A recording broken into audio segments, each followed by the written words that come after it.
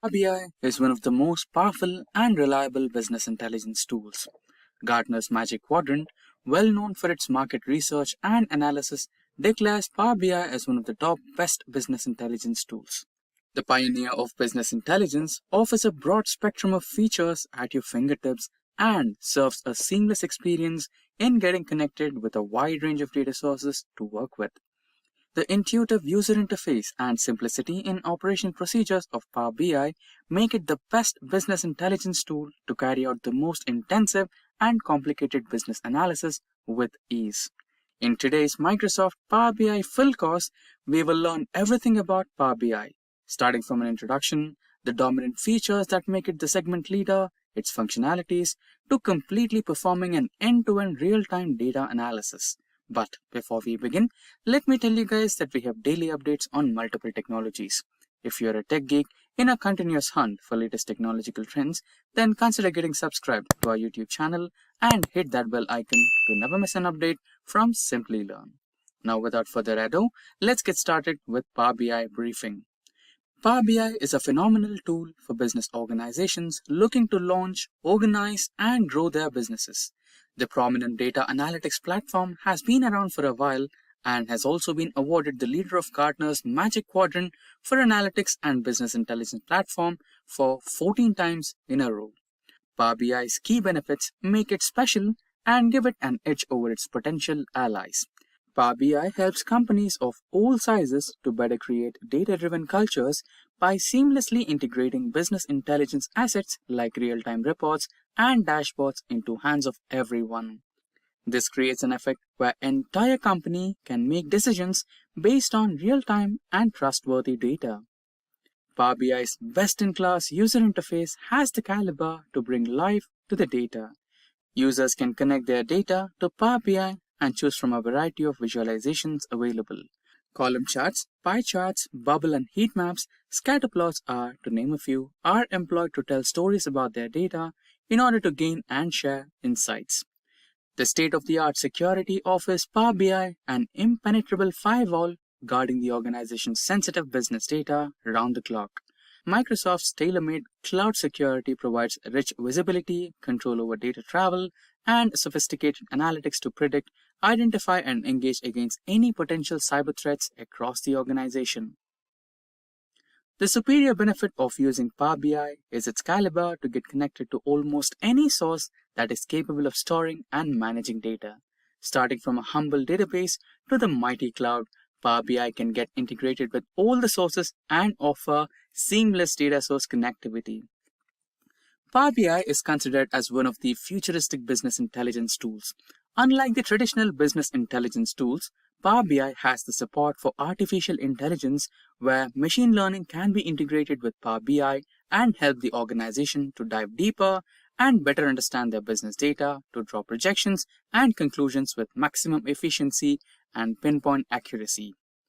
Microsoft continues to pour time and money into Power BI, showing clear dedication to making it one of the most valuable and useful data analytics platform in the world. New features are often added to the tool and existing features are frequently tweaked and improved. Currently, Power BI is available in two versions. The first version is an open source desktop version and the second one is a licensed version called the Power BI Service. Both versions offer the best feature of sharing the dashboards and stories that better describe the insights of the business data. Hope we had a sound briefing on Power BI. Now let's get started with the agenda. We will start off with what is Power BI and its salient features. Then we will learn the process of getting connected to popular and frequently used data sources in day-to-day business data analysis. Next, we will compare Power BI with its tough competitor, the Tableau. Followed by that, we will be creating the charts and graphs in Power BI. Later, we will understand the DAX functionalities in Power BI. Then, we have data modeling using Power BI. And finally, we will carry out an end-to-end data analysis by creating dashboards using Power BI. Hope I made myself clear with the agenda. Over to our training experts. Business intelligence is a set of processes and techniques to analyze raw data and extract information that helps drive business decisions. It helps you keep track of business data and draw valuable insights. There are several tools that play a key role in business intelligence. Some of the popular tools are Power BI, Tableau, and ClickView. Now let's understand why Power BI is needed. First, Power BI has the ability to access vast volumes of data from multiple sources. It allows you to view, analyze, and visualize huge quantities of data that cannot be opened in Excel. Some of the important data sources available in Power BI are Excel, CSV, XML, JSON, PDF, etc. Second, Power BI provides an easy-to-use drag and drop tool with features and functionalities that allow you to copy all formatting across similar visualizations. Power BI has exceptional integration with Excel. It helps you gather, analyze, publish, and share Excel business data. Power BI helps to accelerate big data preparation with Azure. Using Power BI with Azure allows you to analyze and share vast volumes of data. Azure Data Lake can reduce the time it takes to get insights and increase collaboration between business analysts, data engineers, and data scientists. Power BI allows you to get insights from data and turn insights into actions to take data-driven business decisions. Finally, Power BI allows you to perform real-time stream analytics. It fetches data from multiple sensors and social media sources to get access to real-time analytics, so you are always ready to make business decisions. Now let's see what Power BI is. Power BI is a business analytics service provided by Microsoft that lets you visualize your data and share insights. It converts data from different sources to build interactive dashboards and BI reports. As you can see, we have an Excel data about sales. Using this data, Power BI helps you build different charts and graphs to visualize the data. Now that we have understood what Power BI is, let us look at the important features of Power BI. First is Power BI Desktop. Power BI Desktop is a free software that you can download, and it allows you to build reports by accessing data easily. For using Power BI Desktop, you do not need advanced report designing or query skills to build a report. Second, as already discussed, Power BI supports stream analytics. From factory sensors to social media sources, Power BI assists in real-time analytics to make timely decisions. Third, support for multiple data sources is one of the major features of Power BI. You can access various sources of data such as Excel, CSV, SQL Server, web files, etc. to create interactive visualizations. And finally, custom visualization. Custom visualization is another vital feature of Power BI. While dealing with complex data, Power BI's default standard might not be enough in some cases. In that case, you can access the custom library of visualization that meets your needs. Let us jump into discussing the various components of Power BI. As you can see, there are 6 major components of Power BI. Now let's discuss them one by one. First is Power Query. Power Query is the data transformation and mashup engine. It enables you to discover, connect, combine, and refine data sources to meet your analysis need. It can be downloaded as an add-in for Excel or can be used as part of Power BI Desktop. Second, we have Power Pivot. Power Pivot is a data modeling technology that lets you create data models. It also allows you to establish relationships and create calculations. It uses data analysis expression language or DAX to model simple and complex data. Third, we have Power View. Power View is a technology that is available in Excel, SharePoint, SQL Server, and Power BI. It lets you create interactive charts, graphs, maps, and other visuals that brings your data to life. Next, we have Power Map. Microsoft's Power Map for Excel and Power BI is a 3D data visualization tool that lets you map your data and plot more than 1 million rows of data visually on Bing Maps in 3D format from an Excel table or data model in Excel. Then we have Power BI Desktop. Power BI Desktop is a development tool for Power Query, Power Pivot, and Power View. With Power BI Desktop, you have everything under the same solution, and it is easier to develop BI and data analysis experience. Finally, we have Power Q&A. The Q&A feature in Power BI lets you explore your data in your own words. It is the fastest way to get an answer from your data using natural language. An example could be, what was the total sales last year? Once you have built your data model and deployed that into Power BI website, then you can ask questions and get answers easily. Now, let's see what Power BI Service is. Power BI Service is the software as a service part of Power BI. It is also referred as Power BI Online. To access Power BI Service, you need to log into app.powerbi.com. Now let me show you that. I'll go to Google, I'll open a new tab and search for app.powerbi.com. It's loading. But this is how the homepage of Power BI Service looks like. I've created some dashboards on it. First, you need to log into app.powerbi service. You can see I'm logged in. Now under my workspace, if I go to dashboard, here I've created a finance dashboard you can see the different charts and graphs I have prepared and pinned it to the dashboard. So Power BI service allows you to connect to your data, create reports and dashboards, and you can also ask questions to your data. Now, as you can see in this dashboard, we have created some charts and graphs. So this is a tree map. There's a pie chart, there's a bar graph. Below you can see there are line charts and donut charts. It tells you the total sales that were made, the total number of units sold, the sales by product, sales by country, sales by segment, and lots more. One of the key features of Power BI is creating dashboards from multiple reports and datasets. Power BI dashboard is a single page visualization to tell a story. The visualizations on a dashboard are generated from multiple reports, and each report is based on one dataset. A single page dashboard is known as a canvas. The visualizations you see on the dashboard are called tiles. These tiles are pinned to the dashboard by report designers. Now let me go back to my dashboard. So this is called a canvas, and each of these are called tiles. So on the top, you can see we have 3 tiles. Now let's understand how to create and publish reports in Power BI dashboards. Power BI allows you to create different reports on Power BI desktop. These reports can be published on the Power BI dashboard using Power BI service. Here, you can see there is a Power BI report created on Power BI desktop. If you click on Publish, it will take you to the Power BI service where you can build a dashboard. Here is the button for Power BI Publish. Once you click on Power BI Publish, it will take you to the dashboard. So this is a single page Power BI dashboard on Power BI service. Now, let's understand the Power BI architecture. Power BI architecture is a service built on top of Azure. There are multiple data sources that Power BI can connect to. Power BI Desktop allows you to create reports and data visualizations on the dataset. Power BI Gateway is connected to on-premise data sources to get continuous data for reporting and analytics.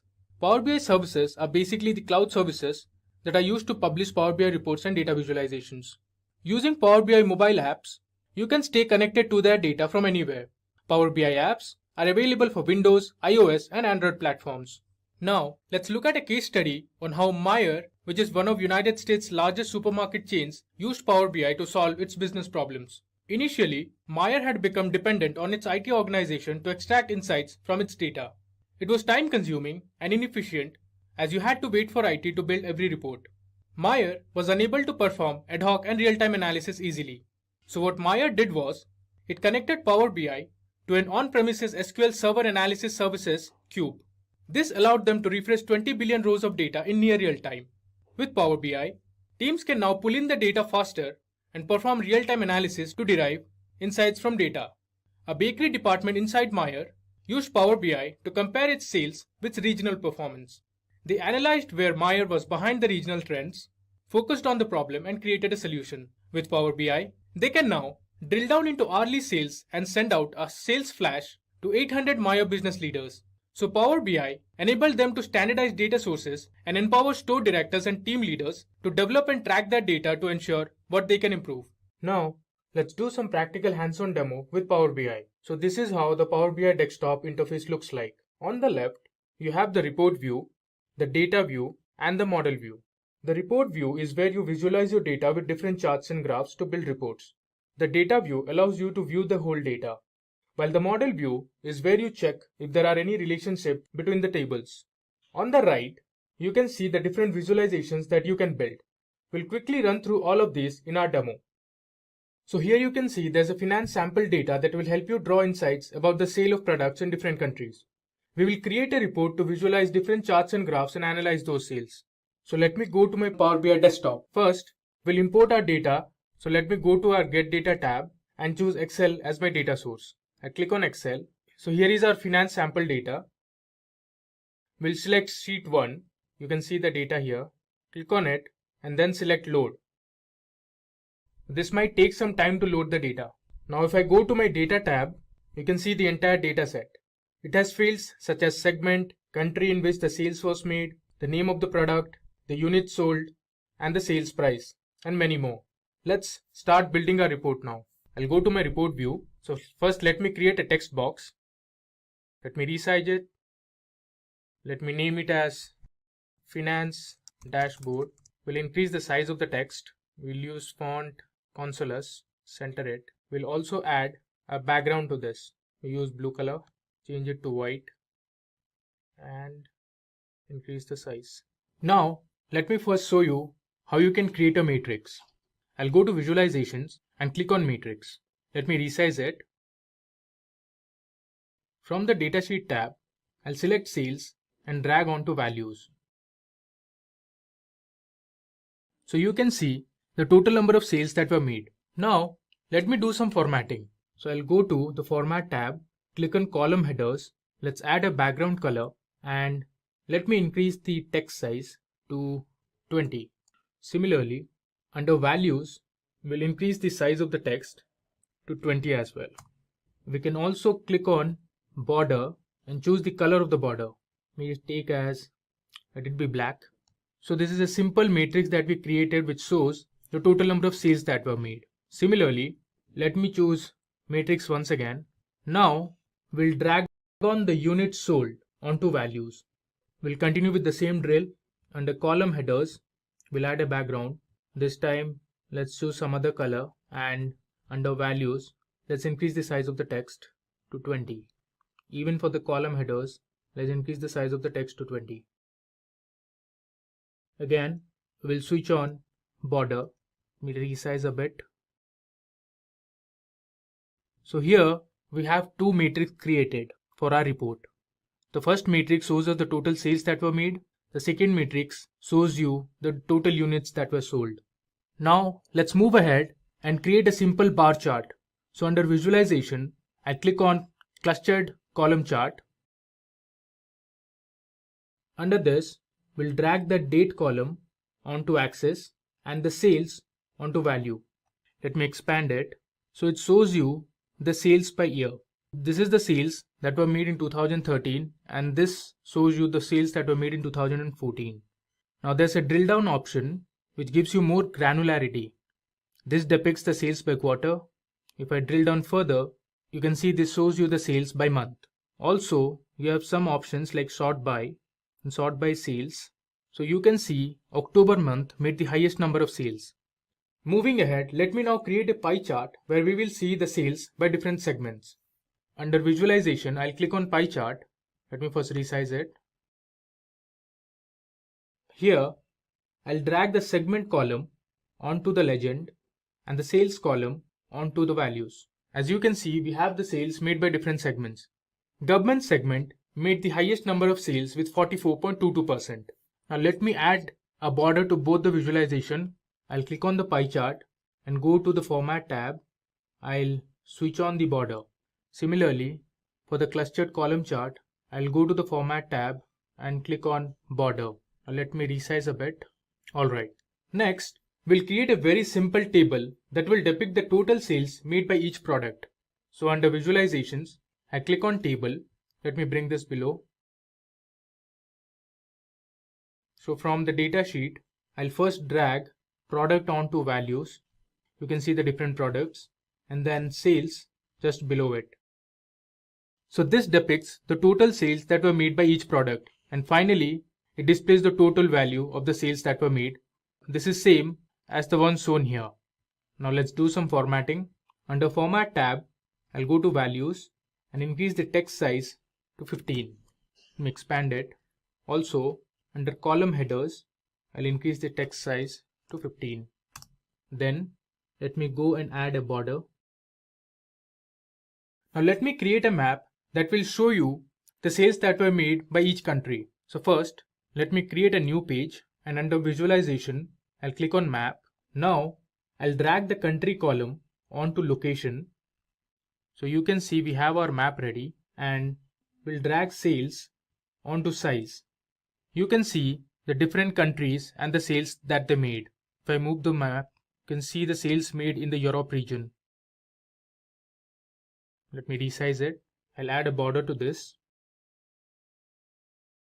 Now let me go ahead and create a donut chart that will show you the profit by each segment. Under visualizations, I'll click on donut chart. I'll move this to the top. Now from the data sheet, I'll add profit onto the values and segment onto the legend. If I expand this, you can see government segment made the highest amount of profit with 65.04%. Let me resize this and we'll add a border. Okay, In the final visualization, I'll show you how to create a tree map.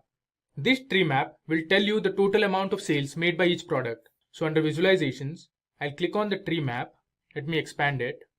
I'll drag sales onto values and product onto group. So here you can see our tree map and the sales made by each product. You can see now we have our report ready. We have created two separate canvases to visualize our data. Now, if you want to change the color of these bars, you can simply go to the Format tab and under Data Colors, you can choose whichever color you want. In Power BI Desktop, you have an option to switch your theme. This will make your dashboard or the report look more attractive. So now we are under the default mode. Let's try out different themes. That's Frontier, it's Temperature, Solar, which is a little yellowish. The one which I like is Tidal. I hope this was helpful in making you understand the basics of Power BI and how it works. You learned the various features and the components of Power BI and looked at the architecture of Power BI. Finally, you saw a demo to create a report using finance dataset. In this video, we will learn about the two important data visualization and business intelligence tools, namely Power BI and Tableau. This video will help you learn the major differences between the two tools. First, we will look at the history of Power BI and Tableau, followed by their cost. Then, we will see which of them has better performance and a good user interface.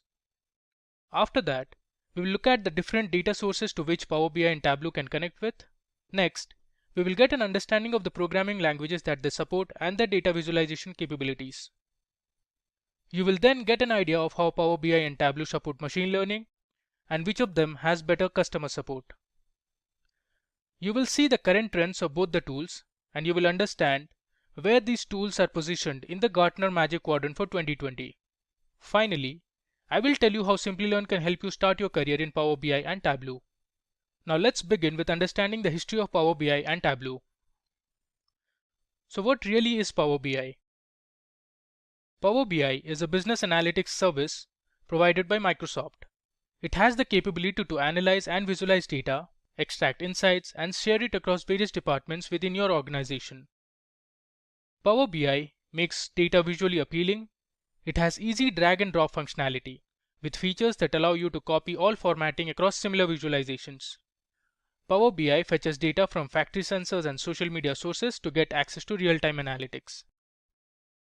Let's see what Tableau really is. Tableau is a powerful business intelligence tool which manages the data flow and turns data into actionable information. It can create a wide range of different visualizations to interactively present the data and showcase insights. Tableau has the feature of drag and drop, which allows its users to create interactive visuals quickly. It can also build interactive dashboards with just a few clicks. So Power BI was originally designed by Ron George in the summer of 2010, and the initial release was available for public download on 11th of July 2011. The key components of Power BI are Power BI Desktop, Power BI Service, Power BI Mobile Apps, Power BI Gateway, and Power BI Report Server. Tableau software was founded in 2003 in Mountain View, California, and the Tableau Desktop 1.0 was released in 2004. On 1st of August 2019, Salesforce acquired Tableau. Tableau products include Tableau Desktop, Tableau Server, Tableau Online, Tableau Visible, Tableau Public, and Tableau Reader. Now, let's see how expensive these tools are. Power BI is way less expensive than Tableau software. Power BI Professional version costs less than $10 per month per user. The yearly subscription comes around $100. Power BI Premium is licensed with dedicated cloud compute and storage resources and is priced at $4,995 per month. On the other hand, Tableau is more expensive, where the Pro version of Tableau comes at more than $35 per month per user. The yearly subscription costs around $1,000. Tableau Creator costs around $70 per month, while Tableau Viewer is priced at $12 per month. If you are a startup or a small business, you can opt for Power BI and then upgrade to Tableau if the need arises. Now coming to performance, Power BI is easy to use. It is faster and performs better when the volume of data is limited. Power BI tends to drag slow when handling bulk data.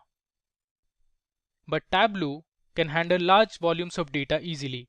It is faster and provides extensive features for visualizing the data. Tableau doesn't limit the number of data points in a visualization or enforce row or size limitations. So you can have a complete view of your data. Tableau's wide range of built-in analytic capabilities allows you to spend less time worrying about manually creating calculations, designing visualizations, and formatting dashboards. Now let's discuss the user interface of these tools. The user interface of Power BI is highly intuitive, and it can easily be integrated with other Microsoft products. Power BI interface is easy to learn and understand.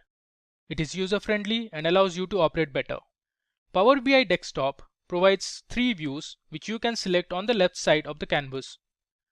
The first view is of the report view, where you can create reports and visuals. The next is the data view. In this view, you can see the tables, measures, and other data used in the data model associated with your report, and transform the data for best use in the reports model. And third is the model view. In this view, you can see and manage the relationships among data in your data model. Tableau has an intelligent interface that enables you to create and customize the dashboards according to your requirements easily. It has an inviting workspace area that encourages you to experiment with data and get smart results. The workspace area has different cards and cells, toolbar, sidebar, data source page, status bar, and sheet tabs. With that, let us now talk about the different data sources that Power BI and Tableau can connect with. Another important feature of Power BI is that it supports various data sources but has limited access to other databases and servers compared to Tableau. Some of the examples are Microsoft Excel, text or CSV files, folders, Microsoft SQL Server, Access DB, Oracle Database, IBM DB2, MySQL Database, PostgreSQL Database, etc. Tableau software has access to numerous data sources and servers such as Excel, text file, PDF, JSON, statistical file, Amazon Redshift, Cloudera Hadoop, Google Analytics, Dropbox, Google Sheets, Google Drive, and lots more. Now let's talk about the ease of use. Power BI enjoys a slight edge in terms of ease of use because it is based on a user interface that has its roots in Microsoft Office 365, which most end users are already familiar with. Tableau provides some essential advantages for exploring and visualizing data in detail. Tableau is also incorporating natural language capabilities into its software. This will help us in finding solutions to complex problems by understanding the data better. Next, let us understand how Power BI and Tableau differ in terms of programming support. Power BI supports data analysis expressions or DAX and M language for data manipulation and data modeling. It can connect with R programming language using Microsoft Revolution Analytics, but it is available only for enterprises level users. Compared to Power BI, Tableau integrates much better with R language. Tableau Software Development Kit can be implemented using any of the 4 programming languages such as C, C++, Java, and Python. By connecting to these programming languages, you can build even more powerful visualizations. Now coming to the most important category, which is data visualization. Power BI provides an easy to use drag and draw functionality. It provides features that make data visually appealing. Power BI offers a wide range of detailed and attractive visualizations to create reports and dashboards. Using Power BI service, you can ask questions about your data and it will give you meaningful insights. Tableau also allows its users to customize dashboards specifically for a device. It delivers interactive visuals that support insights on the fly. It can translate queries to visualizations and makes you ask questions, spot trends, and identify opportunities. No coding knowledge is required to work on Tableau, as Tableau provides inbuilt table calculations to build reports and dashboards. Now talking about machine learning and how they are different from each other. Power BI enjoys the advantages of Microsoft Business Analytics that includes platforms such as Azure Machine Learning, SQL Server-based analysis services, data streaming in real time, and many Azure database offers. It helps to understand the data and analyze the trends and patterns in the data. You can also forecast the data to make future predictions. Tableau supports the features of Python machine learning. This enables it to perform machine learning operations over the dataset. Finally, let's talk about customer support. Microsoft Power BI is relatively younger in the market than Tableau, and hence it has a smaller community. While Tableau has over 160,000 active users participating in over 500 global user groups and over 150,000 active customers participating in the Tableau online community.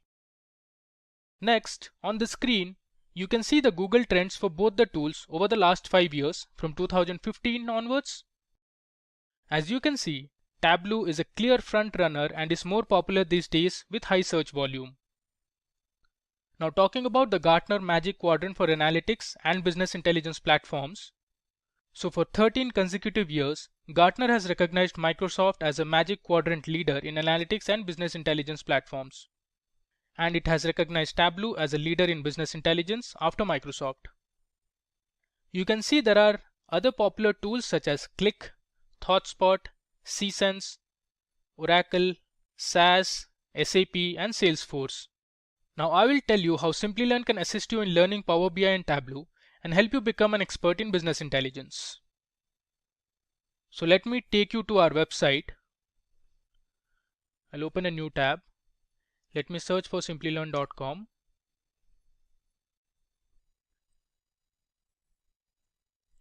I'll now search for Power BI in the search bar. So let me type Power BI here. I'll click the first link, which is the Power BI certification training course. So this course will help you learn about Microsoft Power BI desktop layouts. You will learn how to build business intelligence reports, dashboards, Power BI data analysis expressions, commands, and functions. So this is the course content. You'll learn about desktop layout, features, the views, connecting to common data sources. You'll learn about the query editor and its functionality. Then you will learn how to create relationships in your data model. You learn about calculated columns and measures, built-in aggregations. You'll also learn about data visualization practices, reports and dashboard layout, creating a sales analysis report, and lots more. Let me go back, and now I'll search for Tableau. I'll click on the first link. So this is the course for Tableau certification training. So it's around 56 hours of in-depth blended learning. There are 4 real-time industry projects. You'll get lifetime access to self-paced learning videos, 2 simulation exams. On the right, you can see the skills that will be covered as part of this course. We'll learn Tableau statistics, building interactive dashboards. There's arithmetic, logical, and LOD calculations, which is level of detail. Learn about heat map, waterfall, Pareto, clustering, forecasting. And here you can see the entire course content. After learning this course, you can go ahead and take the Tableau certification. In this video, we'll learn an interesting topic, that is, how to become a business analyst. First, let's understand who exactly a business analyst is. Business analyst is a professional who is responsible for bridging the gap between IT and business teams. They use analytics to evaluate processes, determine requirements, deliver data-driven solutions, and generate reports to executives and stakeholders. Business analyst is an individual who is a part of the business operation and works closely with the technology team to improve the quality of the services being delivered. They also help in assisting in integration and testing of new solutions. Growing a career in a field with high demand, such as business analysis, could be a challenge, and competition for business analyst positions can be intense. So, you should have a clear understanding of the roles and responsibilities of a business analyst. A BA should successfully identify and recognize the organization's business objective. They should understand the business problems and think of a lucrative business solution. They need to understand and collect the business requirements from clients and stakeholders, allocate the right resources, and improve the existing business. Documentation of business findings is another important key role of a business analyst. BAs interact with the development team to design the solution for solving a particular problem. They often need to spend a certain amount of time in meetings in order to save the development team from spending their time in understanding the stakeholders' requirement. They often give feedback on the layout of a software application as to what all features need to be added and what functionalities should the application contain, and also implement the newly designed features that a business needs. While BAs identify the needs, define the features, write use cases, uncover business rules, and manage issues, they should also gauge the functional and non-functional requirements in a business. Business analysts run meetings with stakeholders and other authorities. Hence, discussing issues with the client face-to-face can do wonders and even help in solving problems quickly. They engage with business leaders and users to understand how data-driven changes to products, services, software, and hardware can improve efficiency and add value. They verify and validate if the project is running well with the help of user acceptance testing and the solutions are in line with the client's requirements. They also ensure that the product delivered satisfies the user requirements. Finally, BAs write documentations and build visualizations to explain all the findings and draw business insights. They also deliver maintenance reports. They need to develop informative, coherent, and usable documents for the success of a project. Business analyst skills are a combination of technical as well as non-technical skills, often referred to as soft skills. The skills for a business analyst are not only acquired through training, but through experience and combined with the ability to understand situations and the motive behind the problem. So let's have a look at the top skills to become a successful business analyst. First and foremost, you need to have a degree in the related field. You can apply for entry-level business analyst positions right out of college after earning a bachelor's degree in business, accounting, information systems, human resources, or another related field. BAs should have outstanding analytical skills so that a customer's business needs are properly interpreted and translated into application and operational requirements. It is important for a BA to find ways to quickly resolve problems. BAs should find multiple ways to address each challenge. They should be able to demonstrate that they have identified various options and explored the most viable ones. Hence, thinking logically will ensure a project's successful completion.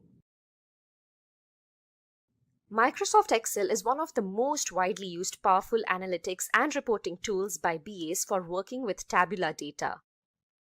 BAs create different charts and graphs to generate dynamic reports related to a problem. They create revenue growth models, calculate customer discounts based on products purchased, create weekly plans and checklists. BAs also manipulate data using different functions and find trends in the data. A business analyst is an intermediary between a variety of people with various types of personalities such as developers, clients, and senior management.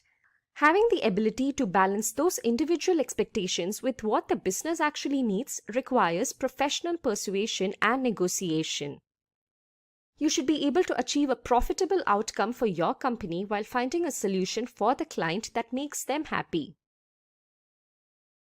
Good knowledge of SQL and relational databases is required for BAs to access, retrieve, manipulate, and analyze data. BAs often work with data that is structured and is stored in the form of rows and columns. So they should have a working knowledge of Microsoft SQL Server, Oracle DB, MySQL database, and SQLite. BAs need to write complex queries, SQL scripts, and stored procedures to understand the data better. Knowledge of programming languages such as R and Python is a prerequisite. Business analysts should have a good hands-on programming experience for solving complex problems and performing faster analysis of data. Using these programming languages, you can analyze and visualize large data sets and create predictive models for making business decisions. Python and R have a rich set of libraries for data wrangling, data visualization, and data modeling. Some of them are NumPy, Pandas, dplyr, tidyr, scikit-learn, and Caret. Data visualization is another key skill a business analyst should possess. BAs should be proficient in using various business intelligence tools for creating reports and dashboards. They build several types of reports such as cross-tab report, column report, query report, data entry report, etc.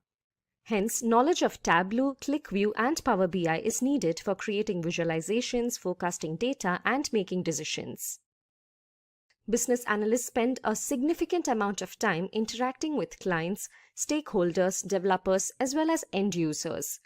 Therefore, being an effective communicator is key. Business analysts use verbal and written communication to convey ideas, concepts, facts, and opinions to a variety of stakeholders.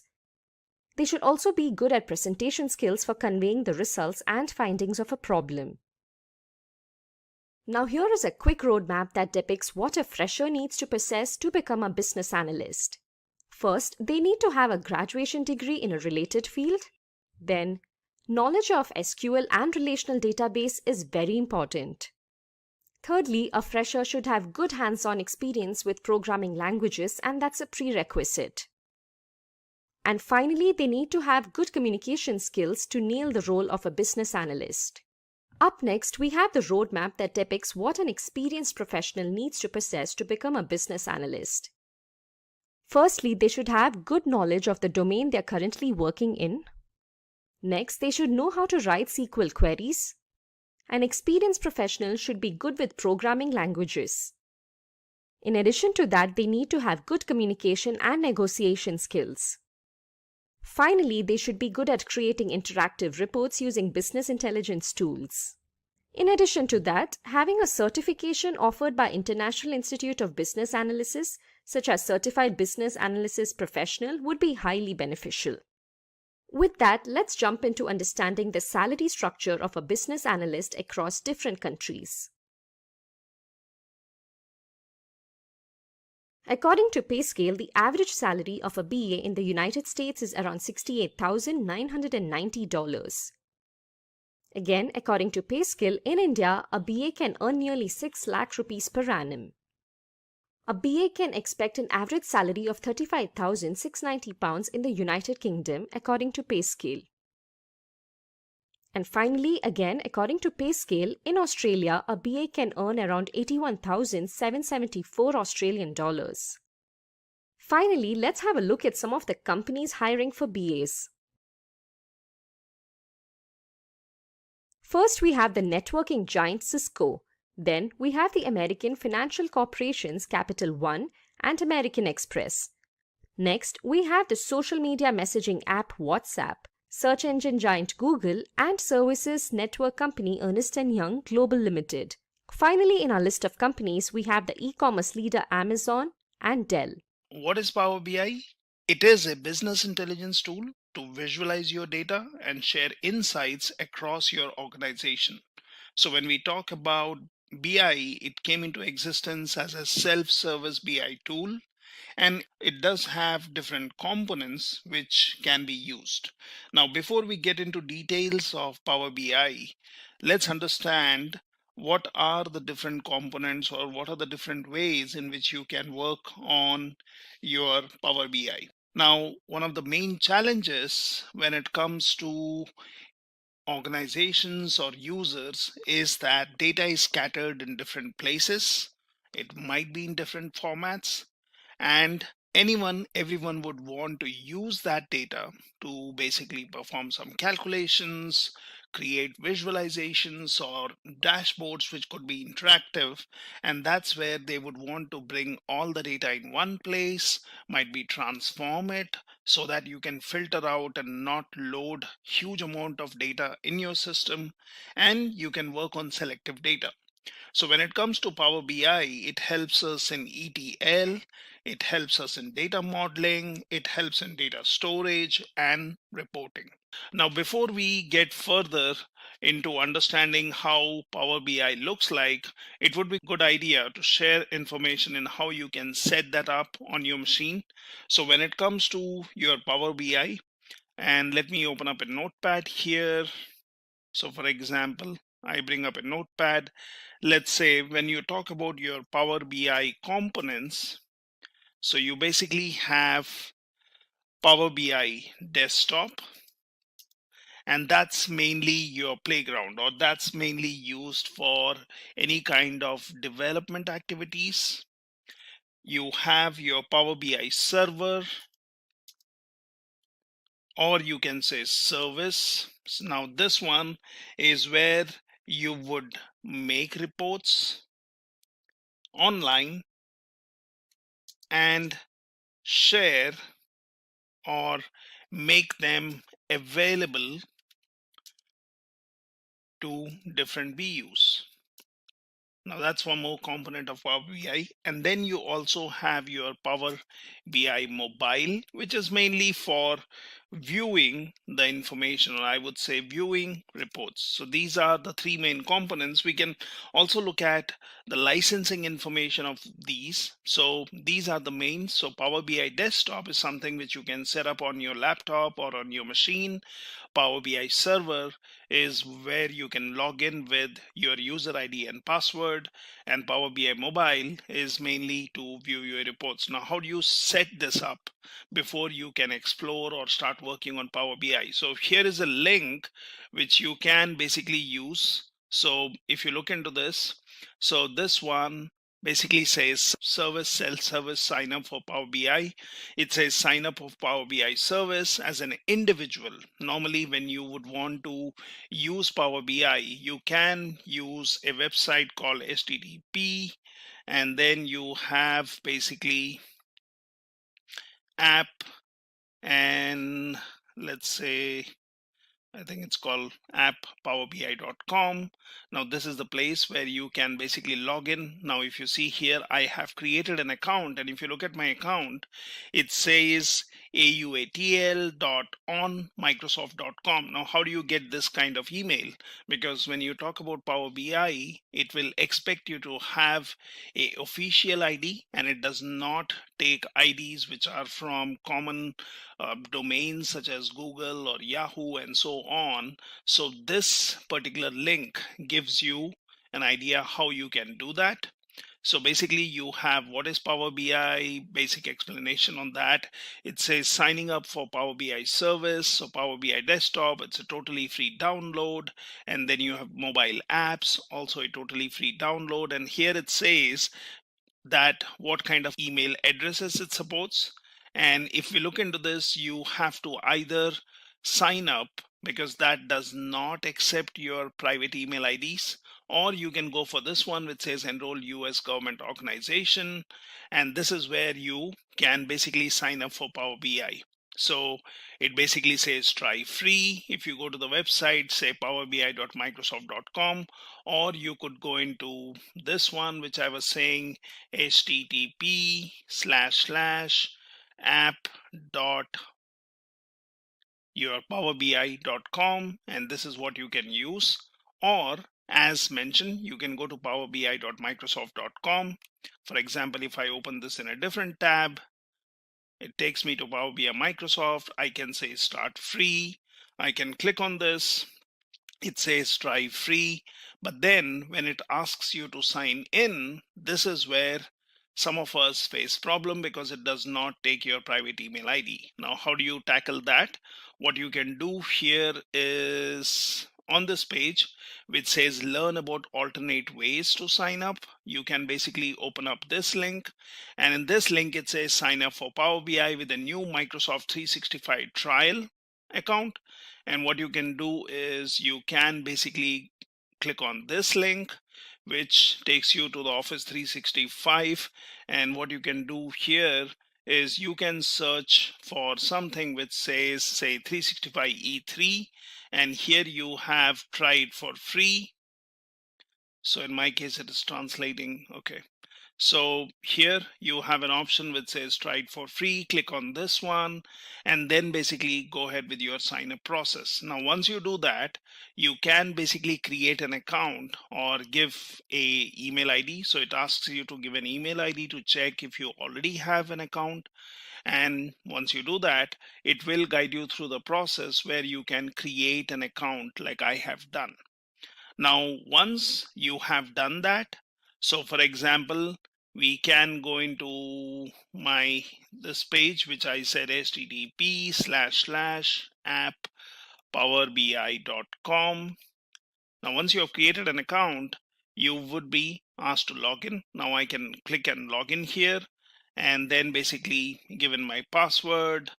And once I do that, it takes me to the Power BI server or service. Now, on the top right, it might say that go for a trial version. I have already selected that, and this is a pro trial, which is giving me validity for 60 days.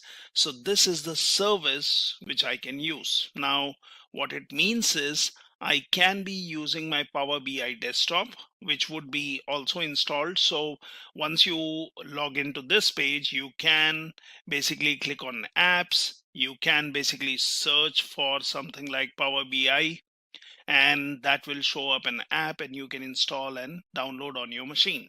Now, once that is there, you can basically bring it up. So for example, in my case, I can just say Power BI desktop, and that's the app which I have installed on my machine, and basically that comes up. So that's your Power BI desktop which is coming up, and it will still ask you to sign in so that you can share your information through Power BI. So you see here on the top, I'm already signed in, and here it also shows you some tutorials and videos which basically helps you in getting to know something more or what's new. So you can always browse that.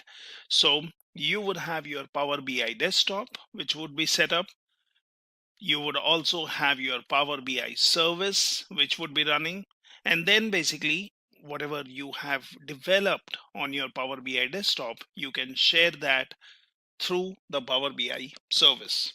Now, usually when you talk about licensing, I can give you brief insights here. So you basically have your Power BI service, as I said, licensing. So you have the pro version, which is basically your $9.9 per user per month, and basically it has some kind of limitation. So it has, say, max 10 gigabyte.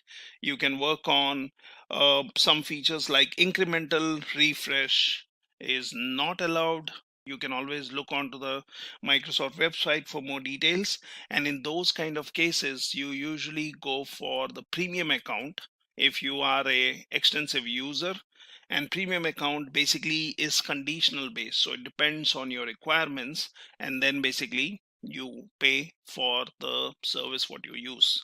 So that's mainly about your servicing. Now, when you talk about your server and service, as I said, it is basically making your reports online and sharing and making them available to different BUs. So that is the highlight. So when you talk about sharing reports, that's one of the things. You have anomaly detection, that's also possible here. You can talk about automation of reports. You have security, that is, you can go for role based or role level based kind of security implementation. All those are some of the features of your Power BI server and service. So it is good to know and basically have your desktop and Power BI service set up. Now, once you have that, then you basically have your Power BI. Now, when you talk about your Power BI, it basically helps you with various things. So this is how easily you can have it set up, and then basically you can explore this. So for example, as I was saying, Power BI can connect to different data sources. Now I do have an option here which says get data. I can click on this, and that shows me all the different data sources. I can even click on more if I am interested in looking what more Power BI desktop tool helps me to do. So it shows me all the different ways in which you can get the data. You see here the servers, so the database services, your folders, your different formats. You can click on file formats or databases.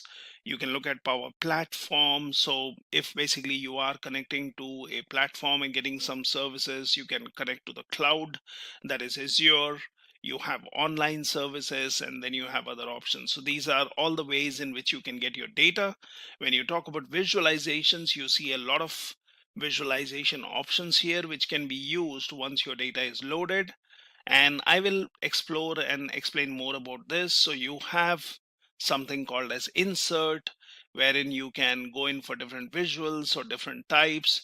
You can also get into, say, transform the data. Now that basically is going to pop up and bring a Power Query editor. Now that's where a lot of your ETL works happen. So when you do a transform data, it opens up Power Query editor, which we can use to transform the data or change the data or modify the data as per our requirement before loading all of it into our Power BI.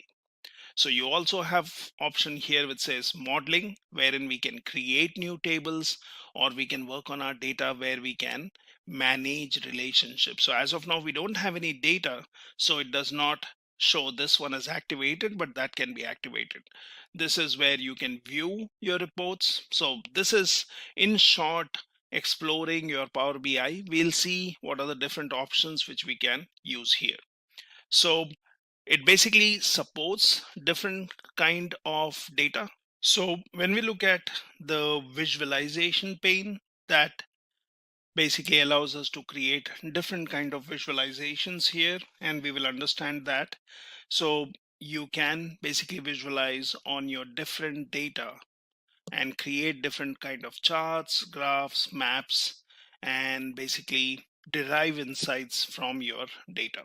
Now, when you talk about data models, that's where you can basically establish relationships. So when you talk about data models, it is basically used to connect multiple data sources to build a relationship. Now, we might have different data sets, or we might have data coming in from different tables, where we may want to basically get insights or get data from multiple data sources for our purpose. Now, in that case, data models do help us.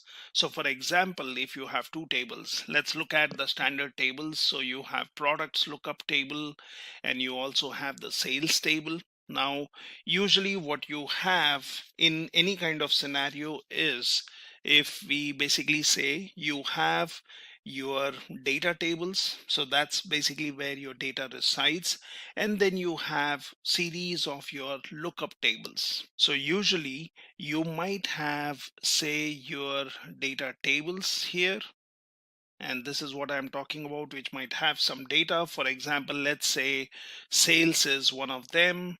You might have some other data table which might be, for example, let's say budget table, or might be something else.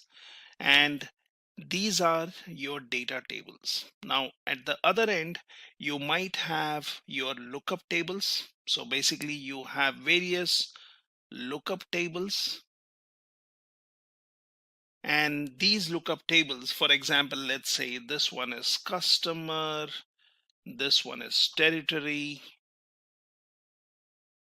let's say this is product, and let's say this one is a calendar. So these are basically my lookup tables. So we can basically, as I said, your data might be coming in from different sources, let's say database, or let's say some kind of files, or let's say some kind of systems what you have. So your data might be coming in from different places. Now you might want to transform the data. So this is where I could say there is your query editor, which I was explaining. So you have your query editor, which basically allows you to edit the data table, or basically allows you to edit the data before it is loaded, right? You can hide a column, you can add a new column, you can modify your column. So your query editors would be basically used to work on the data which goes into your data tables. Now you might have a lot of lookup tables, as I said. So let's say these are my lookup tables, and these are my data tables. So what we need is, sometimes we need information based on are lookup tables and data tables. Now that's where data modeling comes into picture. So basically, if I would want to extract information from here, so I can notice that there is a product key here and there is a product key here. Now this is where we are already talking about, say, foreign keys, or we are talking about your relationships. Right now, when you talk about relational databases, you have something called as foreign key constraints, which is in Power BI terms, I would say it's not exactly a constraint, but it is more of a filter propagation instead, which is used to basically connect your different data sources. And you could have basically cross filter directions. You can go for single or one to one or one to many or many to many kind of relationships, which basically allows you to work on the data. So we will learn more about data models when we are doing a quick demo there, where we can talk a little bit about normalization and denormalization, the way the data exists, right? And then you basically would want to gather insights from your data. So when you talk about your two data sources, as I said, so you have a products lookup table, you have a sales table. Now if you would want to calculate the total order quantity of each product name, which is, we are talking about the order quantity as a information here, and you have product name here. Now how do you get that information? What we see here is we would want something like this, or we would want more information. So how do we do that? So what we can do is the order quantity for each product is basically showing us the same value. Now this is because the product and sales tables are not connected and there is no relationship between them. Even if you would want to take two sources and just get information out of them, Power BI would complain that there is no relationship established between them. So what we do is we create a data model. So what we do is we build a relationship between both the tables using a common key column, which exists in both cases. As I said, there is a product key here, there is a product key here. So that basically allows us to have a relationship between these two. Now that could be one to one. This could also be related to other tables. So it could be one to many. You could have many to one. So all those relationships are possible. So product key is basically used to create a relationship. You see the arrow mark, and then there is also this star, which can basically mean one to many. Now when the product key is used to join these two tables or form a relationship, then we can look at the product names and the order quantities, which basically gives me a total. Now that's the basic use of your data models. Now what about this DAX? So basically data analysis expressions. Now that's a library of functions and operators that can be combined to build formulas and expressions in Power BI desktop. Usually when we work on our data sources, when we would want to connect them, it automatically shows us these data analysis expressions. However, this gives us extension. It basically gives us more power to work on our data. Now, sometimes instead of working on DAX or DAX expressions, it would be good to go for better data modeling and have the relationships established better. And sometimes when the relationships are established, you could use your DAX, which basically gives you more power on working on your data. So your values are calculated based on information from each row of a table. It appends values to each row in a table and stores them in the model. It increases the file size. So that's what happens. Now you can right click on any column to add a new column. And for example, in this one, it shows that there was a quantity type calculated column, which was based on the calculation what we see here on the top in the expression bar, which says what kind of calculation was performed. And that basically gives us the value for quantity type, and that is basically added here to our existing data. So that's the power of DAX and Power BI. So you also have something called as measures. So DAX allows you to create new calculated columns and measures. So basically here, if you see, we are working on AW underscore sales, and then we have selected quantities sold. And what we are looking at in the report is we can basically right click on any table name to add a new measure here. So we have added what we call as quantities sold as the measure. So values are calculated based on information from any filters in the report. We will see this, how this can be done. And that basically here the measure does not increase the file size.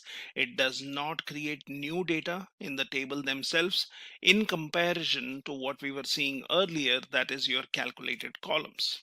So these are your type of DAX functions. So DAX allows you to create new calculated columns and measures. So you have date and time, which basically allows you to work on date and time data or fields. You have logical functions which allow us to create new filters or add more filters to our data. You have text functions which basically allows us to say transform the data into a lowercase or an uppercase, or basically get the length of a string, or concatenate two fields, or basically do a filtering based on some criteria, or replacing some content. You also have statistical functions which can be used. You have information functions which can be used. So these are different types of DAX functions which we can use in Power BI. So we will learn more on Power BI through a quick demo where we can use some data sets, and those data sets could be found on internet, although I can also upload that on a GitHub link and you will have access to those data sets. So let's learn about Power BI through a quick demo by uploading some data sets and playing with those data sets. Let's look at a sample data set and let's upload it. And as I explained, while uploading, let's also transform the data so that we can have selective fields or selected data loaded here instead of loading the complete data set. And then let's see how we can visualize this, or how we can use the information in this data set. Now what we can do here is we can click on get data, and then we can choose one of the data formats which we would be looking for. So for example, I can go for Excel and basically click on this. Now here are some of my data sets. So let's look into the folder here, and these data sets are also available on my GitHub link, which I'll share with you later. So here we have something called a superstore. Let's click on this, and here I already have a data set which is global superstore, or I also have selective data. So let's select this one, click on open. Now that's basically connecting to my data source, and that will show me what does that Excel sheet have. So it has different tabs, which is orders, people, and returns. So let's select orders, and that basically gives me a preview of the data which I have. And if you scroll all the way to right, it shows me city, state, and then country. And if you see here, we do see information of all the countries. Now this can be huge amount of data which we would want to look into.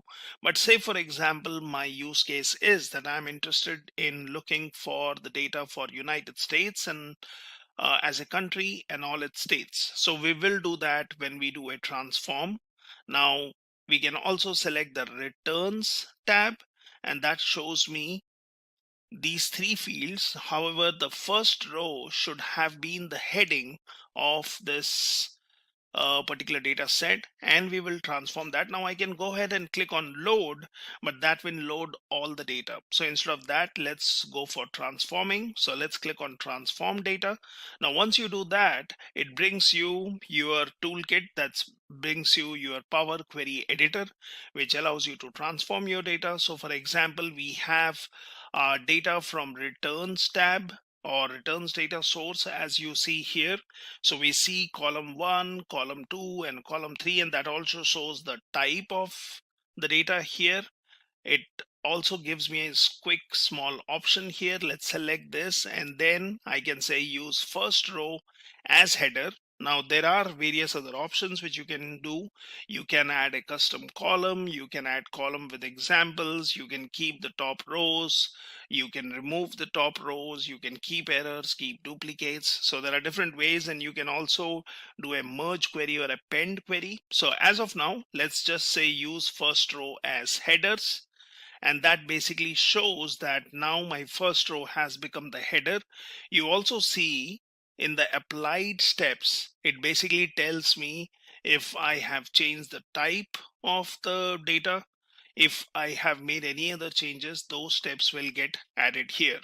So it basically shows me the name as it returns. It shows me applied steps where I've changed the type, and now I basically have this information. Now this is something where you can change the type, or you can basically set it to a particular format. However, we are not doing anything of that sort right now, so we can do that for any of these columns. So this looks good. When it comes to orders, let's click on this. And as I said, I would be interested in selecting for country as United States only. And let me just work on that data. However, we can work on all the data. So let me scroll all the way to right. And here I have the country. Now there are these filters which we can use. So basically I can click on this, and that shows me all the countries are selected. Now there is also something called as text filters, which we will see how we can use to select particular data. I basically have other ways of filtering the data. So for example, now I will just uncheck this select all, and what I would be interested is in United States. So let's type it here. That shows me has an option here. Select this and then basically say OK.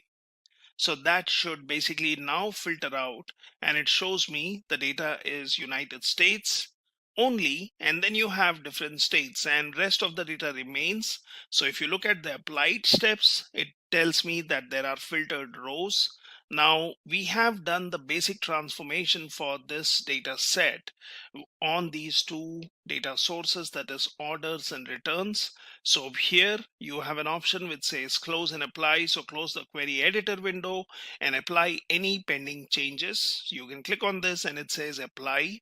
So for example, I can just say apply for now, and that should basically apply the changes which I have performed using my query editor. That is, I have transformed the data so that I can have selective data uploaded in my Power BI. Now it's doing that. It shows me it is working on both of these data sources, that is orders and returns. So that's done. And now basically, if there are any other pending changes, we can just do a close and apply. So that basically has closed, and now you would see the data appearing here. So I have uploaded the data as per my preferences. Now if you click on the data tab here, so it basically shows you your data fields. It might take some time to populate, but if you see in the country field now, even if I click on the filter, it just shows me United States. Now that's what we wanted. So we have already uploaded this data in orders. You can always expand the option here, which shows me all the fields which are there in this. Might be this is an aggregation, might be that's an order date. So this is again some kind of aggregation. We can change the data types. So we are looking at all the fields in my orders table, or basically coming from the orders data source. I also have returns, which shows me 3 fields, and that shows me the data which is returned, order ID and region. So the column names are applied correctly as we want, and that basically looks fine.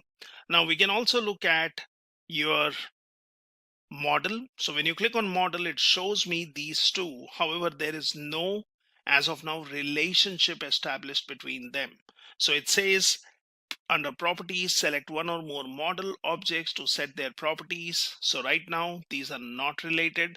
There is no relationship established between them. So if I would want some data which relates to orders and returns, then that would fail because it would say there is no relationship. Now I can go to the first option which says report. and we have not created any report here. Although we can create a simple report, we can look at the data. So we have our orders field. Now we can basically pull out some information from here. We can choose what kind of report we may want to create. So for example, let's go for the table option from visualizations. You have various options here which we can use. This is where you can do a formatting. This is where you can select the fields. This is where you can search and filter out the data.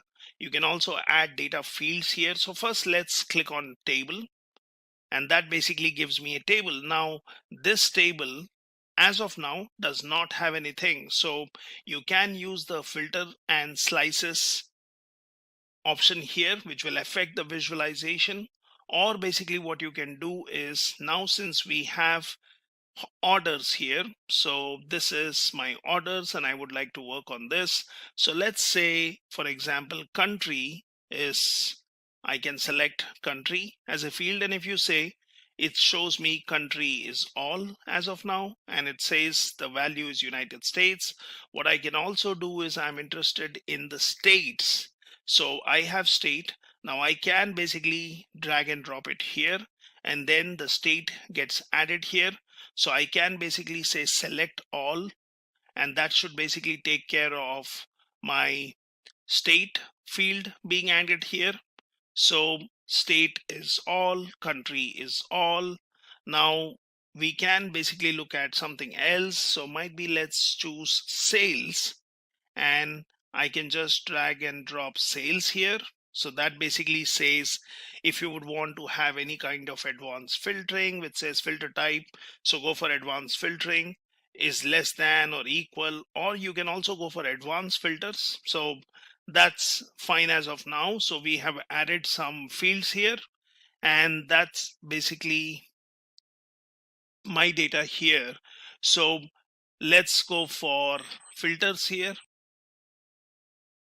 which basically should select all my fields.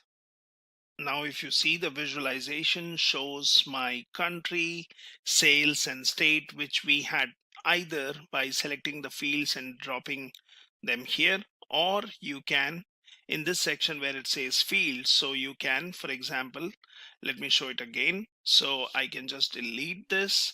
I can click on the table option. I can just drag it here. I can basically make it bigger, and I need to add data to this one. So it says add data fields here. So now let's say country is what we are interested in. We are also interested in states. So let's drop that here, and let's say sales. So this is also what I'm interested. So I'm looking at one specific country. I'm looking at sales per state. And when we look at sales, it basically tells me that this is a summation. So you will basically get the total sales which have happened. Now we are looking at this data here. We can always go to formatting. We can click on grid. We can basically increase the font here. We can change the grid color. So for example, let's make it, for example, blue. So I can just select this, and it should basically allow me to have the grid color as blue. Now I can go in for the grid thickness. I can go for row padding, outline color. So we can basically make it a little bit more readable. And then we can basically increase the font size here to look at the information. And you have other options here. So what would you want to do with column headers? So I can basically have the font color, background color is fine. Do you want to have an outline? Do you want to have a change in font? What is the text size? Might be we can make the heading a little bigger. And then basically you also have the field formatting. So all those could be done. You could go for background, and all these things can be done in formatting. So now we already have our data here, and this basically looks good. And this is basically one of my visuals which I have here. And this has given me some information for sales, and basically I can scroll this. I can also make it bigger. So I could select a particular field if I'm more interested in looking at the information for a particular state. Now I can add more fields to this. So this is my one of the reports which I have created. Now what I can do with this report is I can basically have more data fields. I can add filters to this. I can basically look into all the data here by just clicking somewhere in the grid, but somewhere outside, if you select a particular row, then that data shows up. Here you have an option of focus mode, which you can go for. You can look at the other options which says export data. Now, if this is the data which you are interested in, you can export it. You can always do show as a table if you are interested in. You can do a sort by country, sales, or state. So for example, let's do a sorting by state. And that basically gives me the data which has been sorted by state information. Now we could obviously have the information here, so I can then change the order so it shows me alphabetically. This is the information which I have. So I've created a simple visualization using the data which I have. And what I can do is I can click on save. So that basically asks me to save this as a Power BI file which has an extension of PBIX, and I can basically call it my report. So let's say first report, and here I can say country, or I can say state wise sales in USA. Let's say USA, and that basically is my first report. Now once you have saved this report, you can always look on your machine. For example, if I go in here and if I go into this folder, might be I should look on desktop, and this is where I should have saved it. So it shows me first report state-wise. That will open up in Power BI. And we have created a simple report which we have basically used by taking our data. Now I can also do is I can publish this if I would want to share this information. So publish this report online in Power BI service. You can basically select your report, what we have here, and I clicked on publish. So it says what's the destination. So you can have different workspaces. I will choose the default, that's my workspace. I can click on select. Now it says publishing first report statewide sales in USA to Power BI.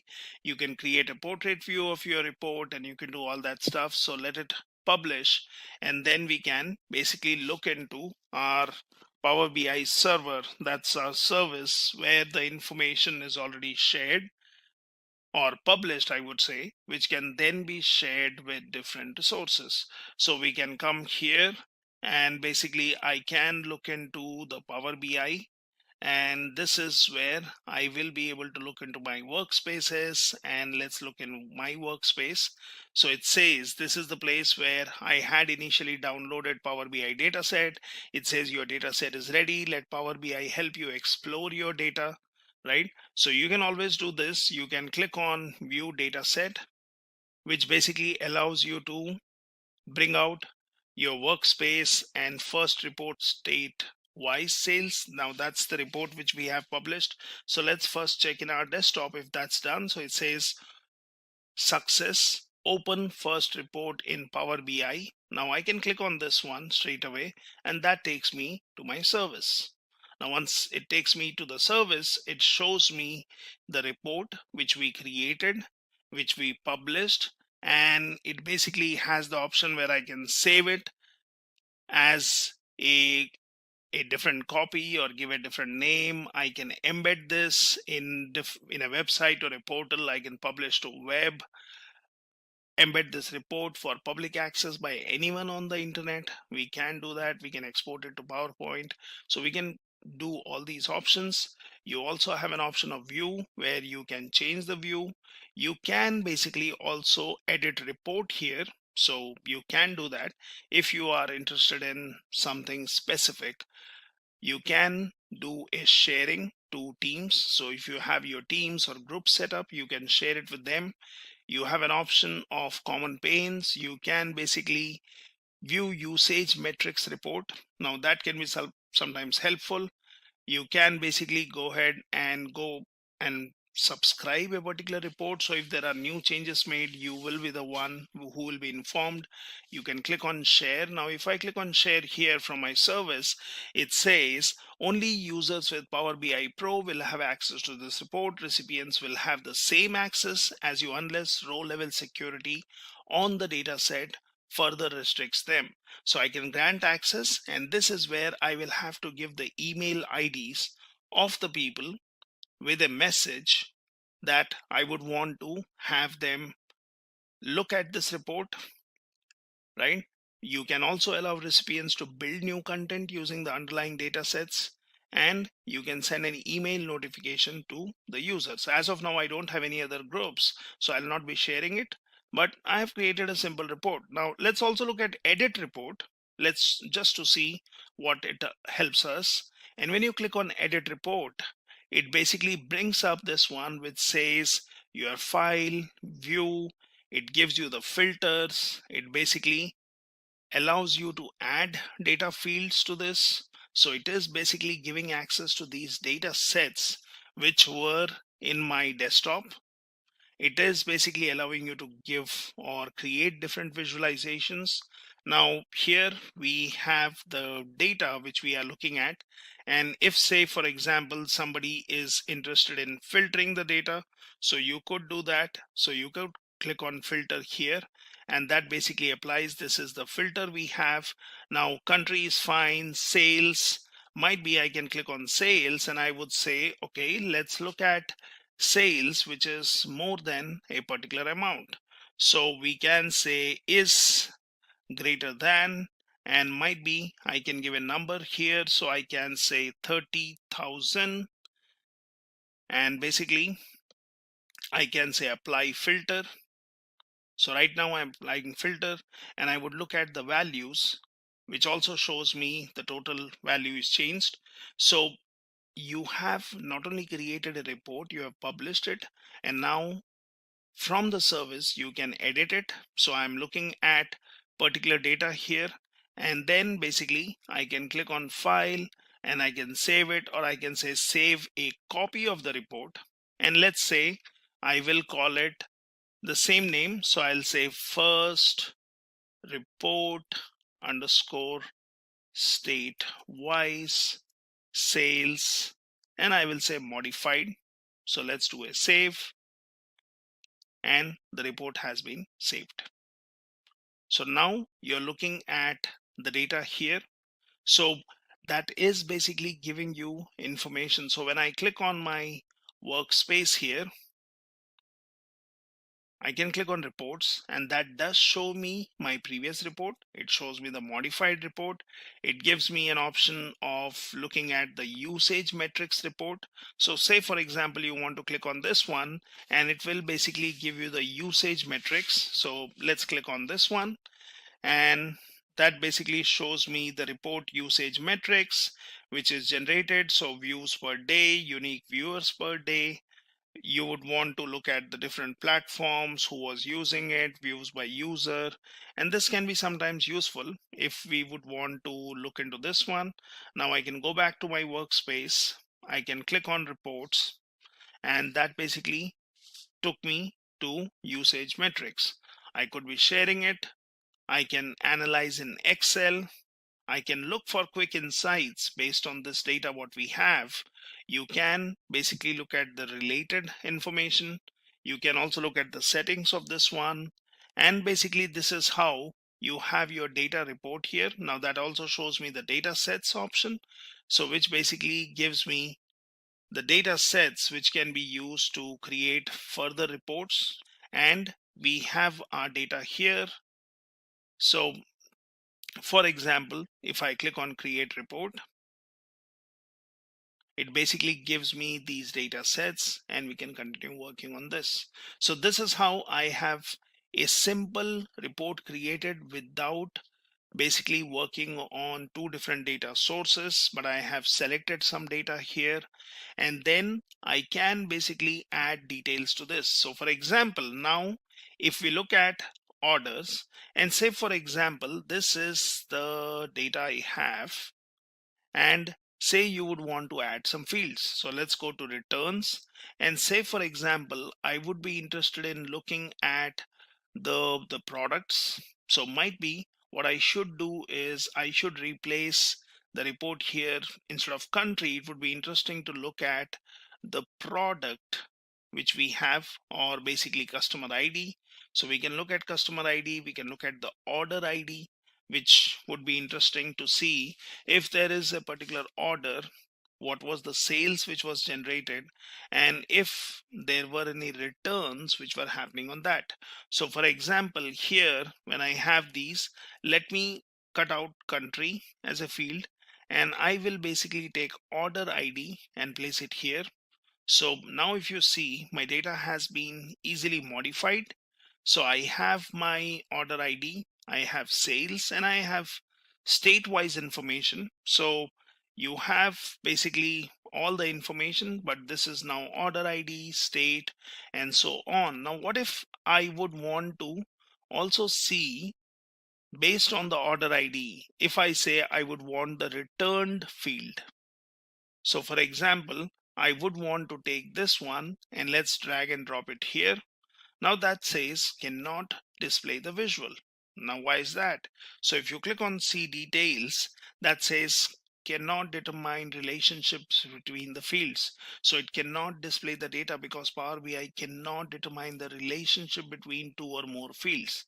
And how do we fix that? So for example, if I click on fix this, now it says there is a missing relationship between these fields. Use auto detect to search for relationships or create them manually. Now I can click on auto detect, which will try to search for fields which exist in both the data sets, or basically I can create relationships. So let's click on create relationships, and that basically takes me to this page which says there are no relationships defined from table to table and so on. So I can click on new. Now here it says select the tables and the columns that are related. Now I can say orders. Now those are my fields where you have order IDs, and it automatically shows that returns also has an order ID field, although all the values might not be same, but this is how you can create a relationship. And it says the cardinality says many to one, so you can have basically many to one relationship. You are saying cross filter direction is single, so make this relationship active, and it has already helped us basically identifying the field. So I can say okay. So it says now these two tables should be related or should be connected based on order ID. So here we have this, and let's basically say close. Now once that is done, if you see, I have order ID, I have returned, I have sales column, and I have state. And if you see in returned, I do have a value of yes, which shows this particular order ID had generated some sales, and it was for state Alabama, and it was returned, and the value is yes. So if you scroll down, you basically see all the values. Now we can add different filters where we can say I would want only yes and no. Now this is again an interesting report. So let's go in also into the formatting, and what we can do is we can look at, say, the grid option. If we would want to basically say vertical grid, and let's say on, and it says vertical grid color. So let's select this. Might be I can try doing a black here. It puts it in the right nice table format, and that basically looks good. So you have sales, returned, and so on. And this is basically the order which I'm seeing here. So for example, if I would want to change the order, and if I'm saying, okay, I would like to look at sales and returned and so on, So we can be doing that. We can come here and say, for example, I have sales and returned. Let's try moving the sales column over here. Might be state is an information which we would want in the beginning. So let me also move the states all the way here. So it gives me state, it gives me the order ID, sales, and if there was a return which was happening on that particular product. So easily I've modified my report. Now what I can do is I can just save it, and I can do the same thing. So I can publish it, I can basically continue using it, or I can work on a new report. So let's continue learning, and now here we will also see how you can load some data and perform some transformations and basically get multiple results or multiple tables or multiple data sets which can be then further used for reporting. So Power BI does give you a lot of options. Now here you have an option, as we saw earlier, that is get data, or what you can do is you have an option where you can create new data also, which says enter data. Now this is something which can be easily used if you have relatively less number of fields. So you can basically add more columns here, and you can basically add values. So for example, if I would just call it something like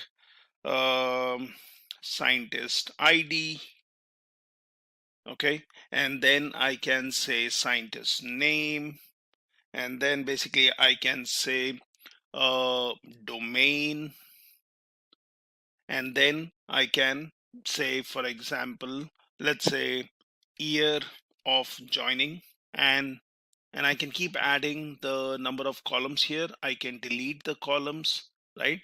And I can give this, and I can say country. So that's it. And now we have created these five columns, which we have given some names, and we can start entering some values. So I can basically say, let this scientist ID be 2234. I can give some name. So let's give Peter, let's say domain, and I can say biotechnology. I can give year of joining 2011, and I can say Germany as the country. And I really don't want this particular column, so I can go ahead and delete this. Now I can come here, and then I can give something else. So I can say this is scientist ID. I can give John. Let's say the scientist is mainly working in physics, and then I can say 2018, and let's say France, and go back here, and let's say 4567, and let's say Marie, and let's say she does her research in molecules, and let's call it 2001, and let's say Italy. Okay, and you can continue adding data in this way. Now you can say if the data is already here, so I can say, for example, no, I do not want this particular row. I do not want this particular row. So you can basically keep adding values here. Now you can say edit. So here we have to give some names. So let's say scientists. Okay, and then if you choose edit, it basically brings up your Power BI editor, which allows you to work on these fields if you would want to make some changes. Now we can make some changes here. We can see what are the number of rows. We can basically perform any kind of transactions here. So this one basically tells me what is the data type. So here we see scientist ID, and this clearly tells me this is an integer. However, we will not want to do any kind of computations here. So we can as well change this. So I can just do a right click, and I can work on this particular column. What I can also do is I can just click on this, and this tells me that you would want to change it to date time, or you want to change it to some number. So I can just say string, because we are not going to perform any computation here. So on the ID column, so let's say text, and I'm changing it. So it says replace current, add a new step. So selected column has an existing type conversion. Would you like to replace the existing conversion or preserve the existing? So I will say replace current, and now the data type has been changed. It is of a string, and if you see, this step has got added here. So it says that the change type is the kind of transformation we did here. So that's fine. Now what we can also do is, we have the scientist name, but we don't like the column name here. So it would be good to change this. So there is something called as remove or remove columns and so on. So when you do a right click, it gives you a lot of options in applying filters or doing some transformation. If I just click on this one, so what I can do is I can look at the date time, and let's go here. So we have an option which says, do you want to change the type? Now we could have done that here, or like I said, you could choose the time and do it. You can just say transform, and how do you want to change it? So do you want to change it to uppercase? Well, you can do that, and changes all the values of this one. What I can do is, I can again do a right click, and I can choose, basically, if you would want to clean up the data, or if you would want to convert to lowercase, you want to capitalize each word. So let's choose that. And if you see here, the steps are getting added. Now to undo any particular step, if I just cancel this, then I'm back to this. If I cancel this, I'm back to my original form. So you can anytime undo your changes, and you can basically work on this. So we are working on this particular column. Now there are various other options that you can look at. So for example, this is some of my data, but it does not have much information. It would be good to load some bigger data set and then use these transformations, or basically working on changing the data types, as I mentioned. Or if you would want to do a filtering and remove certain fields and only select particular fields, if that's what you're interested, doing a right click where I want to create a copy of this, and then basically I can use that particular copy. Now what I can also do is, I can add column from examples, I can duplicate column, and then I can make some changes to that. So this is my duplicate column, and say for example, you would want this one to be changed. So we can say remove duplicates. We can basically, if you're doing some kind of change, you want to change the format here, you can do that. You can use for other things like filling up and all that. Now I can just call it rename, and let's say alias scientist name, right? And I can continue adding columns, or I can do some transformations. And once you have done with these transactions, now this one, if you see, it shows as integer, but is it an integer? No, this is an date format. So I can go for modeling and change the formats. What I can also do is, I can select this, and it says it's not a decimal, it's not a fixed decimal, it is date time, it is date, it is date time and time zone, right? And you can select any one of these. So for example, let's make it date, which makes it more meaningful. But then what happens is, when you do this, it is going for the default dates or the older dates. So I don't like that. So what we will have to do is, we will have to basically transform this. And here we have transform, you have change type. So you have date and time, you have date, you have time. So let's choose date and time. And if you see here, it gives me some default timing based on these values, which we do not like. So again, filter it out. But what we can do is, we can just make sure that this is changed, or you want to make it a string. because we are not going to do any computation here. So I can keep it as date, but then if I have more fields like month and days and so on, then you can do that. So here it also has the option. So when you have selected this, you have an option called transform, and transform also has various options which allow you to work on these. Do you want to do some scientific calculations? Do you want to work on the date field? So as of now it is just integer, so we can use one of these. We can do a group by, but obviously we don't have much data here. So as of now, let us retain this. I can just change this to text, and that's okay, because we are going to look at this later. We can add more data and work on it. So as of now, once we have done all these changes, you can go back to say home, and here you have close and apply, and I can basically say close and apply. So the changes will be applied, and then my new table, which we just created by entering some random data, performing some basic transformations, will be available. So if you look into this one, so that's where my data is. It shows me the columns, but there is no aggregated column as such here. You don't see any summation mark. You just see the field names or the column names. You see the values. Now obviously if you go into modeling, there is no existence of a different table which you can join these tables, or you can perform some transactions, come back to the data set. So this looks good, and we have it here.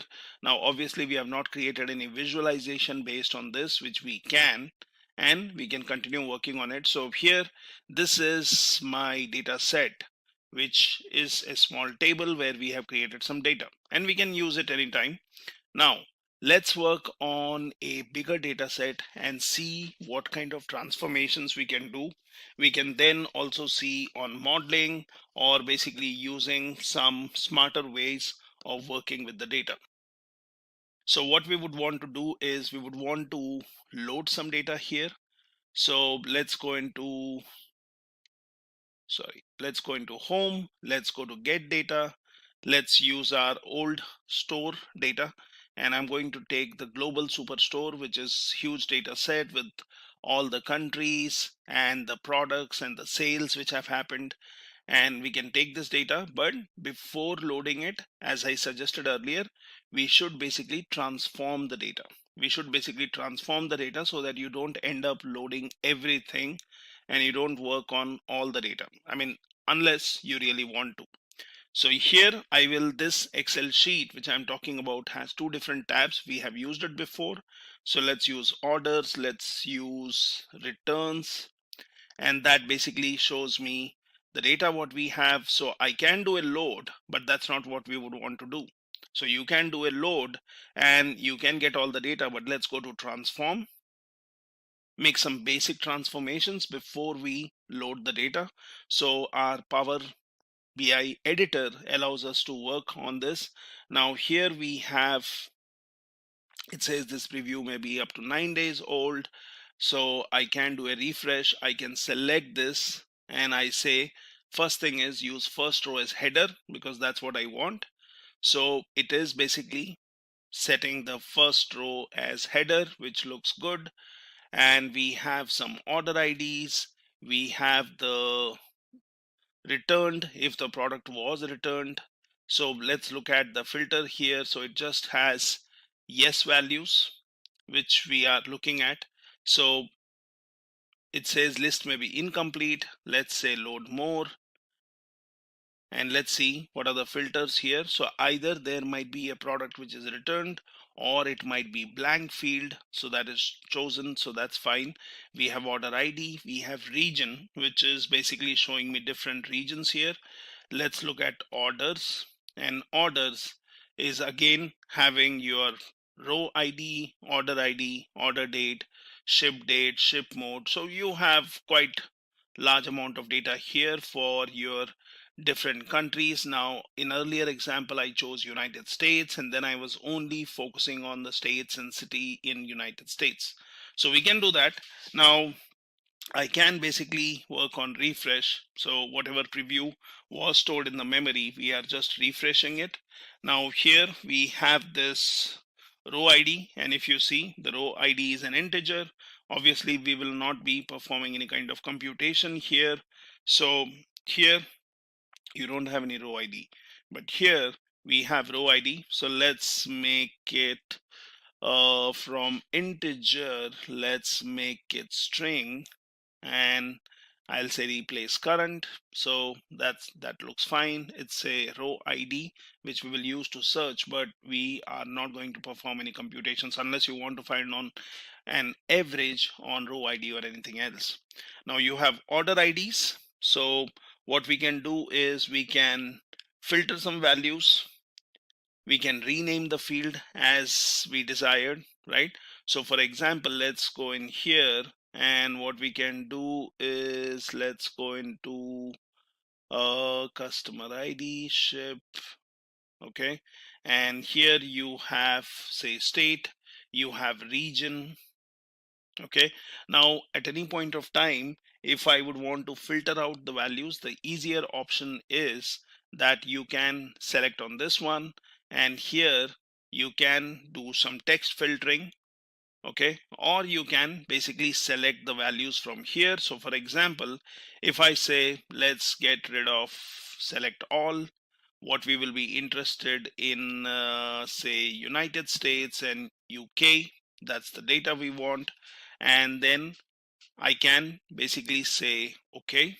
So it is basically going to filter out the data which is for United States and UK as of now. Now what we can also do is, how about doing some more filtering before we basically work on this. So let's go in here, and we are looking at United States and UK related data, and let's look at, it is sometimes good that you can basically work on the data here. So for example, I go into orders. Now what I would want to do is I would want to look at the fields. Okay, and we have not yet loaded the data. So if you look in the background, I just have my scientists, because we have not applied these changes, we have not loaded, we are still in the transformation stage, right? Now what we can do is let's go for, so we can do segment, and all these kind of fields can be used for grouping the data. So we will see that whenever you have a data set, you would already know there are certain fields which have repeated values which can be used to group the data. And we can do that. We can change any kind of values which are not going to be computed on. So for example, I have postal code. I can use this, but again, we are not going to find a postal code which is greater than something, right? So integer is not the valid type. Let's change it to text. Okay, and if for example I would want to look at this, so I have done some changes here. Okay, and this shows me null. So for example, let me just revert this back, and let's make it a whole number. Okay, so there are certain columns or rows which do not have some values, and we can basically get rid of those values. So as of now, we can do a filtering here. So let's keep the postal code as integer, or let's change it to text, do a replace content. And now what we will do is we'll scroll all the way right. Might be I'm interested in technology category, so that's what I'm interested in. So what I can do is here I can do some filtering. So I can basically choose technology. Now the easier way would be, since these are categories and there are only 3 categories, we really don't want to go and apply text filters here. But if you had something like an office supply and office inventory, then you could have done some text filters. So let's not do some text filtering here. What we can do is, I would be interested in technology, so that's the field I'm interested in. So now you are only having data which is related to technology. Okay, and you have some product names. So this is where we want to do some kind of filtering. So we can rename the field, we can select some fields. So let's, for example, let's go for any of the field which I think might have more entries here. So for example, let's go for Canon wireless or Canon image, right? So let's go for product names, and I will say let's go here. Now I could have done a transformation, but that's not what we want. We want to do some filtering. So let's go to text filter, and here I can say begins with, I can say ends with, I can say contains. So let's go for contains, and it says enter a value here. So you would want to keep the rows where the product name contains something, and it gives you some suggestion, right? So where you are seeing in some values here. So for example, if I would have selected this, then it applies the complete thing, but that's not what I want. So I will get rid of all this, and I will say it contains Canon. Now I can go for advanced filtering also, okay, wherein you can select advanced, and then you can give different columns and what do they contain, what kind of values you're looking for. So you can do that, but we will not go for advanced in one step. Let's go for basic, and let's say okay. And now I should get all the products which are Canon, and you have different products. So this is one kind of filtering I've done. It tells me what is the category of this. It is machines, it is copiers, it is obviously belonging to the technology category. We are looking at the market which is for this particular data. When you look at the country, we are still focusing on United States and United Kingdom, that kind of data, right? So we have filtered the data, we have done some selection based on the data here, and what I can do is I can then basically rename a particular field. So I can do that. I can say I'm interested in sales, which is the data here. We can basically look into the quantity. So sales is something which we are interested in, but might be we are interested in sales which are more than a particular value. I'm not interested in lower amount of sales. I would want to look into United States and UK data, but I'm interested in sales, or I'm looking at if the discount percentage was something, or if the profit was more, right? So we can apply different kind of values here, but what we can do is with these changes, because you don't want to transform and make changes all here, you want to make the changes once the data set is uploaded. So we have selected some data, we have done some transformations. We can basically break a particular column into multiple columns if that's what we want. If we see that, we will do an aggregation based on year, or we will do a aggregation based on the country or year and order ID, right? So we can break this data into multiple columns. So we can do that, but for now let's do a close and apply, and let's apply this. So that's going to apply all these changes. It's going to load my data, but remember, now we are having selective or selected data which gets loaded. So that should be available here. So it takes time sometimes, so you have to wait, and then you can go ahead and check here. So for example, now I'm looking in tables. Let's basically minimize this. Let's go for orders, and this is the data I have, which obviously row ID, if you see. So you have all the row IDs, and again you can do filtering here, but this is where you have already loaded the data is available, and then you can start working on the columns here. So we have this. If you closely see, we see this summation mark, and this basically means that these are my aggregated columns, or these values are measures which can be used for calculations. So we can see that we can create our own aggregations. So we can do that, We can rename the field as we have seen. We can filter out the data, so we have all the fields showing up from orders. And let's also look at the returns, which basically has the columns, the order ID, and your region. So it basically shows the region here, where was the product returned from, and we have this information. So what we are doing is, when we were doing a text filter in the previous example, remember it was case sensitive. Okay, and you have to take care of, when you're doing a text filter, you have to give a field which exactly matches as it exists in the content. Now, okay, this is the data we have, and let's look at the order column.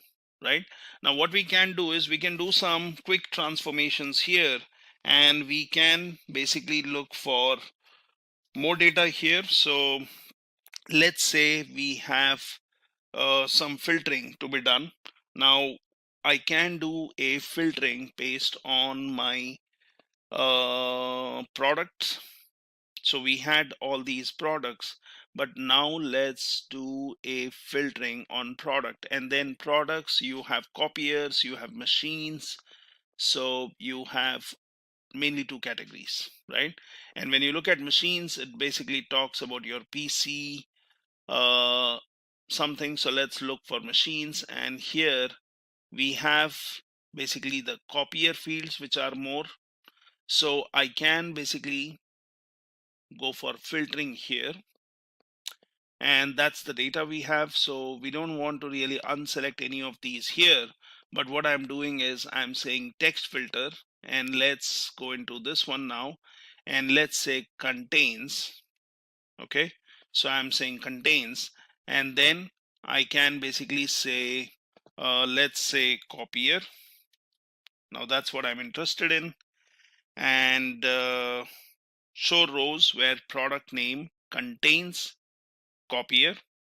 Okay, now you can give a and condition here. So if you would want a specific copier, if you are interested in, okay, let's also say contains, and let's go for laser also, laser, and let's say okay. So you see the data gets filtered out here, and we have the sales which we are seeing here. So let's go to sales, and we will be interested in anything above 500. So let's go to sales, let's go for number filters, let's say greater than, and I will say, for example, 500, oh sorry, 500. Okay, and let's say okay. So that basically filters out the data. And then I am also interested in quantity, where I would want the quantity to be more than 1 or more than 2. So for example, so let's go in here, and you can basically choose what is the filter you want. So you can apply any number of filters. Now you have the filtering here. You can always click on the filter, and if you want, you can just do a clear filter, and the filtering will be gone. So you have all the data, right?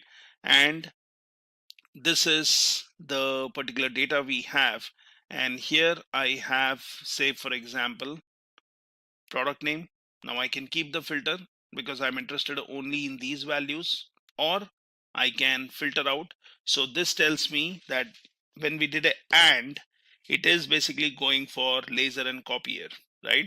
So let's say, for example, clear all filters, the thing is gone. What we can do is, let's go here, go for text filters, say contains, and here I will say it can be a copier. Okay, or, so last time we did a and I'll do it contains laser. So let's choose this. That gives me more entries. So either the product name has copier, or it has laser, it has the quantity, it has the product name, and we have all this detail here. Now what we can also do is we can do some transformation on the product ID. So for example, you have product ID or order ID. So order ID shows up as looks like the country name, the year, and then the order ID. So we can basically split it up. So I can select this, and here I have option of, let's go to home. So when you have selected this column, so you have an option of transform data here. So use the Power Query editor to connect, prepare, and transform the data. So if you really want to transform the data here, if I basically select this, if I just do a right click here, now here it just tells me, do you want a new column? Do you want to create a copy of this column? Okay, you want to create copy table. So this is your transformed data what you have. And for example, let's create a copy table, and let's come in here. So you should be able to see your copy table now. So let's go in and select this one. And what you need to do here is creating a copy of this or copy table would not be the right option. What we can do is we can work on transforming this rather than doing it from here. So you have this option of adding a new column, going for a new measure, renaming it, right? So that's okay. But what we can do is select this particular column. Let's do a home. And first thing is, let's go to transform. So I want to transform the data. Now let's select this one, and it brings up your Power Editor again. Here we were interested in orders. So we are looking at our data here. Now if you see, my country is United States and UK, so you can confirm that. If you look at category, it is technology. Product name has copier and laser as we selected. So those things are retained, so you have not lost any changes as of now. So this order ID column what we have now, as I said, you can be doing a filtering.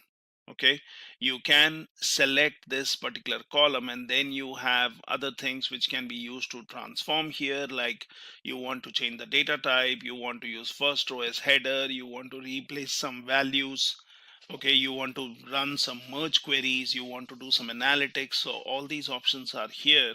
Now what we can do is, while this column is selected, I can do a right click. Now there is an option called transform, which is basically going to help me in changing the data here.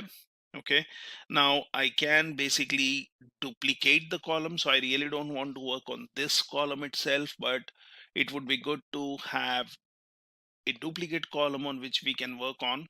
So I can do a split column here if I would want to, but let's create a duplicate column. So let's say duplicate column.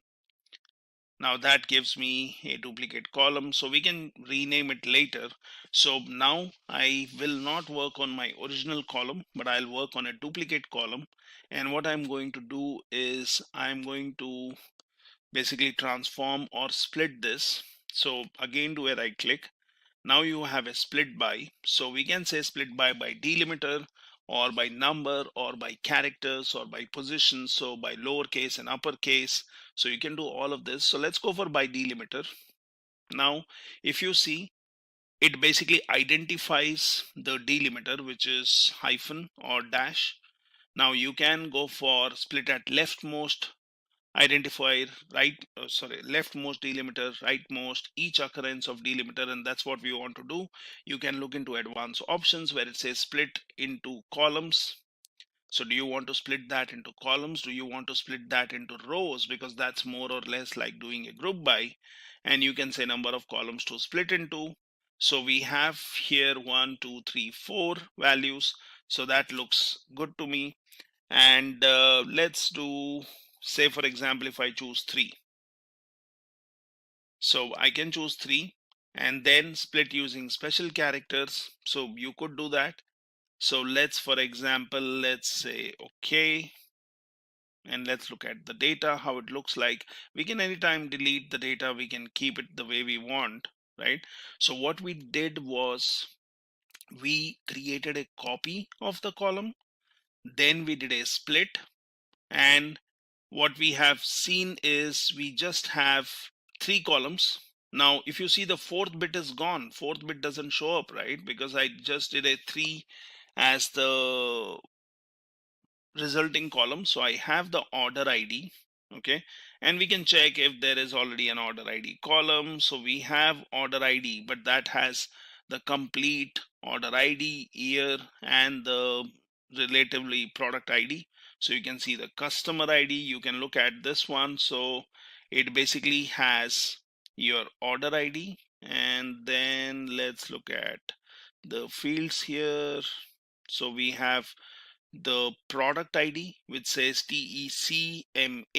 I'm looking at the first one, 3700, and that has in no relation to the order ID, right? So we can make sure that there is nothing which is conflicting with our entries. Now once that is done, so we have order ID, which can be used to categorize the data. You have order ID, which is basically the year.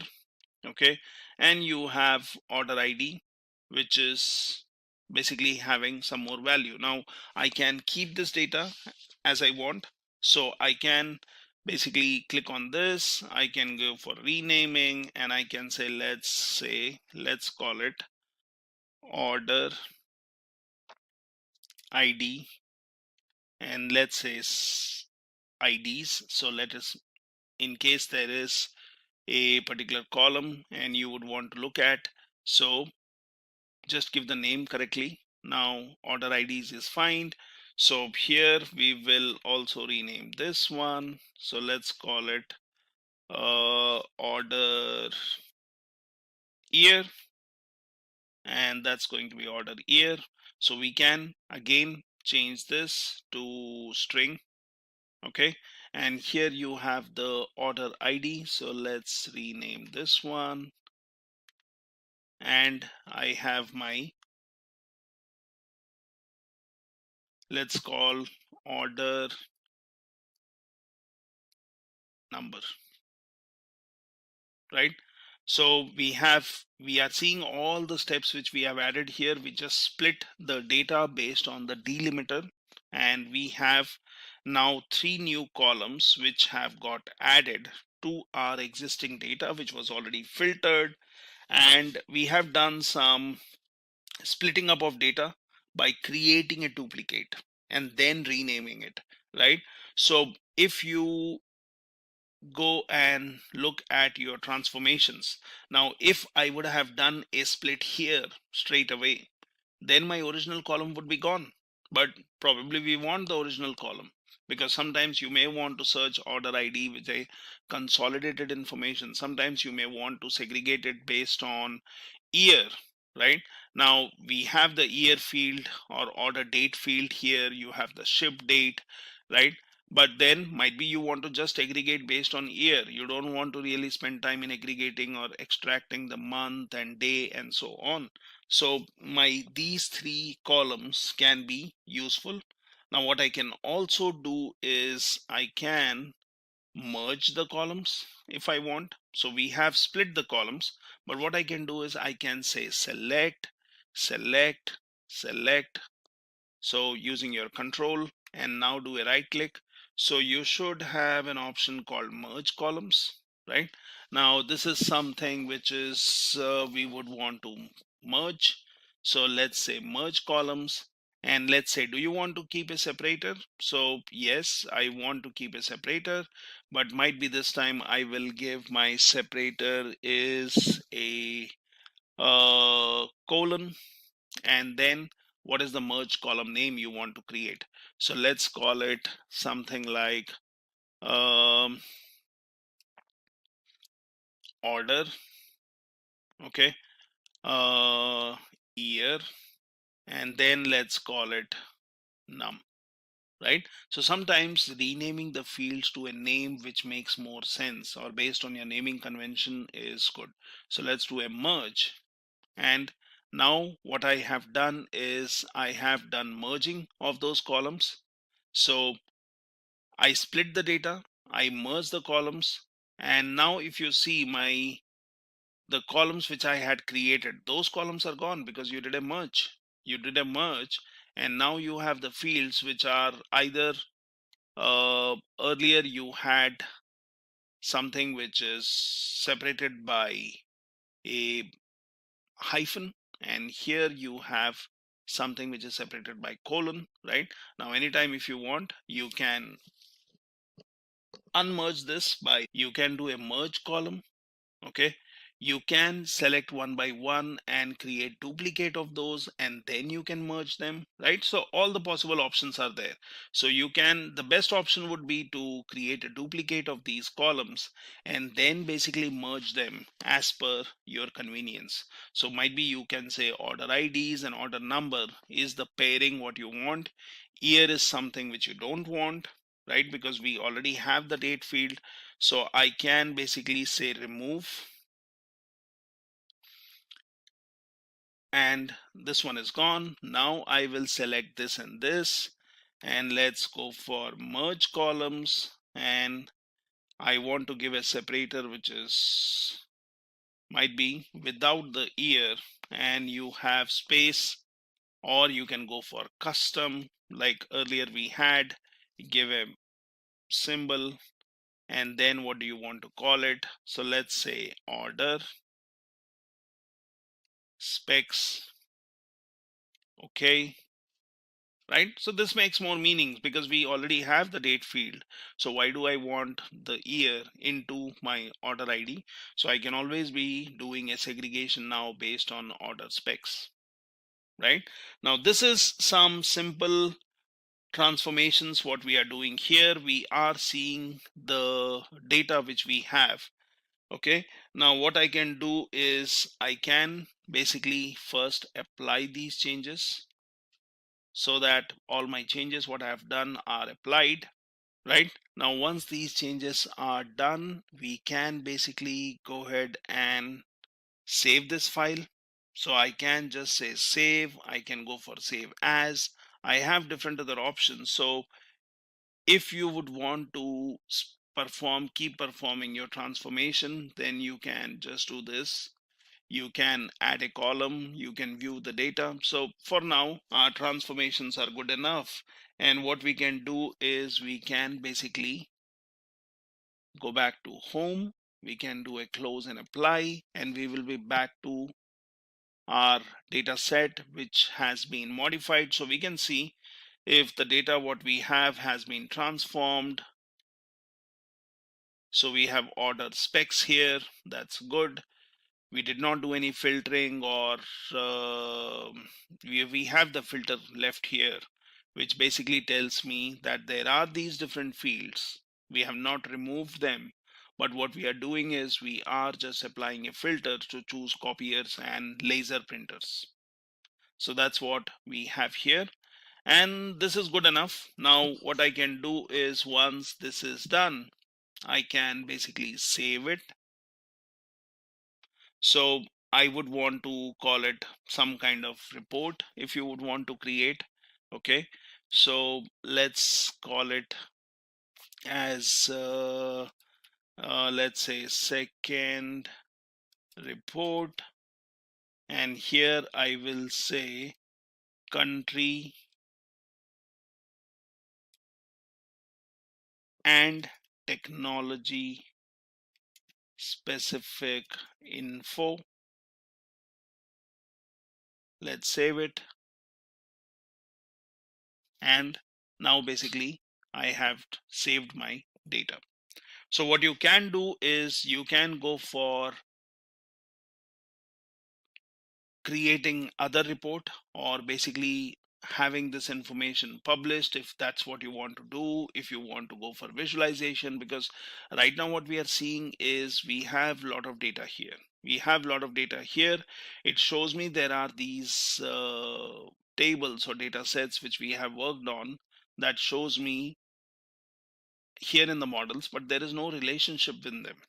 If you go into visualization, then you don't have any option, or you have not created any visualizations based on this data. But if you go here now, based on the data what we transformed, if you see, we have order specs, right? Now that's what we chose. We basically have other fields. So you have ship date, you have aggregated columns which can be used for visualizing, and we can work on this. So I can come back here, and what I would be interested in is this data set is fine, but I want to do some grouping. I want to basically have some selective data in this, and for that what I can do is let's go for ship mode. Now this is something what we have. So we are in this data field. Now we have this transform. So let's go back to transform again, and let's choose our orders. So that's the data we have. And now if you see here, this is huge amount of data. What we want is we want to group them based on the shipping mode. So here you have an option called group by. So I can select this, I can go in here, I can basically work on, okay, get rid of duplicate values, but that's not what we want to do. You want to do a group by. So as I said, you can do a group by from here, or you can choose from the transform option above and you can do a group by. So let's do a group by. Now, how do you want to group the data? So I'm saying I want to group the data here based on shipping mode, or which is the other column you want to use to do a group by. So let's go for shipping mode. And what is the new column name, right?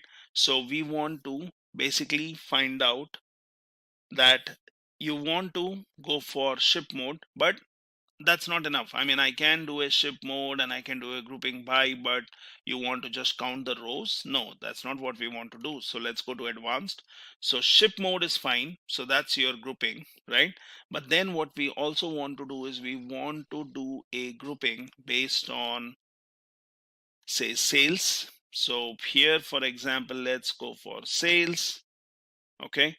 And what should we call this? So might be we can say shipment wise sales, whatever you would want to call. So you can basically get the operation. Do you want to really count the rows? No, we want to basically do a summing, or we want to might be find out an average price, right? So let's do a sum. Okay, and here I would want to do a summing based on, say, for example, sales. So this is what I'm going to use for getting a count of the sales. Now grouping by might be we will change this. Instead of sales, we are using a ship mode. What we can also do is let's go for a segment, and that would be valid grouping. So it will take a combination of ship mode, segmenting, group the data based on that, and then get me the sales, which is basically, let's call it shipment wise sales. So it gets a sum. So let's do a okay, and that's my more relevant data which I'm looking at. So I'm looking at the ship mode, I'm looking at what is the segment, and then I'm looking at what is the total sales there. I'm looking at again the ship mode, standard, and home office. So always remember, when you are choosing multiple fields or multiple columns for grouping by, you are basically having a combination of two fields. So that has to be unique, and your grouping is done based on that. So now you're looking at the sales wise, and this is something as an important information what we have. So we have done some transformation, and what you can do is you can use other ways, like you can use pivot to get individual values from it. You can run on merge queries, which is basically running some merge queries and merge the query with another query in this workbook if you have. So you can go for this. Now I can basically go for apply and close. So just to add to the group by step, what we did was, if you see here, I have removed the group by filter, which we just did a couple of minutes back. And what I have done is, instead of transforming your complete data set, you can basically create a copy of it. So for example, I can just do a copy, and then I can come here and do a paste, and I have done that, and I'm calling it order summarized, but this is my complete data.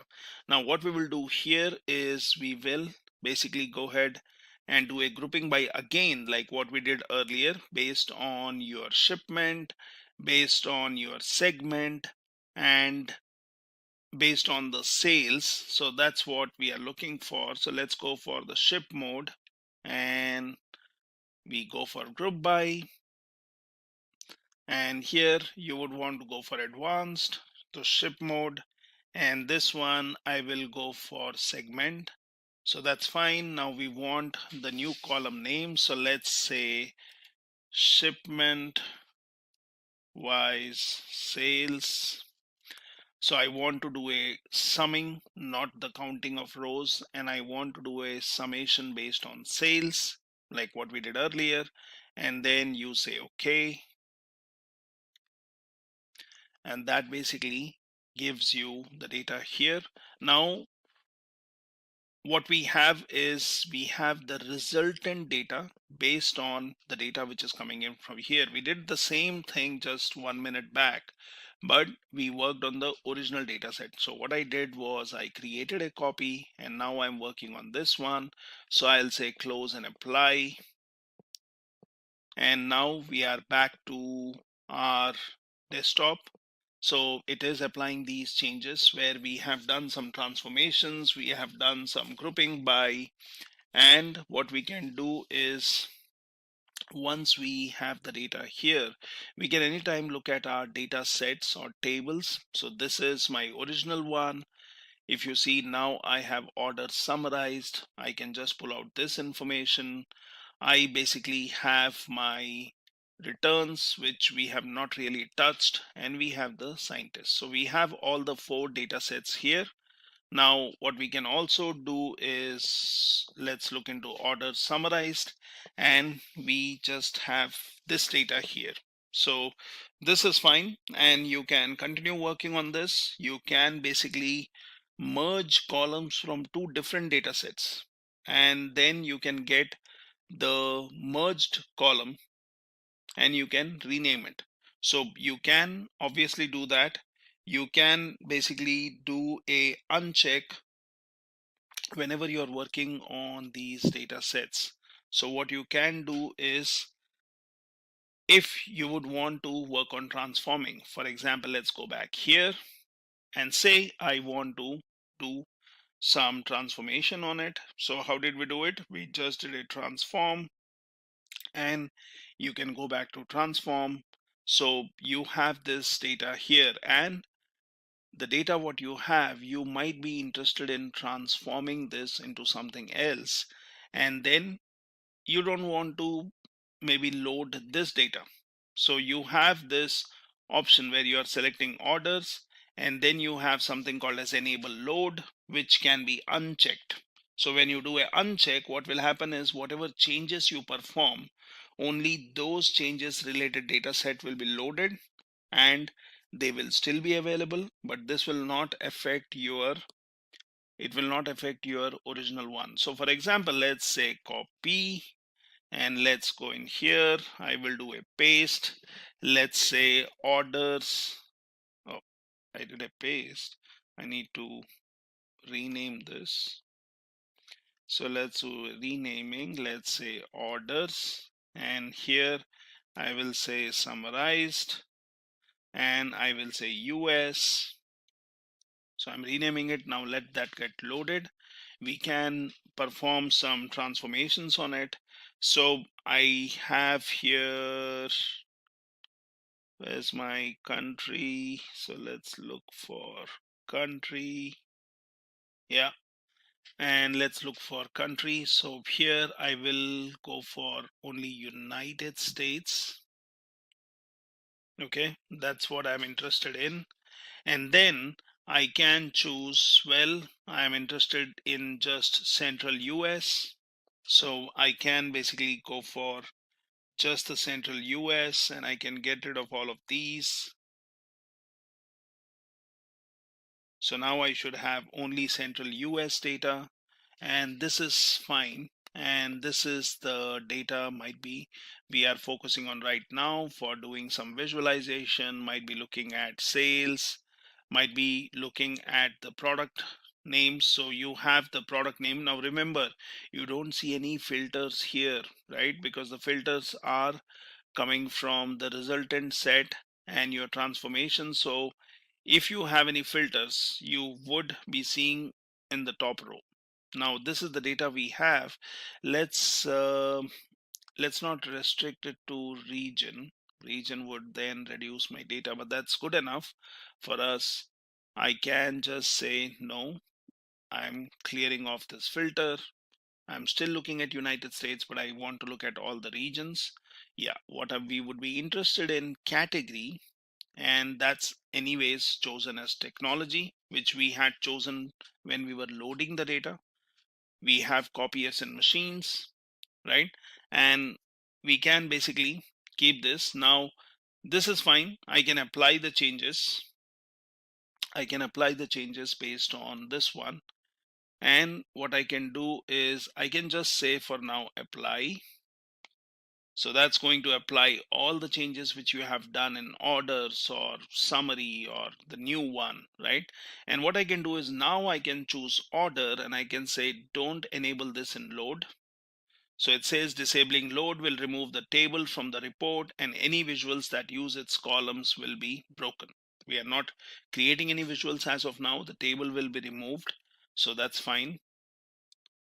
And now I will say close and apply. So what happens is you are loading the data based on the changes. Okay. Now you have your order summarized, you have returns, you have scientist, but you basically do not have orders anymore. So that was not loaded. So I only have this one, I only have this one, and you have returns, you have scientist, you don't have the orders column, right? Now that particular data set was not loaded at all because we did not choose that to be loaded, right? Now while I'm in this orders, which is, let's see here, and actually you can drag in, yeah. So you have order summary, and this has basically kind of data which I'm looking for. So I really don't need the orders table. So you can do it in steps and you can aggregate this. You can have aggregated data. You can have all the data which is filtered, transformed, grouped by, and then basically just load it. And the original data set which you used, that's no more being loaded here. Now at any point of time, if I really want, I can go back to transform data, and remember, it is still here. It is still here. It's not gone, right? So you can basically select this and you can say enable load, and you will have the data back, which you can continue working on, right? So these are some quick transformations which really help us in working on the data. Now, obviously, if you have data, you want to perform some left joins, right joins, you have inner joins, outer joins, so you can always do that. You can take two different data sets. Might be I'm interested in taking the orders summarized, which talks about standard class, consumer, shipment wise sales. And here, if I look at order summary, I have other details, but the thing is we need to make sure that these have the values.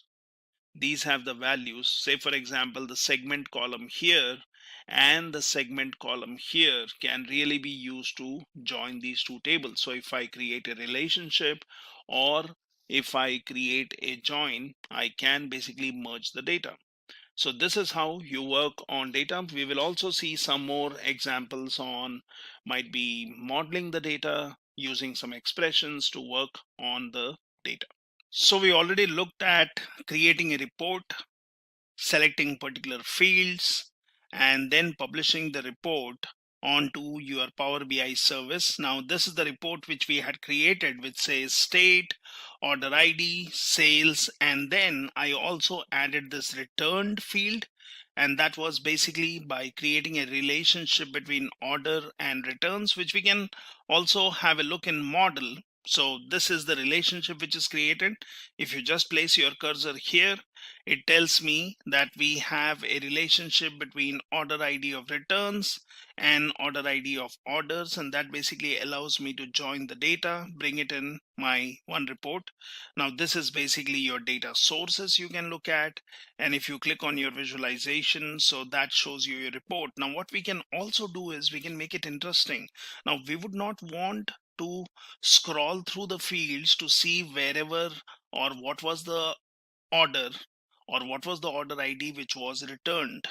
Now I can do a sorting, I can filter out. What I can also do is I can use this option which shows slicer here, and that basically allows me to work with this data. So we have this report here, and basically, as I said, you can click in here, it shows the data. Now what I can do is I would want to filter out information or slice the information using your returned, either being yes or having a field which has no value. How do we do that? So basically I can drag and drop the returned here as a field which comes from returns. Now that basically shows me only the value as yes, but I do know that there are some fields which are blank. Now how do I add filter to this? So I can click on this one, and then I can click on slicer. Now once that does, so it basically pulls out all the different values. So you have either yes or you have the blank field for returned. So what we can do is we can select yes. You will see only the orders and their IDs and sales where the products were returned. So that gives me 108,118, and I can select blank. So that will basically get me all the orders or products which were not returned. Now this is a simple way wherein I can add a filter to or a slicer to my report to basically give viewers a choice of selecting different fields, and you can add any number of slicers. You can basically say I would want particular kind of information. So for example, if I go into orders, and we know we have the state. Now I do have the state information here, and basically I can, if I would be interested, I could filter this out in my report itself. I can sort it, I can look it in a different order. What I can also do is, how about bringing in state here and basically dragging it here? So that gives me the state option. It is giving me a visual, which is basically giving me a geographic location of all these points. So yes, that can be good. What I can also do is I can keep this, which basically shows me the state map. Might be it can be useful. You can zoom in, you can zoom out, you can look at specific information here, you can drag and drop here. So that's fine. What I can also do is I can again take the state and bring it here, and that basically can be, instead of my map, I can go for slicer. So that gives me all the values here, and which basically allows users to choose the fields or the states which you would be interested in looking at.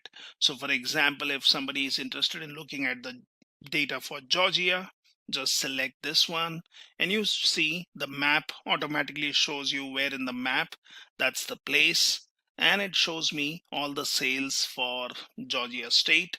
Now I can also basically select yes, and that shows me which were the orders which were basically returned. So that gives me a quick overview of state wise what is the geographical location, if the orders were returned, or might be I can just click on blank and it shows me the non-returned orders. I can again go here and uncheck the Georgia option, and that shows me all the states. Now once you have done this, this looks like a comprehensive report which can be useful for the viewers, for your management team, and so on. So we can just do a save, and that basically is saving my report. So I have this report. Now what if I publish this report? So I can just do a publish, and when I publish, it says okay, workspace. So let's say select, and then it says replacing this data set may impact two reports. You already have a data set named by this one. View the impact, I would say replace, or I will say view impact. So that basically takes me to the Power BI service, because sometimes we may have some reports which we have already uploaded, and updating an existing report might basically affect my existing report. So it basically shows me the impact analysis. It shows me one workspace. There are two reports. They have not been added to dashboard, but these are the ones which will get modified.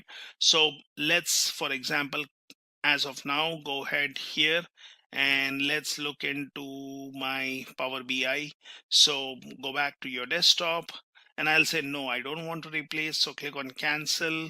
So I do not want to publish it. What might be what I can do is I can try saving it as a different report. So let's say save as, and now I will basically say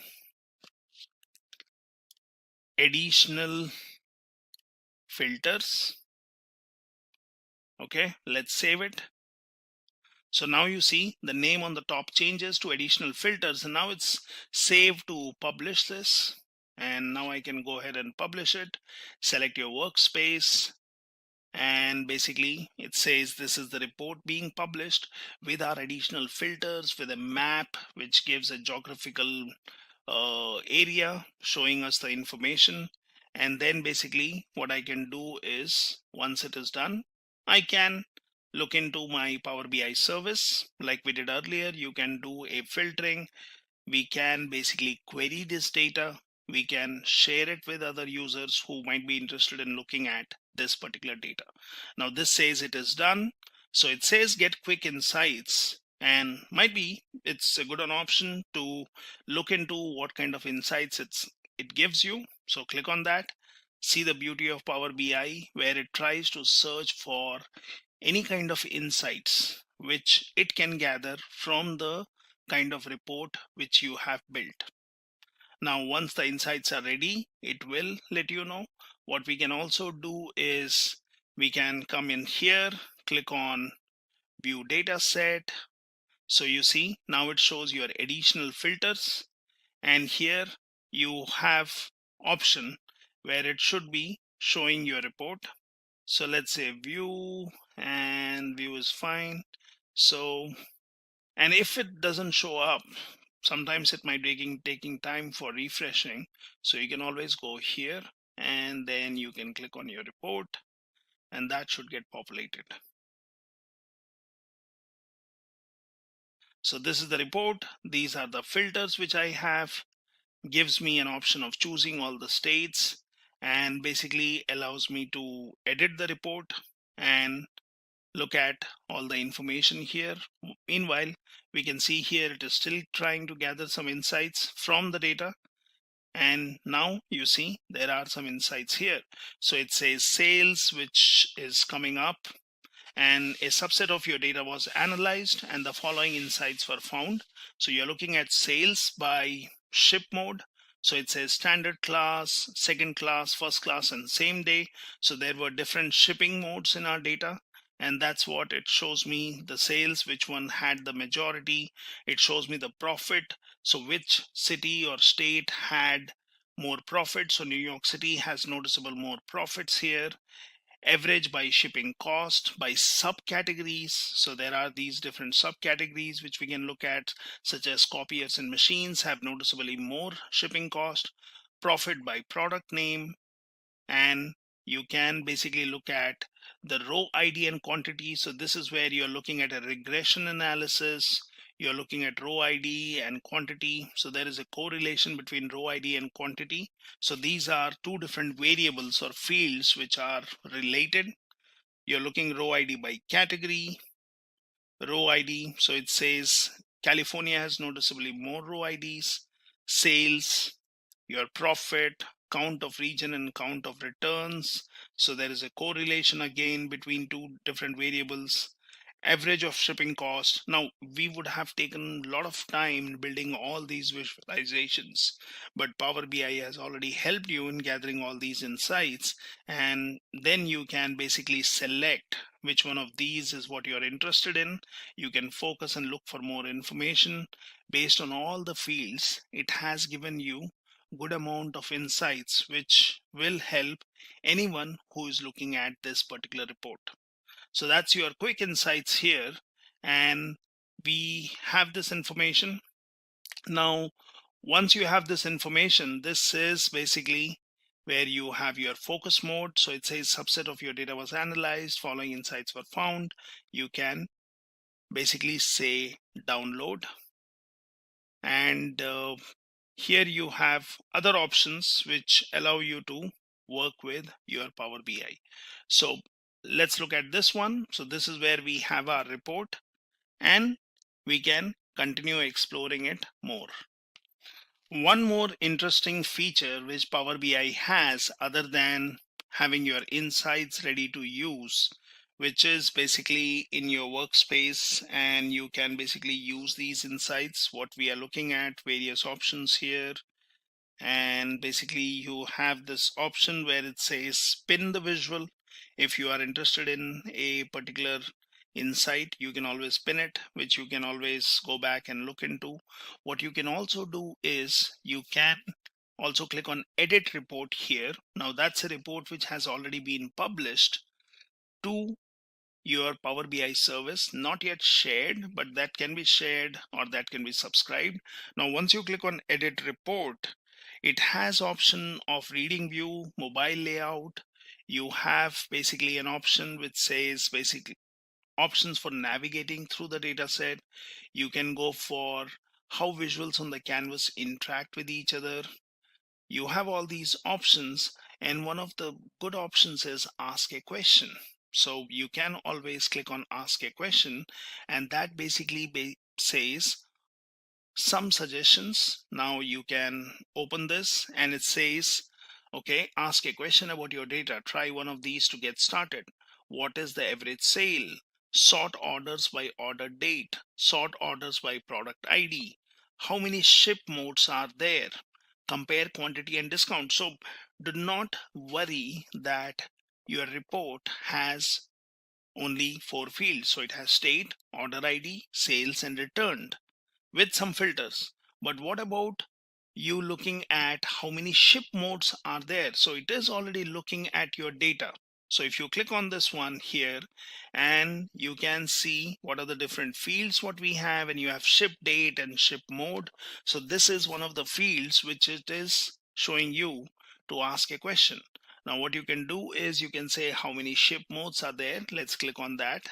Let's ask this question. It says 4 ship modes. And do you want to add this to report? Yes, you can.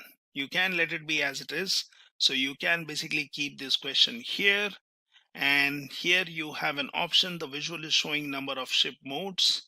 When you place your cursor here, if you see here, turn this Q&A result into a standard visual. And let's do that. And basically it is saying number of ship modes. Right? So now that's the power of your Power BI, which has basically allowed you to ask a question and quickly add a visual to your report. Now what we can do is we can basically save this, or you can say save as and give a different name. So might be I'll just say save, because I would want to have this information and the report is saved. So in this way, you can basically not only create smart visuals, you can not only relate different data sources using data models or relationships, you can add maps, you can add filters, you can add quick questions. You can basically just go here and say, for example, you would want to ask a different question. Now we see the fields here. How about looking at the shipping cost, right? So here I can say, what is the highest shipping cost? And that shows me some suggestions. Let's select that, and that shows me the value, which is great. And I can keep it as it is. I can basically convert this to a visual. I may want to keep the question, because might be this question was asked, and you would want to see the result here. Might be you can move this somewhere here, and that gives me some kind of question which was asked, and we can do a save. And that's my report, which has been saved in my BI service. The data set is still there. You can basically go ahead and share this. Now, when we talk about data modeling, one of the things which we are importantly talking about is the relationships. Now, when you talk about your relational database world, in simple terms, what we can understand is that you normally, when you talk about data modeling, you have a facts table and you have a dimension table. So let's quickly understand what you mean by your fact table, or what we talk about table which has measures or which can be your calculated values. And then you also have your dimension tables which are holding your data. So for example, you have a dimension table. Now we can understand that with simple examples. So this dimension table might have, say, 5 columns. Let's take a simple example. So let's say we have a customer ID, we have the name, we have the location of the customer, what products the customer bought, and the country of the customer. So here you can say the customer ID, that would be the primary key column, which is basically uniquely identifies the data here. And this is what I'm talking about as a dimension table. Now I can have then specific data for product table. So that would basically have more information or specific information about different products. So here we have the products which are in the customer table, which basically talks about what are the products the customer bought. And here I can basically have a product ID. So that's the primary key column for this table. And then you have your product description, which is basically the product name. And then you can say the product quality, high quality, low quality, and probably the price of the product. So this is one more dimension table. Now you could have another dimension tables which could have a link to this table. So when we talk about your schema, and if we want to understand data modeling, so there is what we call as your snowflake schema and your star schema. So when I say star schema, in simple words, it could be understood that you could have multiple dimension tables in this way. And then you have a facts table, which basically has information. So I could say there is a customer ID here, you have your product ID here, might be you have something else which talks about location ID. If you have a specific table for the location which is based on country, so you have location ID and then the country name. If that's one table, so you have location ID. And then you can have some measures or columns which are nothing but calculated values. So when I say calculated values, might be it is quantity, might be it is tax amount, and so on. So you have basically relationships. So this is your primary key, and you have one relationship here. You have product ID, you have one relationship here, you have location ID, you have one relationship here, and probably this one also relates to a particular column which has a relation. So this becomes your fact table, and these are your dimension tables, and that's what we mean by your star schema in simple terms, where you have a direct relationship between the dimension tables, which basically contain the data, and your facts table, which contains the measures. Now dimension data can have a lot of values which could be unique or could be duplicates. Now that could again have your facts table could have repeated values. So you could have product ID and location ID and same product and location ID, but might be that belongs to a different customer ID, so you can have different entries. So that's your star schema. Now if you talk about the other kind of schema, then that is your snowflake And snowflake basically means that you have another dimension table, but that is not having a direct connection with fact table. So for example, here I'm talking about products, and then this particular product is related to a product subcategory. So might be I have one more column here which talks about subcategory of the products, and here you have the table which has subcategory ID, and then you have basically details of that particular product. Might be it is a luxury product, might be it is a consumer product, or whatever it is. So always when you have the main key, so these becomes your primary key, and here you are talking about your foreign key concept. Or say for example, you have these as your foreign keys because this one or your product ID is basically your primary key. So you could have these columns which can be taken. So if you have, in simple terms, either you have a star schema or you have a snowflake schema wherein your dimension tables are then connected to other dimension tables, but some dimension tables have no connection between fact and dimension.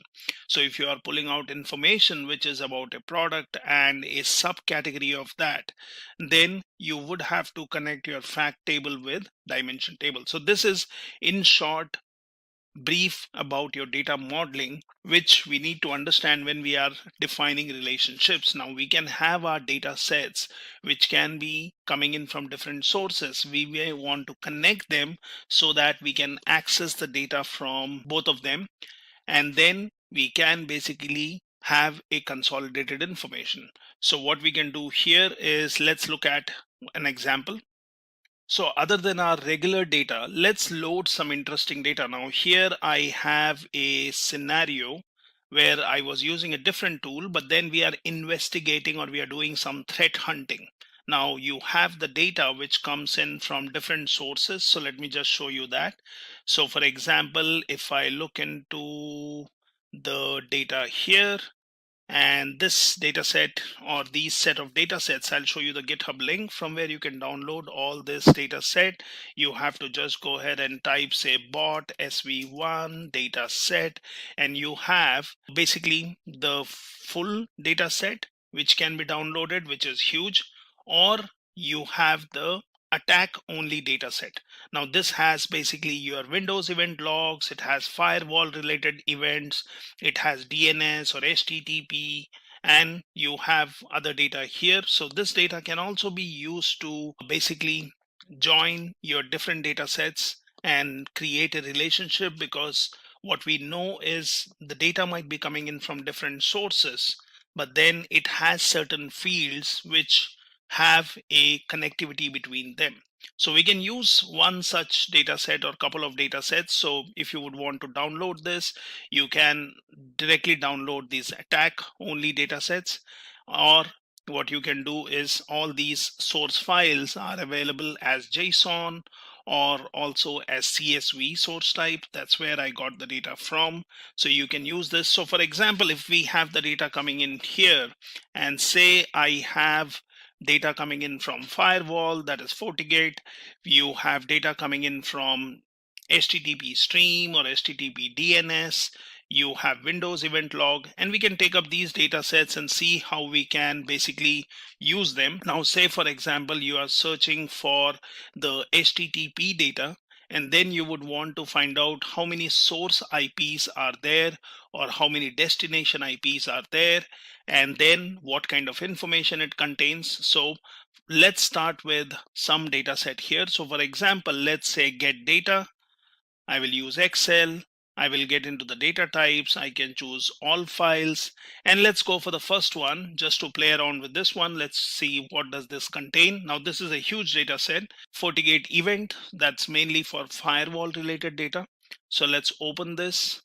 Now obviously the data is huge. It shows whatever we have based on first 200 rows, which we see there is a serial number, there is a time, source, what is the protocol which was used, what's the source type, you have host, you have index, you have Splunk server, and then you have the raw events which are all in one column, which obviously we can split and create different columns based on our requirement. So before we do a load of this data, let's go for transformation, which brings our Power Query editor. Now we have the serial number. Are we really interested in this? So I would say probably not. So I will just go ahead and remove this column. So time is fine. You have time, which can be then split as per time zone. You have source type, which we know it is coming from FortiGate event. I can keep that just in case I would later want the information to be understood. I have host, I have index. Now this is where the data is coming from, and I don't need this. So Splunk server, let me get rid of this.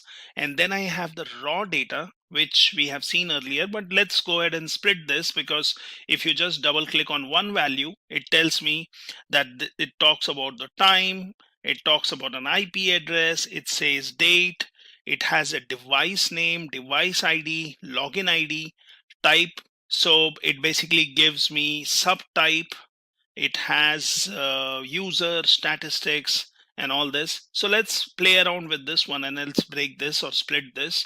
So what I can do here is I can go ahead and select this and I can choose split, and I can go by delimiter. Now delimiter can be chosen, and I see that there is space as a delimiter, and I calculated, if I look at the event, I can divide that into 9 different columns.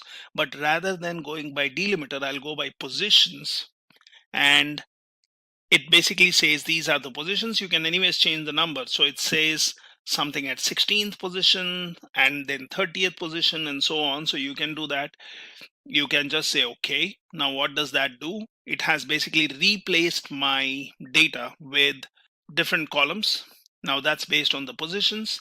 So then we can basically transform it in a better way. So for example, I have these two which says August and 5th, but let's see if we have any date field here which says it talks about August 5th, it talks about the time. So what I can do is I can actually get rid of this one. So I can say let's choose this, and let's go ahead and remove these columns. So that's gone. So you have time, you have IP addresses, and let's basically look at this. So I have this time, I have the date, and then I have time again. So let's select this and this. And what I have noticed, or I have seen already, that the time what you have here and the time what you see here as the event time is the same. So let me go ahead and remove these columns too. So that's also gone. Now we have the date as the column. So I can remove this one. And what I can do is this one I can rename as date. So let's choose this. Let's give it a name. Let's call it date. And that's your date. Now this one is your time. So let's change this to time, and we can make it time. So that's done. Now here I have the IP address. So for example, let's just rename this and let's call it IP address. So that's also done. Now let's see what else we have. So we have a host IP here, and then we had an IP which shows up. So I do have this, and basically these values should be same.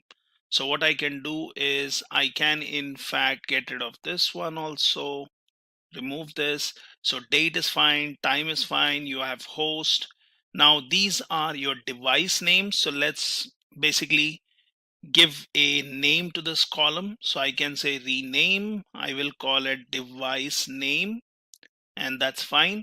What we will also do is it will be easier to check, so we can replace this. So I can say replace values, and let's give this pattern. So I'll say device name equals, and I want to just remove that. So let's say okay, and your device name is gone.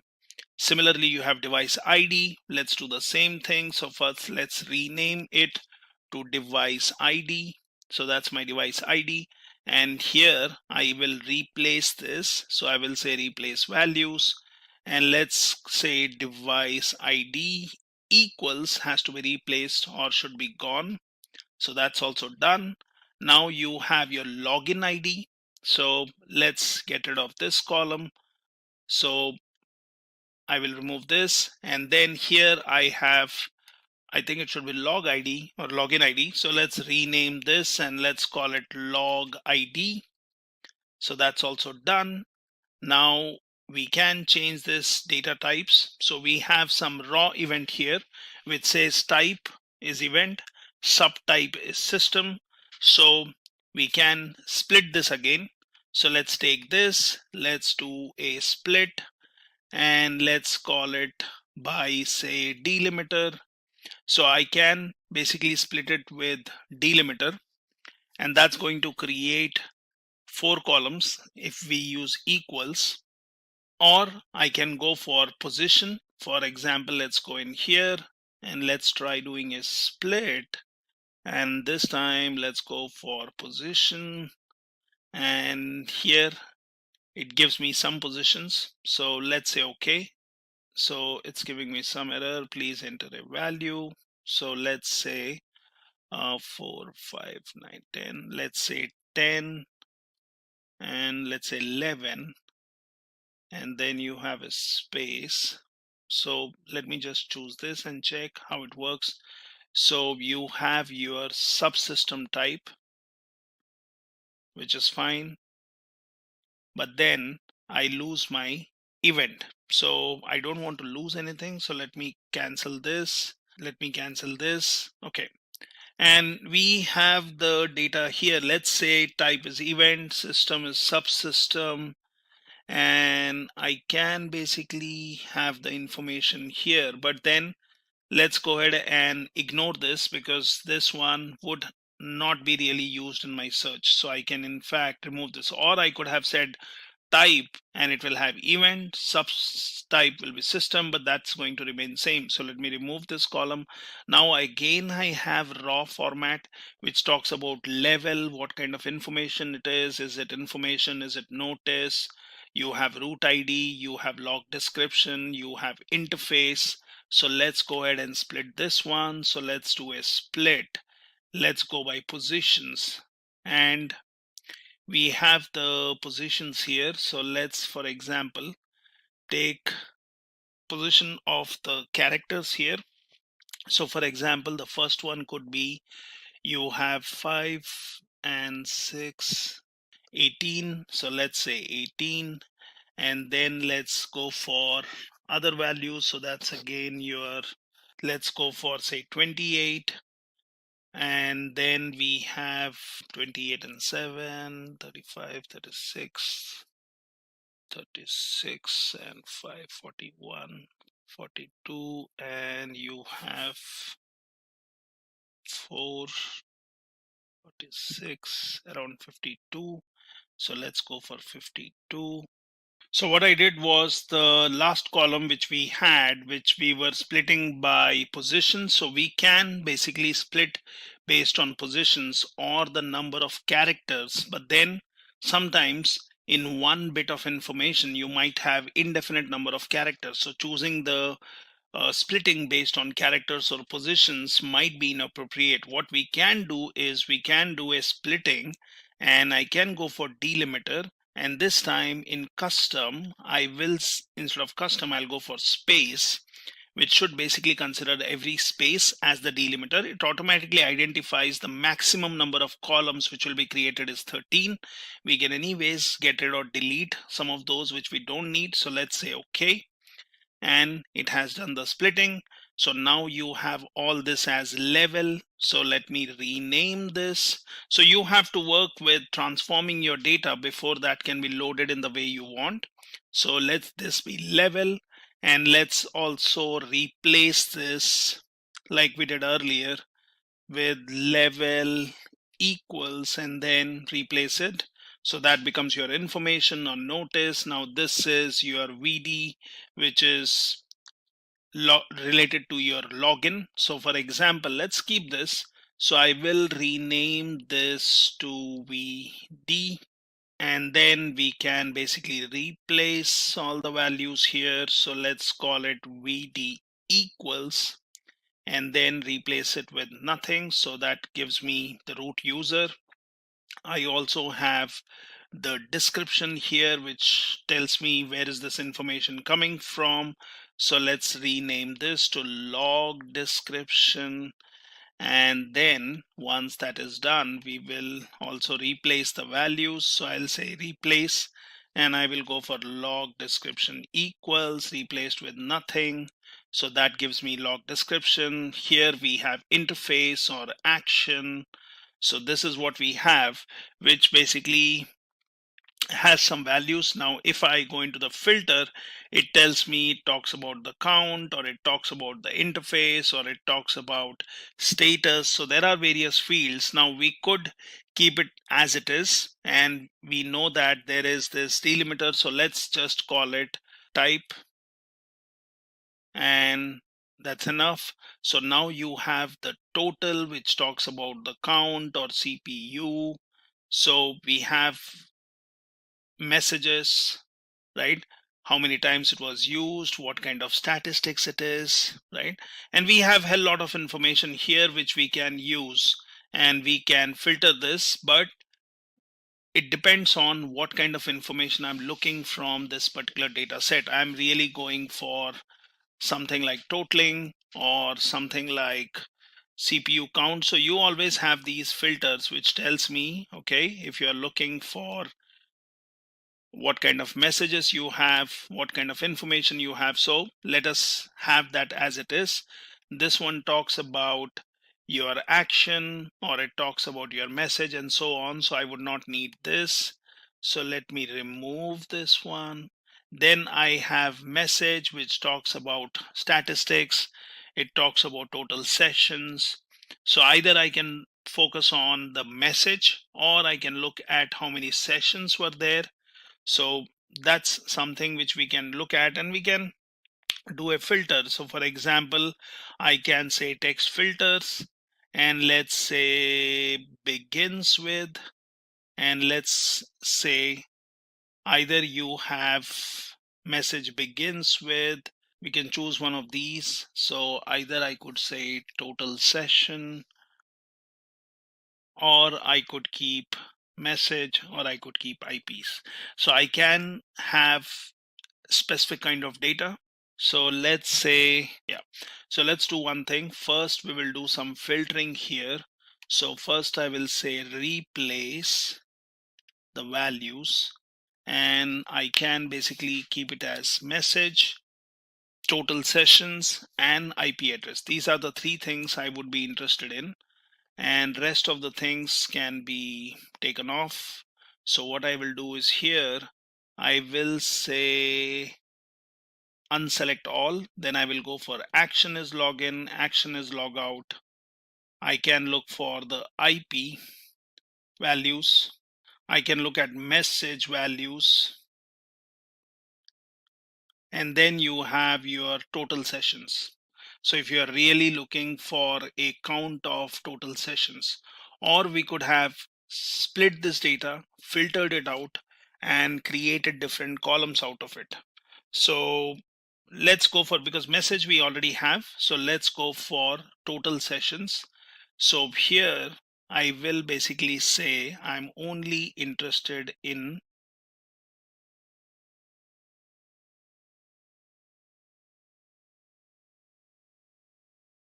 begins with, and let's say total session, and I will just say I'm interested in total session values.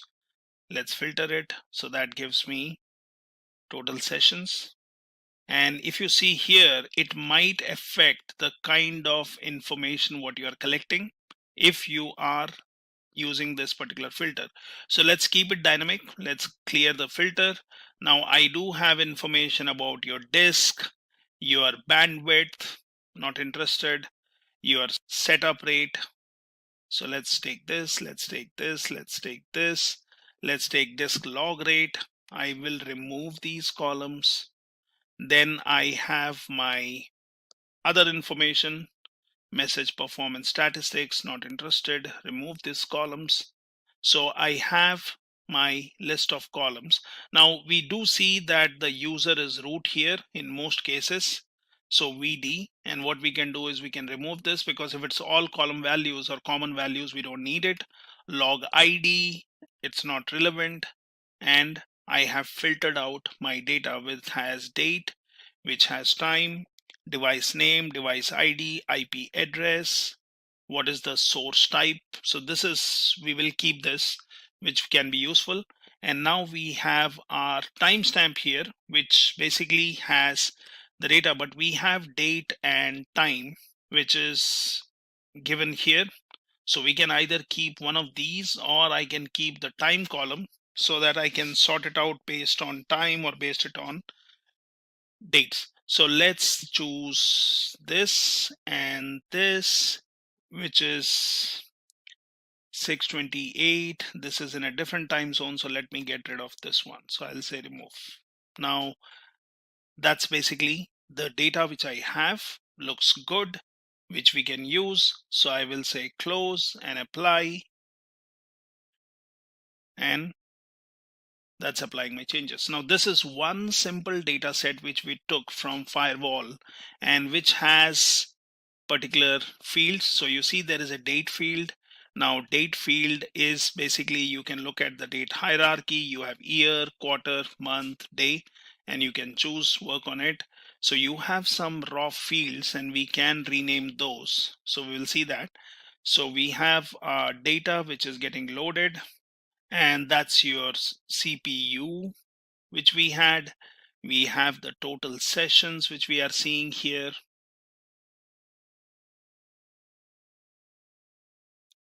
Okay, and we have some systematic information. Let's also go back here, home, and what I can do is I can go into transform, just a quick run through the data. So we have the IPs, host, log description. Now these are my raw fields which talk about the type, which talk about the total, and which talk about the messages. So let's give them some name rather than keeping, so we can call them, this is type. Let's rename this and let's call it type 1 info. Let's call this one type 2 info.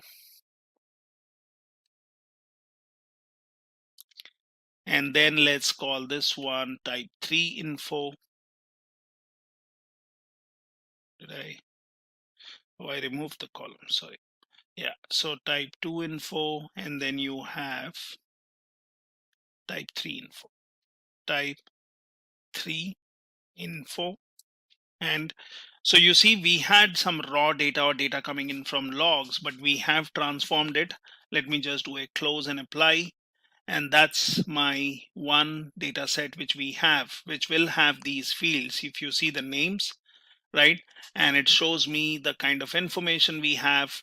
Now, depending on the filters, so you have these different filters. I can select all, and it shows me all the information. I can unselect these and I can say, okay, I'm interested in looking at the information where IP is 250, and let's select that.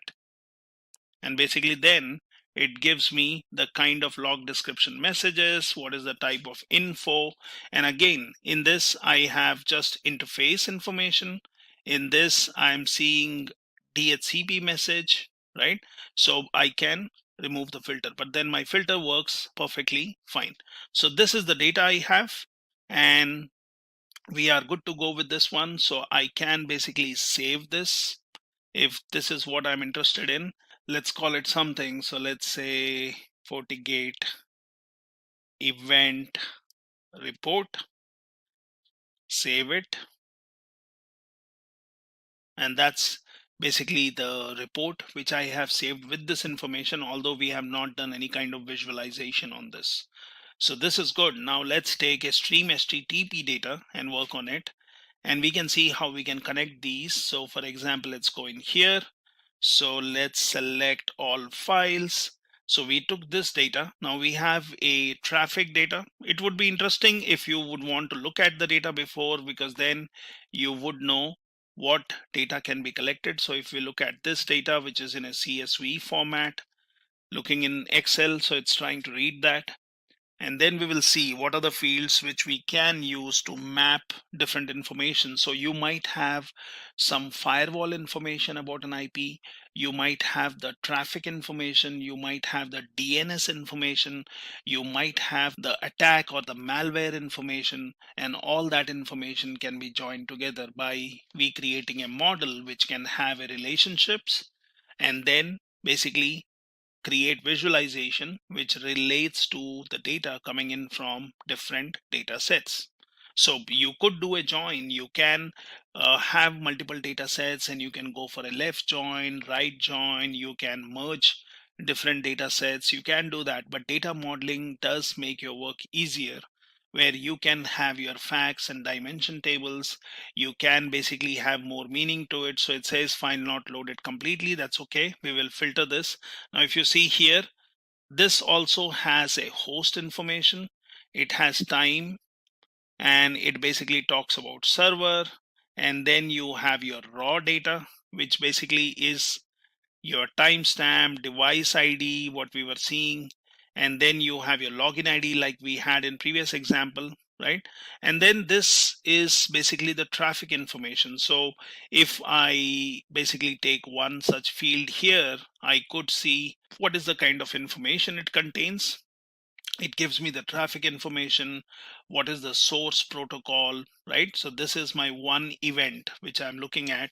It tells me what was the transaction IP, what was the transport port, what was the service which was used, is what it was a Microsoft portal which was being used, what was the application risk, what was detected, how many bytes were sent, how many bytes were received, right?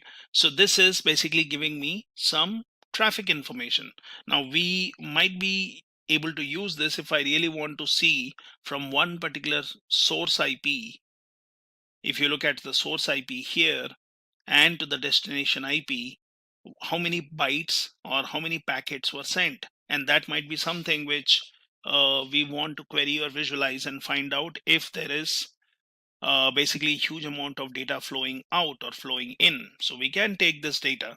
So looks interesting, so let's not save it, and I will go ahead here, and what I will do is, this is my one data set.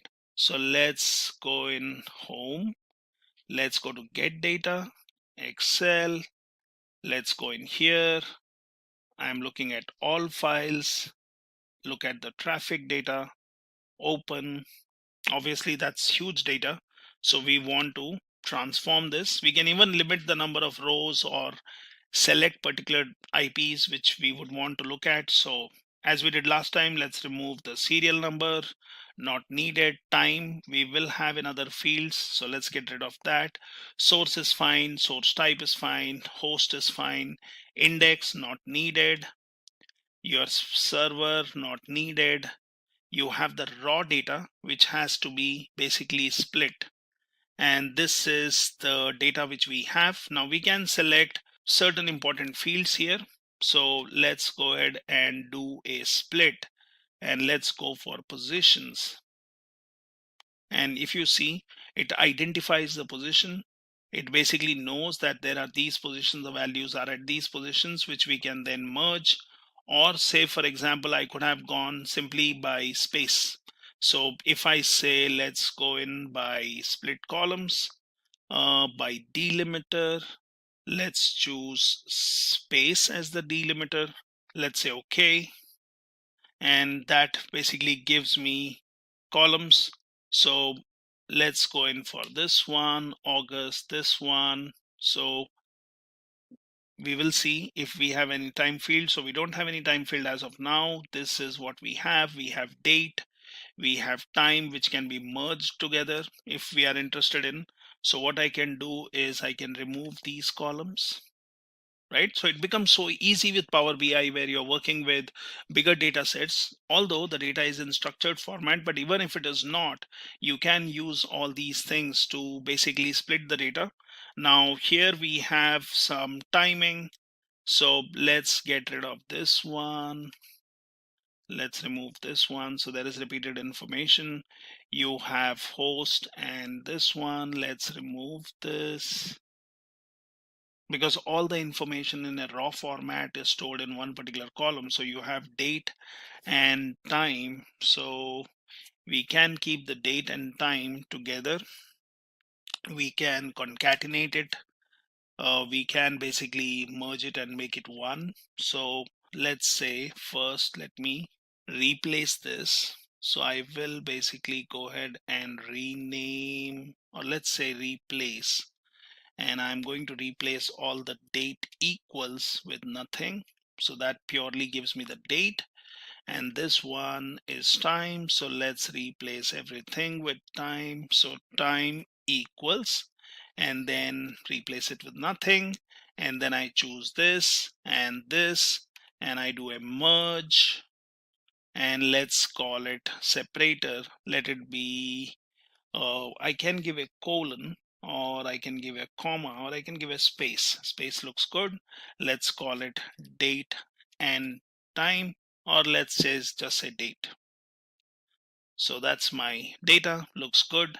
So you have device name, you have your device ID like what we had. So we don't need this one, which we deleted.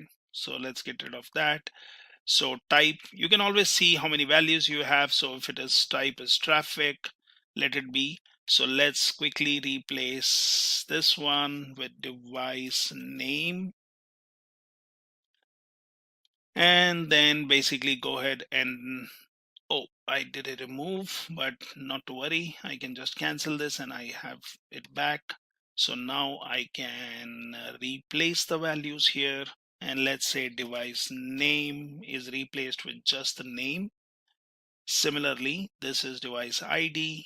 So let's do that, device ID, and we will still do a replacing here. So I will say replace all the values, and device ID equals is replaced with the actual value. Type is traffic, let that be. It's a type of information which might be useful for us.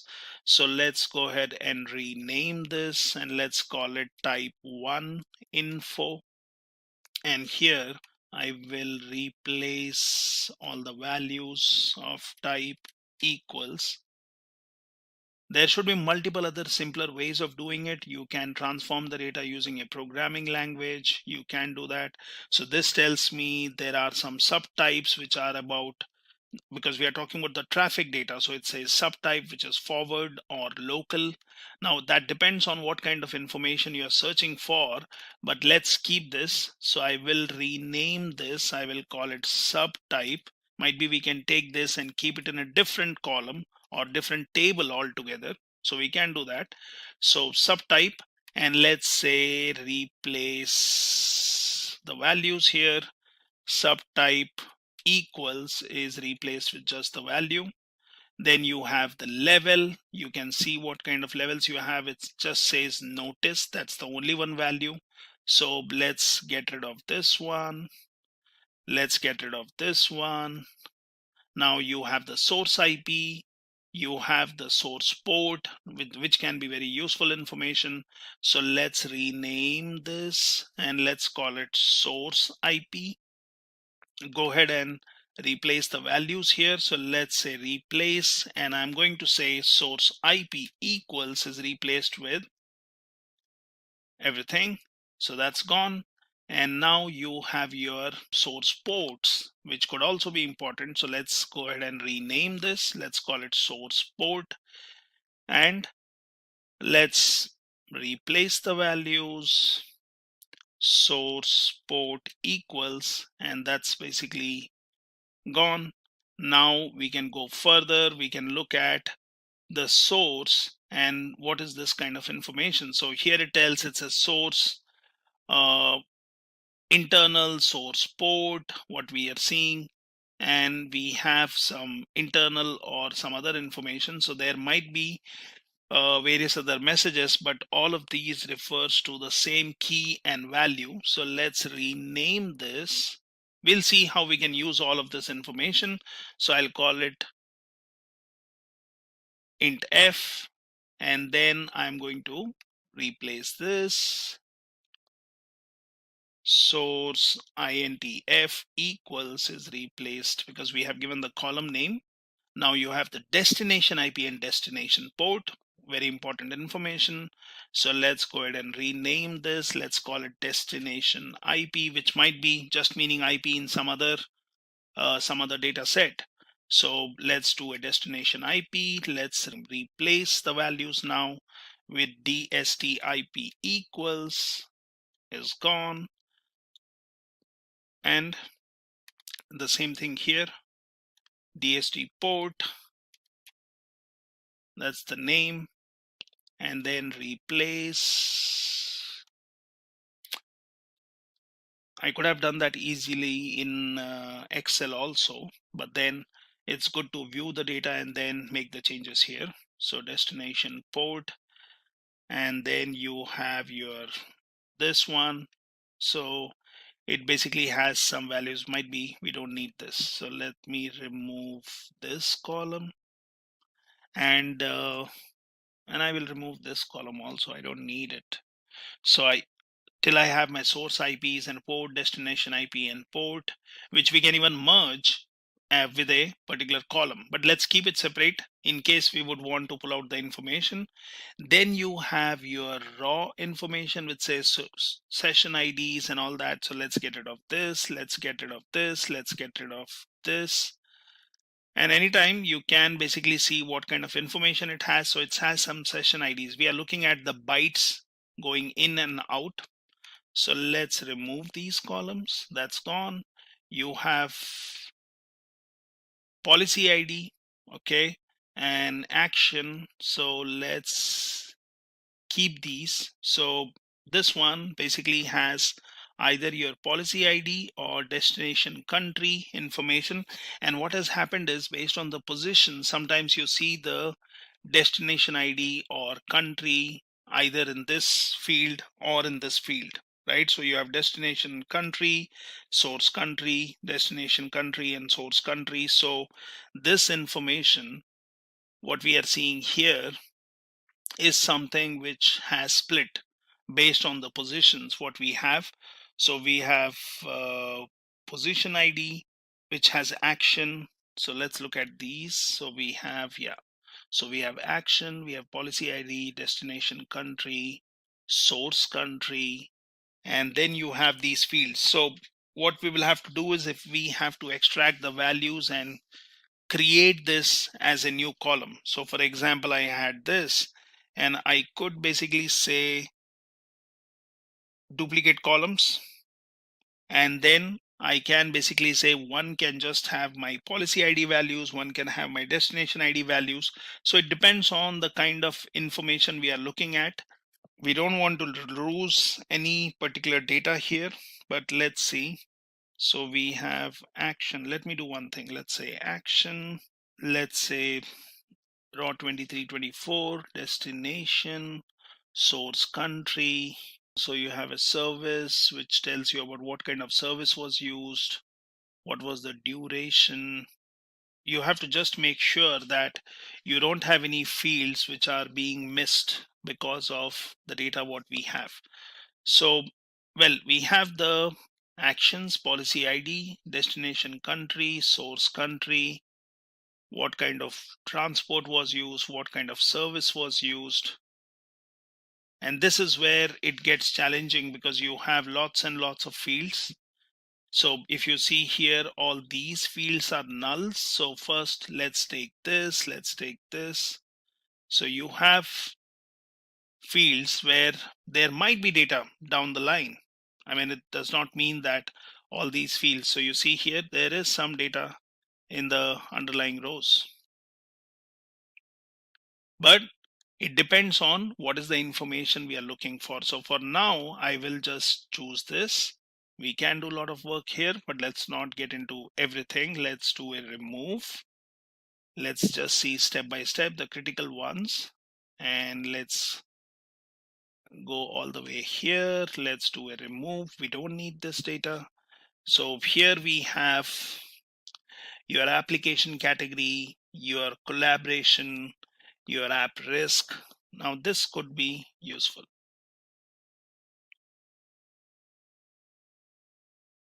So let's do one thing. Let's keep this, because remember we have a text filter which can be used to filter out the data. So I can basically choose these fields as one. Transport. Let's keep this one and we will test it. So we have these fields. Let's take this last one. Yeah, and let's do a merge column. Okay, and I will basically say let the delimiter be either comma, which could be useful. So let's go for comma and let's call this info.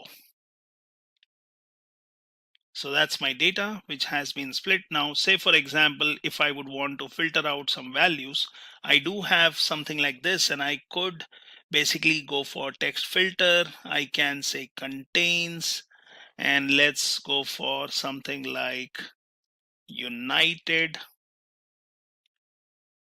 And now you will see wherever your values are United States that shows up, but you can be more specific in saying I want the destination country.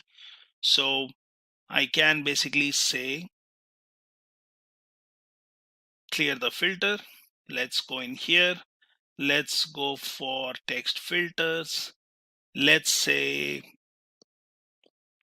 contains and let's say destination country equals and let's say United.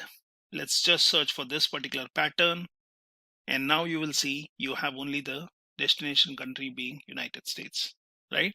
So that basically allows you to filter out the data. For now I can clear the filter. So looks good. We have some useful data and this is your traffic related data what we have. So let's basically close and apply. And depending on the size of the data set, you can have it taking some time. So we could filter out, we could have said, okay, I'm not interested in anything which goes after or before August 19th, because this is, I think, data coming in from 2016, 2017, and we can choose the year. So, but let it get loaded. We can anyways do a transformation and we can check for information. But this is how you are basically creating data sets which has different fields. Now we can then change the data type as I explained. We can transform this data.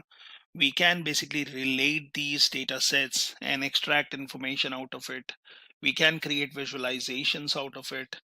And let's see what is the size of this data. So it tells me we have, oh, that's a huge data set. Let's say, if you see, that's almost 4 gigabytes. So 88, yeah. So it's a 4 gigabytes data set. Might be we have to cancel this, and there are some pending changes, but let's reduce it. So what I'll do is I'll go for transformation and I'll do a transform. And we have these different filters, but let's go for the date field, which talks about something, and it tells me 2016, right? So we can select this, and what I can do is I can do a transform by year, and let's say I'm saying year doesn't look good. So that's only giving me how many values do I have? I have only 2016. So let's do a load more to see if there are many other values. Nothing specific. So let's go ahead and remove this. Okay, so I would be interested in, it's all August 8th, but then might be I can pick up a date which is going to reduce the data. So we have 8, 1, 2, how many entries we have? We have, say for example, 24th, and I know that there is some problem in 23 onwards. So let's choose from 820 onwards. So I'm going to unselect all, and then I'm going to say let's go for 820, 21, 22, 23, 24, 28, and anything before that. Well, let's take 29. Let's do a load more to check if we are missing on any dates. No. So let's go for select all. Right now you could go here and you can say date filters, and you can basically say the month or the day, right? So is not latest, you can choose is earliest, in the next, in the previous, before, after. So if I go for after, now it tells me you need to choose a particular date. So I could straight away say let's choose anything which goes after 819, right? And now you have 28. So that's basically selecting some data. So we can then also say if we want data for particular subset. So for example, let's choose this now. Let's say close and apply. It should substantially reduce the data. Now if you see here, since I'm doing a close and apply, it's trying to load both the data sets which we have, and that might again take time. So you have to choose, once you have transformed, if the data set which remains in your query editor, if that should be loaded when you are loading the other data sets. Sometimes if you're working on multiple data sets, that might be a bigger problem. So let's give it some time and we will check once the data is loaded. So both the data sets have been loaded now, and if you look into the FGT FortiGate event data, so that basically has my dates, and we can check that it has everything beyond 20 as we chose. And let's look at the traffic data. So if I look at the traffic data, now this one basically has dates which are even before 20. So it is trying to load the columns and it has all the dates. And what we will do is we'll try to sync the data and we will keep it beyond 820 like what we had in the previous data set. So let's have this one selected and let's go in here and I will say transform, and I will go for transforming the data again, which I forgot to do earlier. Or we can just reduce the data because the data sets might be huge, and once you have prepared your model and if you have a bigger system, then you can go for loading all the data. So we have the time and date field here, and then we have other fields which we are looking at, but this one basically has time which shows up everything. We can again merge this as date and time like what we have in our traffic data. So let's quickly check in traffic data. We have date and time. So let's go in here and we have the date and time. So let me just bring it here and then we can basically first merge them. So I have the date and time, but we are interested only in data which is after or from 20 onwards. So first let me basically apply a filter here. So we can go for date filter. I can say after, that's the easier way. Let's go in and select from 20, or let's say, let's go in here and this shows me 19. Let's choose 19 and let's go for okay. That should basically now give me only data which is 20 and beyond. And now let's select date and time and let's merge this with a space in between. So let's call separator as space and let's call it date. Let's say OK, and that's merged. So we have the time here, which is 11:58, and rest of the fields. So that looks good to me. And now let's do a close and apply. But remember, I'm working on event data, and traffic data was already loaded, and it is a bigger data set. So I can select this. I can say enable load again. So do a continue.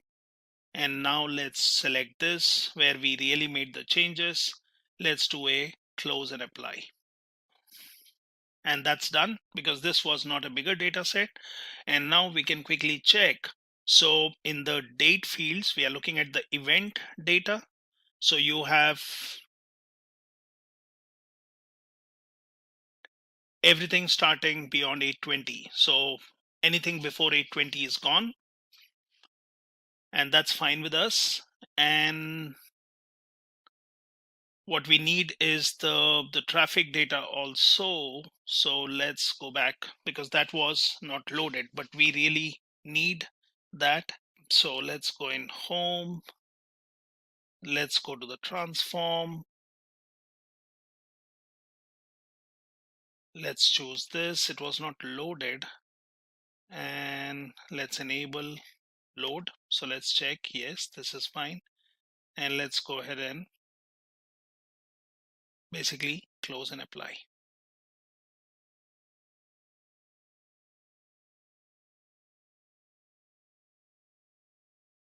So now it's only going to get me the traffic data. So earlier we had the event data that was already loaded.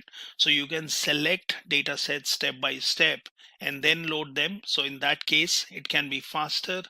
You can reduce the time, how much it takes. Now, obviously, once you have filtered out all the data which you are interested in, and that is already loaded, then we can basically create a data model which can join these data sets based on device name, based on device ID, based on IPs, and we can create a link between these. So now that the data has been loaded for these two kind of sources, we can basically look into the fields what these have. So you have device ID, device name, destination IP, destination port, and similarly you have the events here which has device ID, device name. So we can basically get rid of some columns, or some columns we can keep them with the same naming conventions. So this one basically has a date.1 field which we can change, and here we have date. So let's look at this one, and I'm looking at the date field here which basically says date.1, which doesn't look good. So let's rename this. Let's call it date. And remember, this is a bigger file based on the time or the date or any other filtering criteria which we have chosen. So either you reduce the amount of date so that you can break it down and your processing can be faster, or when you would be using, say, Microsoft BI, that would be working on a powerful machine which could store it. Now, once this is done, what we also would want to do is we would want to work on loading one more data set. So this is firewall data, and I would be also interested in HTTP data, which also gives me information of the HTTP different methods, such as you have post, you have request, and so on. So we can do that. Now this date column looks good. You have type 1, type 2, type informations. You have device name, which says dev name, dev ID. So that looks good to me. And let's go in here. Let's look into this one. So you have dev name, dev ID. So those names are fine. You have your destination IP, destination port. You have the host name. You have the info. You have source and source type. So let's look at the traffic data. And this is where we have your source IPs, your source port, destination IP, which looks like a DNS server, and you have your host IP. So you can see what other information you have. So if I just scroll this, I have source and source type, which is showing up right here in the beginning. And if you compare this one, so this also has a source and source type, which basically uniquely identifies where the data is coming in from. And obviously we can arrange the columns in the way they look. The order of those we can merge and manage them. So this looks good. Now let's go in here. Let's go to get data. Let's go to Excel. Let's choose one more file, and I would be interested in HTTP. I can look into this win event log, which looks like a 1 GB file. This one looks like a smaller 28 megabytes file. So let's take this one, and that's getting loaded here. We would want to transform this data.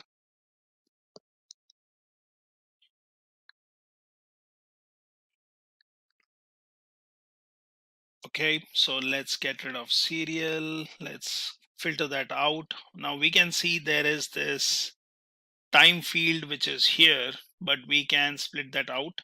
So let the time be, let's not take this one, let's remove this. So stream, source, host, index we don't need. Let's get rid of this. Let's get rid of Splunk server. Now let's look at host information, and that basically gives me a similar kind of server name. So let's not even use this one. Now comes our raw field. If you double click on one of these, it shows me a lot of information here, and it is in the form of you have your data is separated by comma here. So we can basically choose comma as the delimiter, splitting the data, and then you can have consolidated information. So let's go ahead this one, let's do a split column. Let's go by delimiter, and I'm going to choose comma, and let's say okay, and that basically shows me the column. So you have your end time, timestamp. Now these two can be merged, and we can replace the brackets, so that's fine.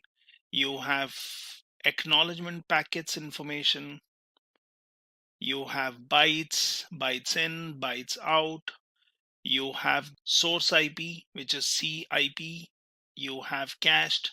So we can get rid of these, we can. So you see there are these number of columns. Now let's work on this. So first let's get this and this.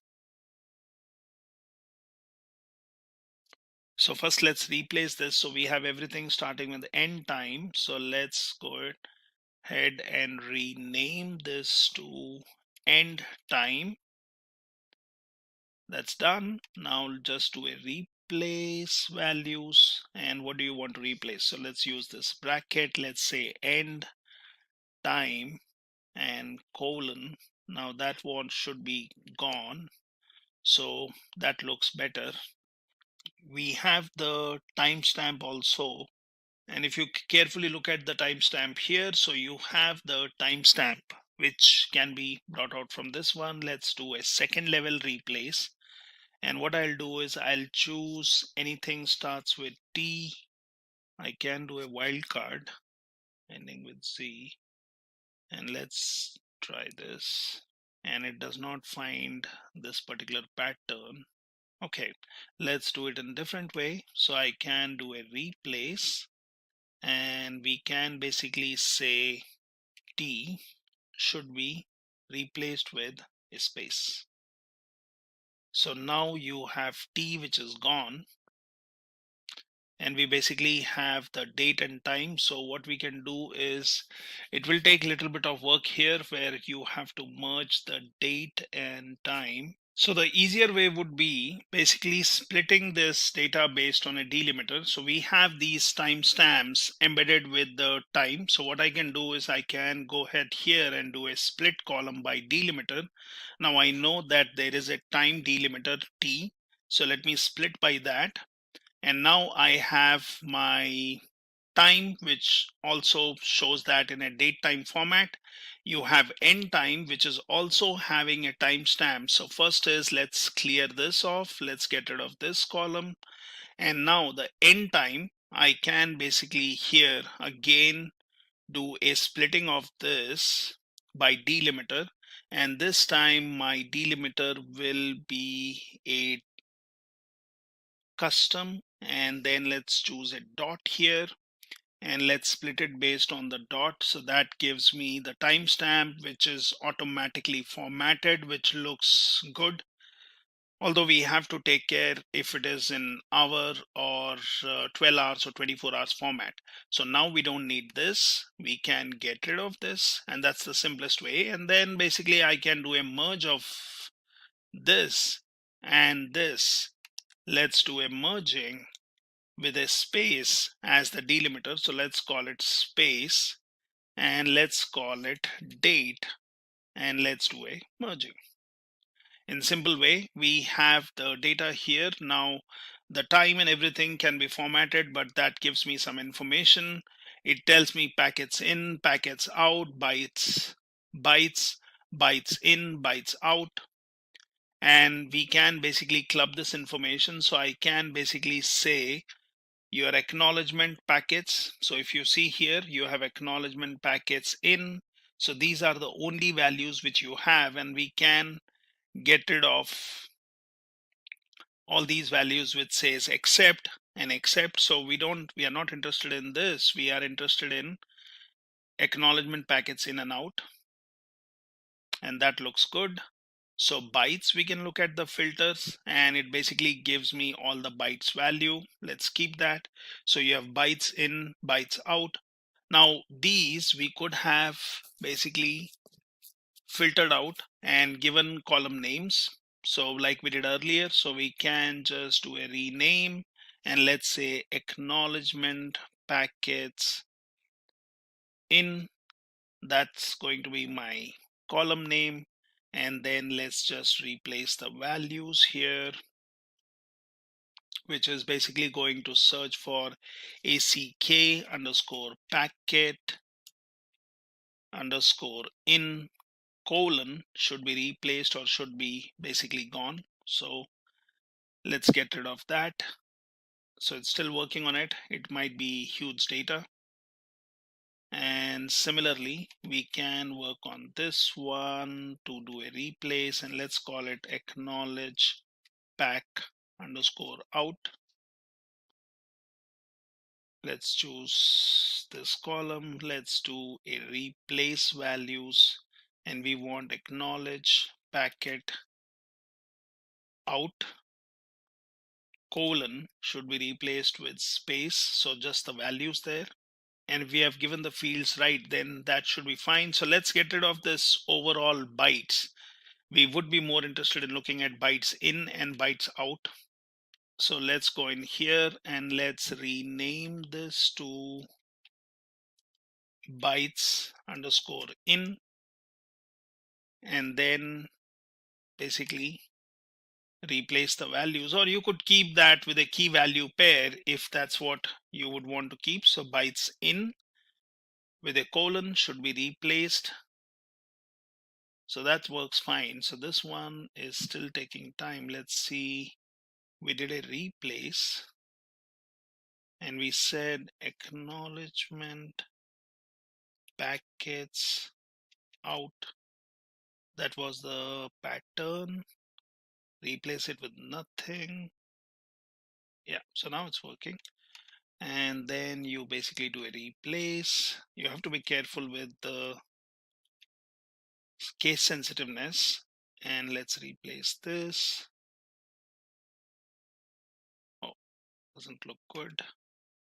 So let me again do a replace, and I want the semicolon to be gone. Yeah, and bytes in, similarly, you have bytes out. So let's say bytes underscore out, and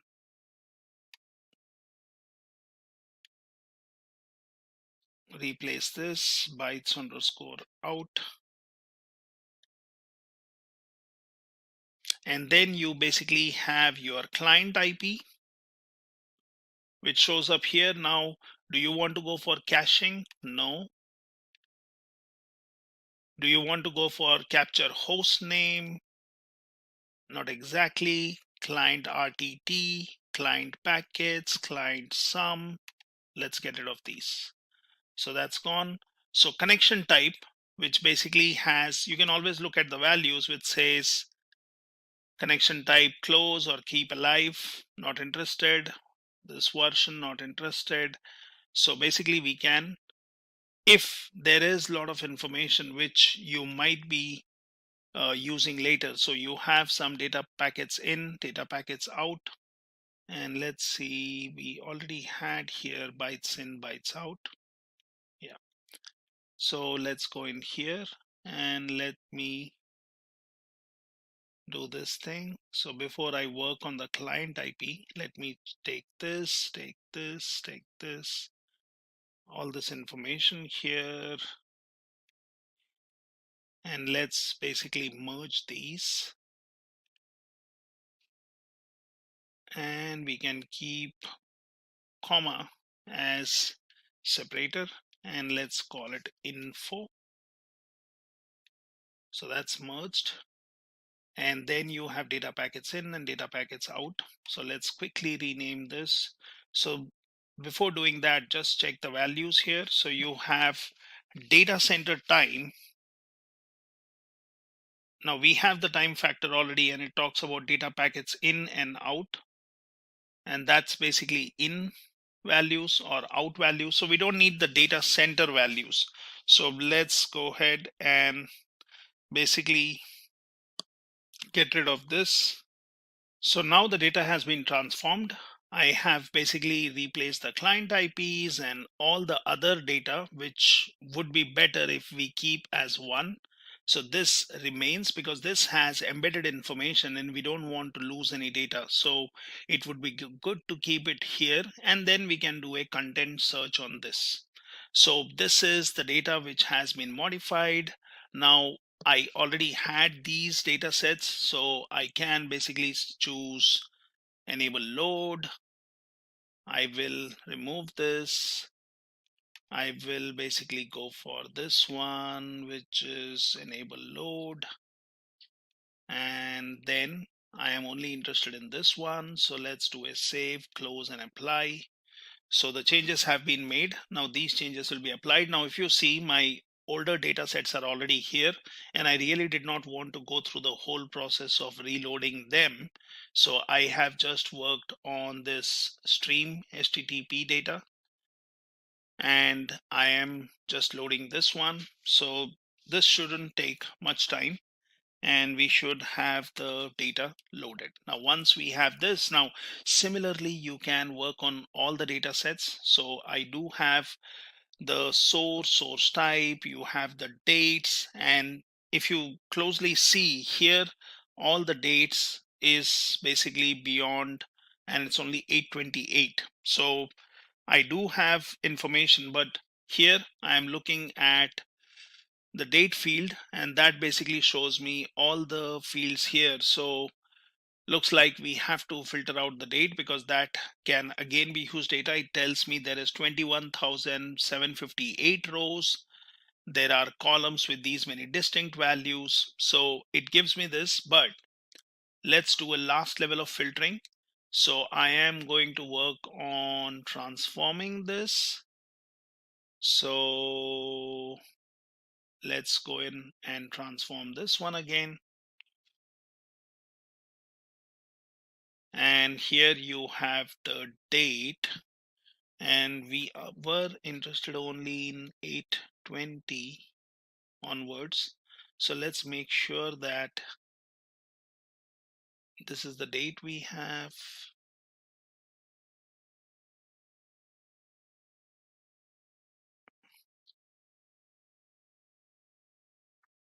Okay, so the best option would be first basically splitting this. So let's go ahead for split this. by a particular delimiter, and here my delimiter will be space, and then we can re-merge the data. So this is being split date 1 and date 2. Now I can go here and it does show me only these dates, but let's make sure. So I'll say after, and we will look into, oh, I'm sorry. So what we are doing here is we are removing this. Let's not split this. This was actually fine because I was looking into the event data, which is fine. We have to focus on this one. So this is where my date has, it looks to me in a date string format, which is not good. So let's do a split by a delimiter, and let's say the delimiter be space, and let's say okay. So I know it will basically have these two, so it basically has split the data. And now what we will do is we will go in here. It shows me, yeah, so it shows me all the dates which we are not interested in. We are interested in only these dates. Well, I could have said after, and that would be an easier approach. Yeah, so this is fine. Now we have the dates. Now we have applied this filter. So let's take this column and this column again. Let's merge the columns. Let's have space as the delimiter. Let's call it date. And let's say, so we have all these values. Now this column, which was also extracted from here, could not be merged. So let me remove this. So we have to spend some time in doing this data wrangling stuff. And now let's do a close and apply only for this HTTP data. And now we only see the stream data set which is available here. First, let's confirm. So we have successfully transformed our three bigger data sets. One is HTTP related and two are traffic and events. Now this is how as of now, there is no relationship between them. If we would want to visualize the data which comes in from one source or joins with other source, we will have to create relationship between them.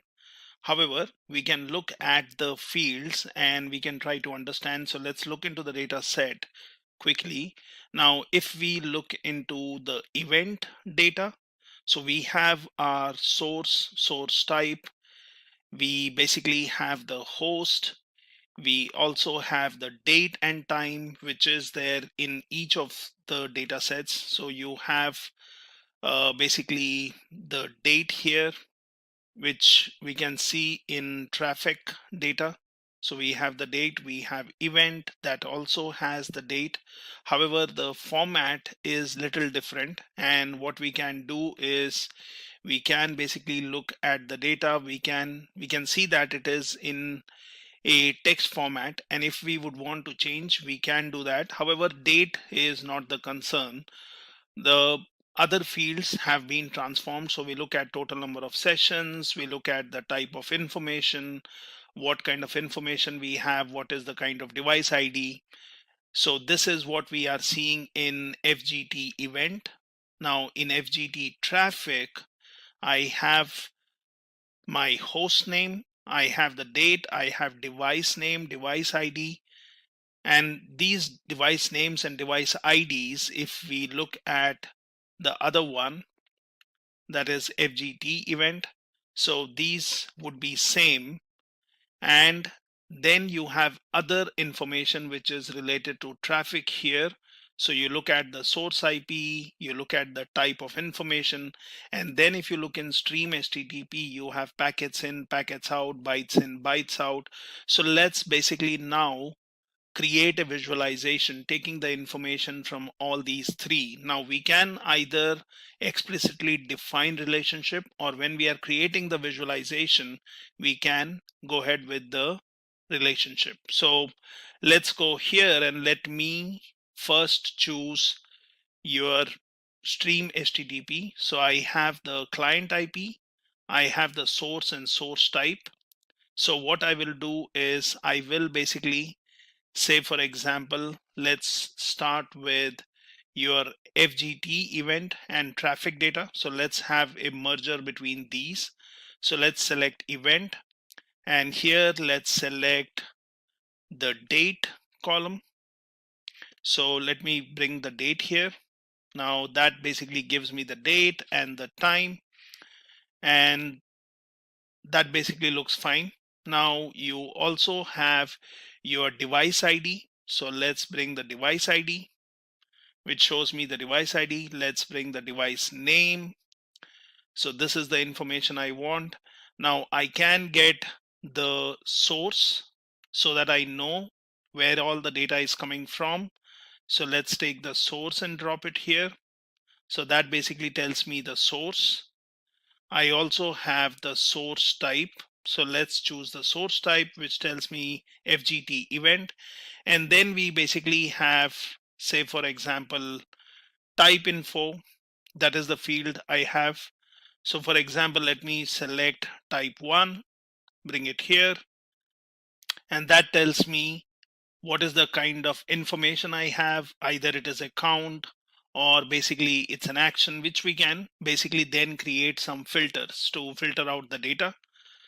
Let's look at type 2 info, and that basically gives me type 2 info, which is either talking about CPU or total count.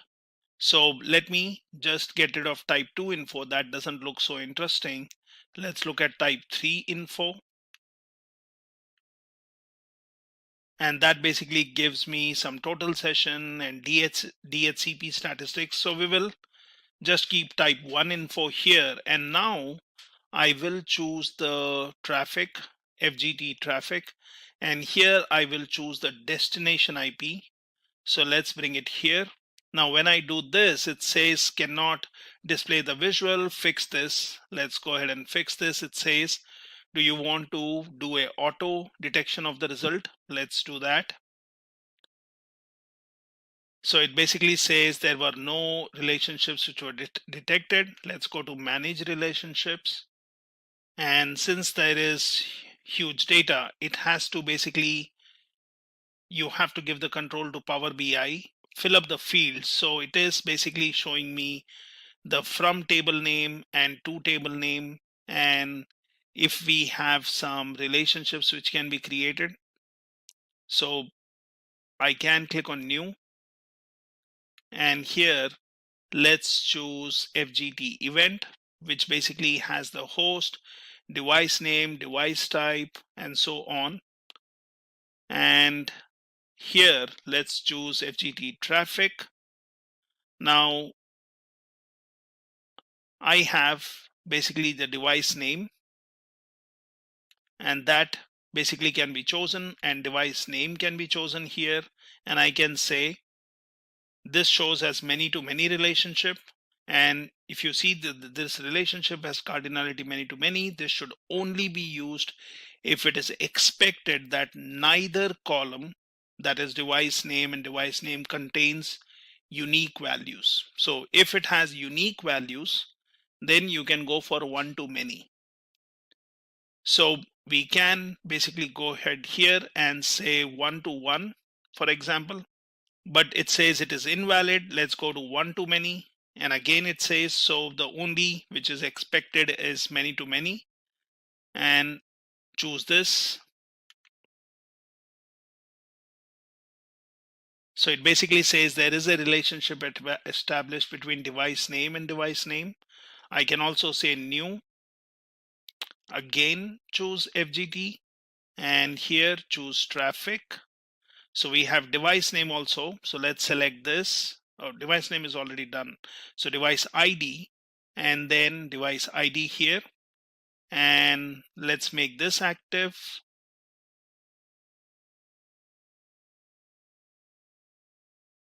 or I could have just said okay. So let's say okay. And now you have device ID and device name. Let's also see something else. So let's look at new, and I will choose event. So I have all this information which is giving me the type of information what we have, total number of sessions, what is the performance statistics and all that. But then these might not have the same columns here. So what are the same columns we have? So we have traffic, we have source IP, we have source port, and then we have information which we would want to pull out. But let's basically go in here, and we can define a relationship between source IP and here we have the host IP. So if we know that this is the host where we are looking at, so for example, if I choose host and if I choose source IP, now I can say okay. So these are some of the relationships I'm creating, and then I can, you can't create a direct active relationship between event traffic because an active set of indirect relationships already exist between these tables. To make this relationship active, set the cross filter direction to single, delete or deactivate any of the indirect relationships first. So we have direct and indirect relationships which we can choose. Now we have, if for example I remove this and then if I select this, so I'm saying let the host and the source IP be my relationship. Let's click on close, and now let's see, let the data get populated. So based on the columns which we have chosen, and now we are interested in the information here. So let's look at the model meanwhile. So you see the kind of relationships you have created. So there is basically your destination. So you have the star symbolizes many to many. So we basically have many to many relationship, and that basically depends on the column names which we have mapped. Now, if I go back here, and this is where I can be seeing. So let's go into traffic and let's drag and drop the type 1 info here. And we will have to give it some time because now it is trying to detect based on the device ID, device names. It is trying to match the value of your source, which we have chosen here, with the host information. And those values have to be same because that's the relationship we have made active. And then we will see the result because it has to basically filter out the host name here, and you have the source IP which we chose here. So let me go back to the relationships, and that's your device name, device name. This is your device ID, device ID. This is your source IP and host. Let's go back to visualization. So since we have established the relationship, I can select this, I can delete this, and I can go for visualization again. So let's now go ahead and start selecting, say for example, date field. Now I will choose the device ID. Let's go for device name. Device name. Let's make this bigger. And then let's go for source. I would want to keep the source, so it tells me what is the source type. Right? We can get rid of source for now. Source type is fine. And let's also go for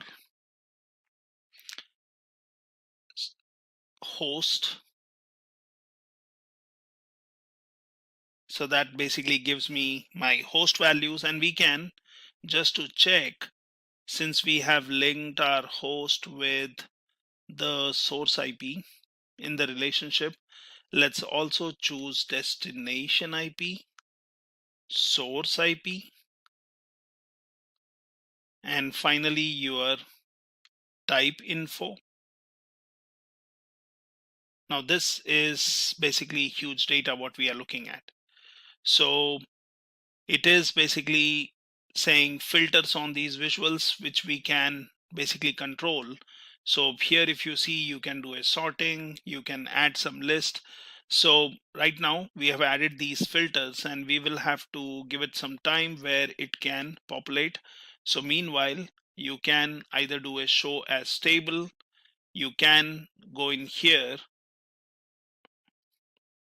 and then scroll down and you have data fields here, filters on the page which we can apply. Now let's go to the drill through. So let's go to the formatting and let's go to the grid, and you want to have vertical grid, so let's switch it to on. Let's make it black, and now I have basically your horizontal grid color, so let's create that also as black. Now we can go for font size, so let's increase that. That's your text size depending on your screen. And image height, that's fine. Now column headers, you can look at the font color, what's the background color. Text size, let's make it bigger. And then you have your values. So this is fine. And now you have your totals. If you have field formatting, so we can choose the date field which we have chosen, and we can choose this, which basically says, do you want to auto align it, or you want to change something, you want to give a title. So these are all the options which you can use for formatting. And let's go in here and let's go to the filter here. So remember, it is going for when you look at the filter, it is telling me these are the host IPs which it will be looking for. This is the source types it will be looking for. This is the source IPs which it is looking for. And we can either select one of the source IP depending on the count what we have here to filter out the data, or it's going to be trying to match all the entries here. Now we are looking at a bigger data set. So let me choose here a particular value. For example, there are 3 entries for this particular IP being the source IP. And we have type 1 info. We can see what kind of information it contains. It talks about traffic. Now that's what we wanted based on our host and source IPs. So this looks good. We just need to make sure that the host field was connected to source IP. So let's go in here and select, let's search for something. So there is a 250 entry here. Okay, we can come back to the visual. Let's go back to the table here and let's look at some data. So we are looking at FGT event. Let's look at the host value, which is 192.168.250.1. That's my host. And here, let's look at in traffic. Let's look at the source IPs, the source, and then you basically have the host, which has the same values. So host and source IP. So what we created as a relationship might be we have to basically check that. So now that using the relationship, what I also did was earlier we were creating multiple relationships, and that can also slow down the process. So what you can always do is you can go back here, and if you see, I have created a relationship between host to host because I know the values can be in sync or same across these. So if you would want to work on a relationship, you can just go ahead and delete this, and that's basically gone. So your relationship is gone, and now your visual report, if you go back, will show that there is some error because there is no relationship established. Now let's look at the fields again. So we have this particular information which is saying that we have our data set. So let's look into the stream HTTP data set. Now this is where we have basically packets in, packets out. So we have the source and source type, which basically are giving us the same information. So we can choose one of these in HTTP. And then you also have your date, you have packets in, packets out, bytes in. So you have total bytes. Now this is what we can focus on, or we can be looking at what is the total number of bytes, bytes in, bytes out. So this is the information coming from HTTP. Now again, you have the client IP here. So your client IP has 192.168.250.100. So basically let's try to match that here. Now when you look at the HTTP traffic, and if you look at destination IP, now that's the basically server. So you can always see what are the kind of values you have. So you have different values here. And this is where the connections have gone. You have your source IP, which is basically showing up different values again. So you have different source IPs, you have different destination IPs, and you have the host name, which is 251. That's your only host name in this one in the traffic. Now if we look at type 1 info, then we are looking at these columns. Now since the data is huge, you don't see these other columns, but then we can obviously refresh and we can see if these columns are showing up. So you have more number of columns which are here which will be used. So you have source IP, you have destination IP, and so on. And if we look at the information from your FGT event, you basically have your source, you have your host. So let's take host, device ID from here. Now we have the level. Let's see how many values you have. So you have alert, information, notice, warning. So we can then filter out only warning messages if we are interested in. So I could be just saying warning. So we can choose level from here. We have your log description, which talks about kind of statistics. What is the info? So is it performance statistics?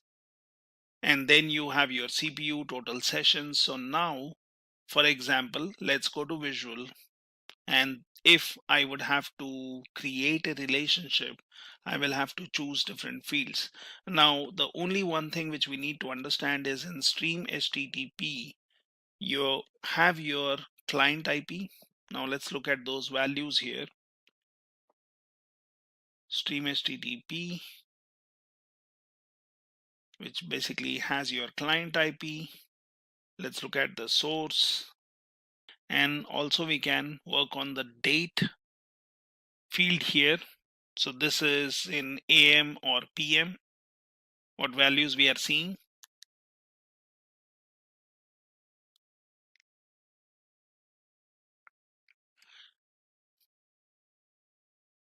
And let's have the date field in FGT event. That's also showing AM or PM. So let's first create a relationship between SGT and stream HTTP. And what we can do is FGT. Let's keep it here. Let's bring it here. So what I can do is I can have from stream HTTP a relationship with the date here. So there can be date. Now there are these formats which we can change if that is giving a problem. Let's say okay. However, it is advisable. Let me just delete this. Let's go back here. Okay. So we want information from all these three data sets, and we do not want to really go with the join condition. We basically want to join them either on the date field or basically your other fields which have common values. So since there were many relationships created, and then we had to look into the fields which had date time format in a different way, what I did was I did some cleanup.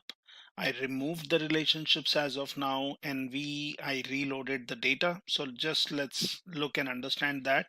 So this one, starting from our three different data sets. First, let's look into the FGT event.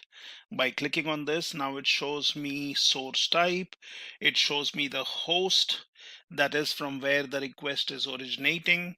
It shows me the date. Look at that format here. And then you have device name, device ID, what is the type of message, and then you have some log information based on which we can filter out or pull out some specific information. Now what we notice here is host name is 250.1, and we have only one host field. So that's perfectly fine. Now let's look into the other data set, that's FGT traffic, which will give me some traffic information. Now here again, if you look at the second column, the host is 251, which basically means I can create a relationship between FGT, FGT event, and FGT traffic based on host field. Now notice the date format has also been changed. We have device name, device IDs, so that also should be the same values. And you have the type info, so you can look into what kind of information you have, and this is traffic information. It looks at the subtype, and that tells me either it is forward or local, on which we can create filters. Now you have the traffic going to the source IP, and you have the source port. So source IP basically has different fields, and we will see what is the source IP. So you have a host, and then you have source IP from which the connection would be going to, say, destination IP. So you have destination IP which have multiple fields, and then obviously you have info, wherein you can say, for example, select one of the fields, or just place your cursor here, and it tells you what kind of information it has. It has an action, it has policy ID, it has destination country, source country, and everything is separated by comma. So if you would want, you can split this complete information into comma into different fields. So that's your second data set. And the third data set is your stream HTTP, which basically has your source type. It has the date, again format converted, packets in, packets out. And here you have client IP, which is basically showing, let's look at the values, and it has various values. Now the source IP in the previous data set and the client IP here from where the request is originating would be the same one. And then obviously you have the information. So now we can create a visualization using these. So we have the model here. Now what I can do is I can start creating relationships between this one. So here I have host, and I can have host connected to host here. So basically this has, now what does it say? This should only be used if it is expected that both the columns do not have unique values. But we know that there is unique value, which is 192.168.250.1. So if I say 1 to 1, it basically says the cardinality you selected is invalid for this relationship. If I basically go for apply security filter in both the directions, it does not still work. And you can look at the cross filter which says single, so you can have a relationship between this and this. So you can say, but the thing here is there are various combinations for these particular values, and that's why it is saying this cardinality does not work. So let's go for many to many. That's fine. and let's go for OK. So you should have a relationship now between host and your host. Now what we can also do is we can go for device name or device ID. So I can again create one more between device name and device ID. In case there are different values, I can say OK. So this is one more relationship I'm creating between these, although I am not making this active. So we can see when we look at the star, it tells me that it is many to many. Now what we can also do is, as I explained, so you have your FGT traffic, which basically has your source IP, and here you have client IP. So let's create a relationship between client IP and source IP, and let's go for OK. So that's again a relationship between these. Now these relationships should be enough for me to pull out the information from all these three data sets, which can be related on the same date or which could be based on the values. So we do have date. What I have done is I have filtered out the date as I explained earlier, which was 20 onwards, 820 onwards. But then I have changed that to make the data set a little smaller, and I have chosen anything beyond 823 and then up to 828.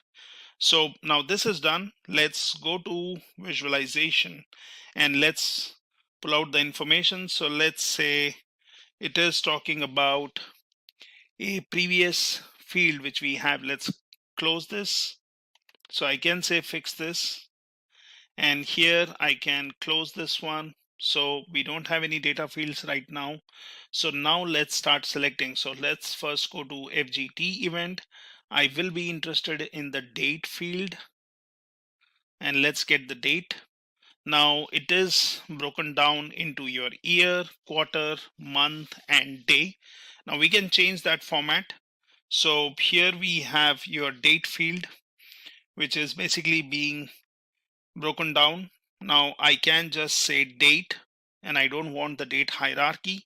So date is fine, which gives me the time. You see the starting time is 23 onwards. Now what we are interested in is basically the device name. So we have created a relationship, and it is good to choose the fields on which you have created the relationship. Now we have the host field. So let's select that. Now there is one entry for that, and that shows me the host field. You have level, which had two values. So let's select level. Now you can always check here when you are looking at these particular fields. You can check here, which will tell me what are the different values. And if you want only a selected value, say for example we want warning information or basically alert information, which is a lesser number, I can select that, or I can add that as a filter. So I can do that. So let's, for example, choose this level. So that's done. Now let's go to the traffic field. So we have date, we have device ID, we have device name, which we have already taken. So there is no point in taking device name again. We can look at the destination IP. So that's available from this data set. Let's take the destination IP. Now host is something which we have already created a relationship. We have info, we have source type, we have source IP. So let me go for source IP from here, and I'm adding source IP.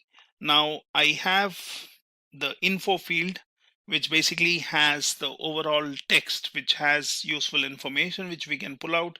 So we have chosen the destination IP, we have chosen the source IP, which we can do a count on, and then basically we have say type 1 info, which basically has some specific field. So let's try adding this, and we can see what kind of data it contains, and that might be a larger field, so it might take sometimes time, but then that's okay.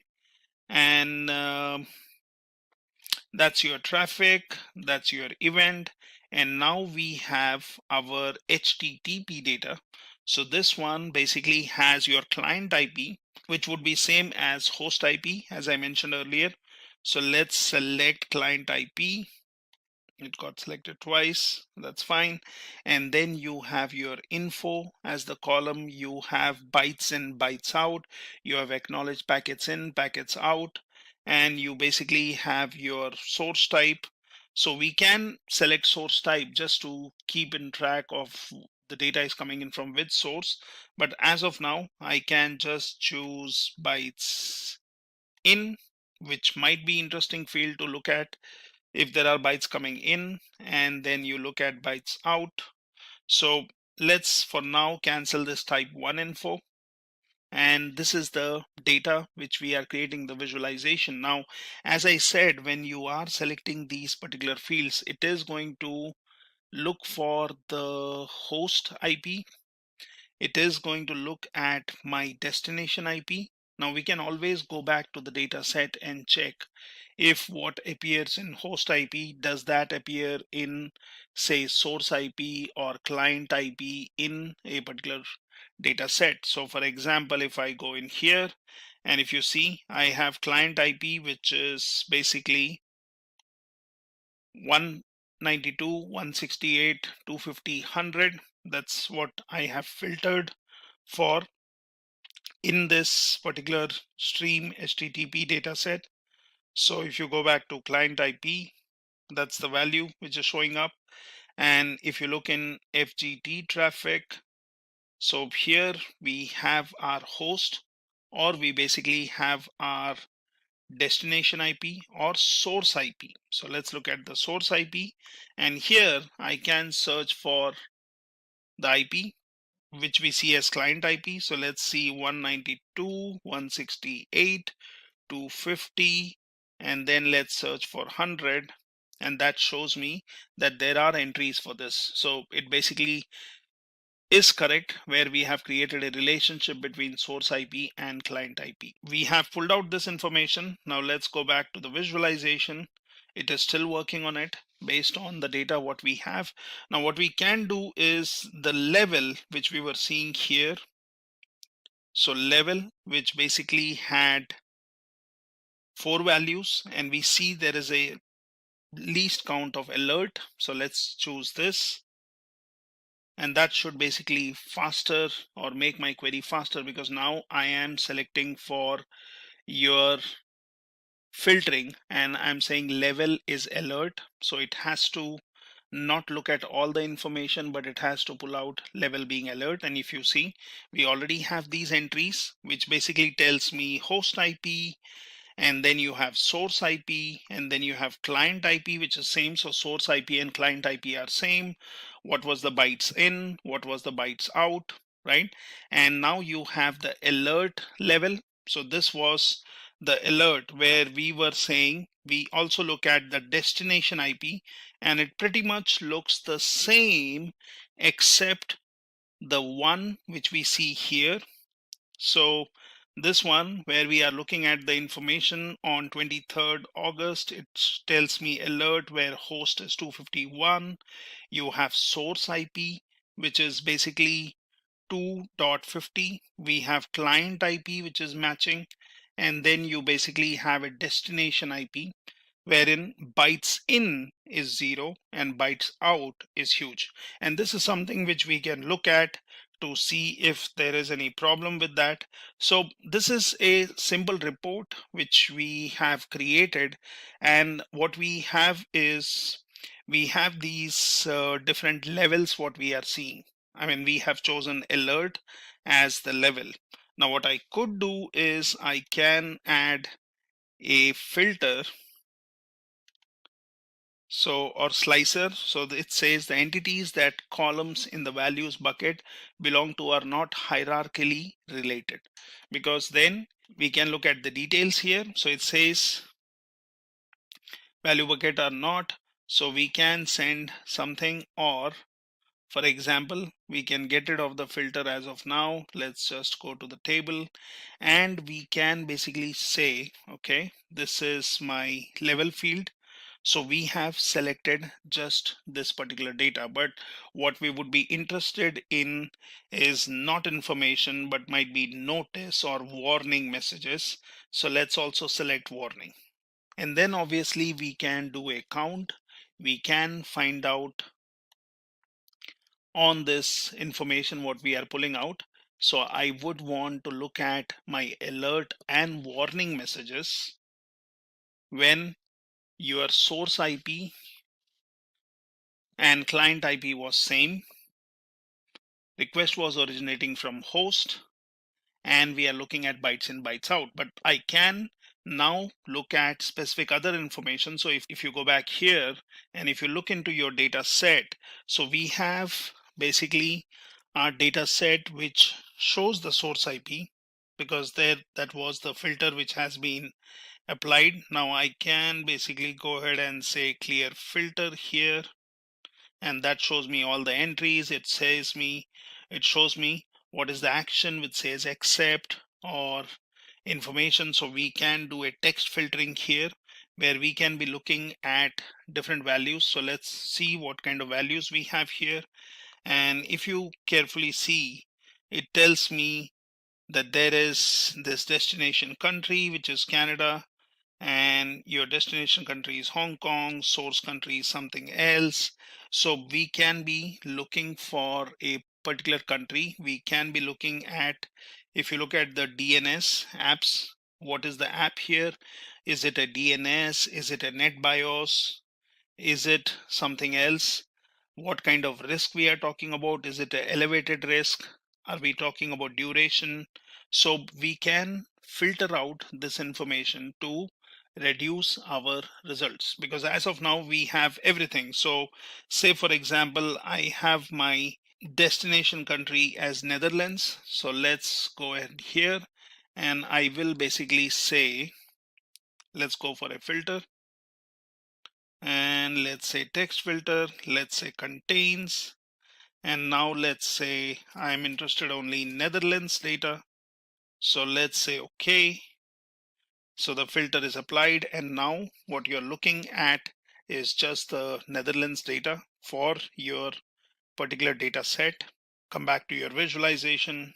So we see the information getting populated here, and we have alert. We should have the warning messages also as we have chosen. So we are seeing alert as of now as the level, and we look at a lot of destination IPs. Now similarly, what I can be doing is I have this information, I'm looking at the level which is alert. Now as I said, we can be choosing warning like we chose earlier. Now what we can also do is we can pull out the information which is based on the total bytes if we would want to see. So let's basically bring total bytes field, and that should get added to your visual. And now you see you have the total bytes values which are showing up for all your entries here. Now that's my simple report which we have created based on the fields. We can be just looking for your source IP and client IP being same. So we have chosen host because we were interested in getting the data from our respective data sets. That's your FGT event, which basically has some log info. So now I would be interested in getting the bytes in or bytes out. So let's get rid of bytes in. That's not what I'm concerned about. I would be interested in looking at the log info, which is basically a consolidation. What we can also do is we already know what is the destination, what is the source IP, what is the client IP which we are looking at, and we know that source IP and client IP will be matched. So let's reduce the burden by getting rid of your client IP here. Now if you see, we are already seeing some information which has come in here, which talks about your log info, which talks about configuration was changed, who was the user, what was the IP, and we are basically filtering out the information. I'm still seeing the source IP. I'm looking at the client IP. I'm looking at the values where they are basically matching. So you look at the new data, which is host name, you have alerts, you basically have your destination IP, source IP. So we can always see what is the destination IP, what is the source IP. Source IP is same as your client IP. Remember the bytes in, byte out information, what we are extracting is coming in from your stream HTTP data. And these are, if you just look at the message, it clearly tells me that this is an alert message.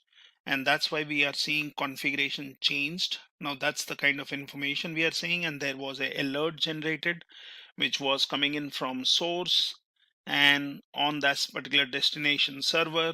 So this was, and there was some bytes in, bytes out going, and you can look at the total number of bytes, which is a total of bytes in and bytes out. So you can also calculate what was the bytes in, if there was some kind of acknowledgement which was sent. And this is good information. So we can get rid of alert and let me say just warning. So I would want to select warning. Now we are talking about count of 400 and we will have to give some time and then we can start saving this or publishing this report. What we can also do is once we have published the report, we can ask questions to this one, right? So it will always be good to publish the report with all the levels rather than a particular level, because then it gives you a wide variety of asking different questions, different kind of log information messages, what we are seeing at. So date can be important. Device name, what we are looking at, can tell me where the data is coming in from. So technically speaking, we have bytes in, bytes out. That's the kind of message which we are seeing. And we are seeing what is the device name. Now device name is basically coming in from this particular event field, and that's why it is showing up the values. Here we don't have any device name, so we can keep the device name or we can filter it out. So we know that there is a relationship between host of your FortiGate event and FortiGate traffic, and that's good enough. Now I have taken up this example which looks complex, but then it's very useful in real-time machine data where you can create visualization, where you can work on multiple data sets, where you can do data modeling, which basically means that you can have relationships between different data sets so that you can create your visualization, you can create your reports, and then basically you can save or publish those reports. So once this report is generated based on these simple data sets, we can continuously improve our data modeling. So right now we just have this information, but what I can do is I can go for the modeling option here, and then I can basically mark as date table. I can manage the relationships here. I can go in for a new table, new measure. So remember, measure is something which you can create here. So these are your dimensions or values coming in from dimension tables. So new measure is basically if you would want to calculate something. If you would want to calculate something. So for example, you want to calculate how many different destination IPs are existing, or if you would want to go for a quick measure. So choose from a list of common calculations and add the results to the selected table. So we can do that. So for example, let's go for quick measure and it says, okay, what is the calculation you would want? So it says you can get an average per category, variance per category. You can basically do a count. You can get max. So max and minimum would not work. Might be we can work on bytes data. So we can do that. We can say basically your quarter to date total, month to date total. So you can just go for total for category. So filters applied, and you can basically go for cat totals. You can do some mathematical operations if you are interested in. You can concatenate list of values. So for example, we can go for total for category. Now calculate the total across all values in a category applying filters in your report. So we can basically say what is the data field you would want to work on. So for example, let's say the destination IP. So let me add that here. Now this one is category over which do you want to calculate the total. So I have destination IP, and let's say source IP or client IP. So that's the category, and I'll say okay. Now this is where you are doing a quick measure where there are list of measures which we can add. So measures, if you remember, dimension tables are something which contains the actual data, and your measures are basically what is stored in the fact table, right? So fact table has fields or columns which are already in your dimension table. So your dimension table has the columns as the primary key, and facts table has the columns as the foreign key.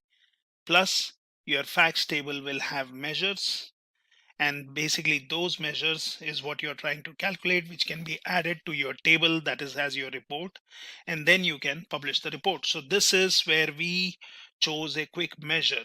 We are doing it. Now I can add a new column. I can create a new measure depending on the value. So what I'm trying to do here is I'm trying to say, let's find out the count of your source IPs, and the category which I'm choosing is destination IPs.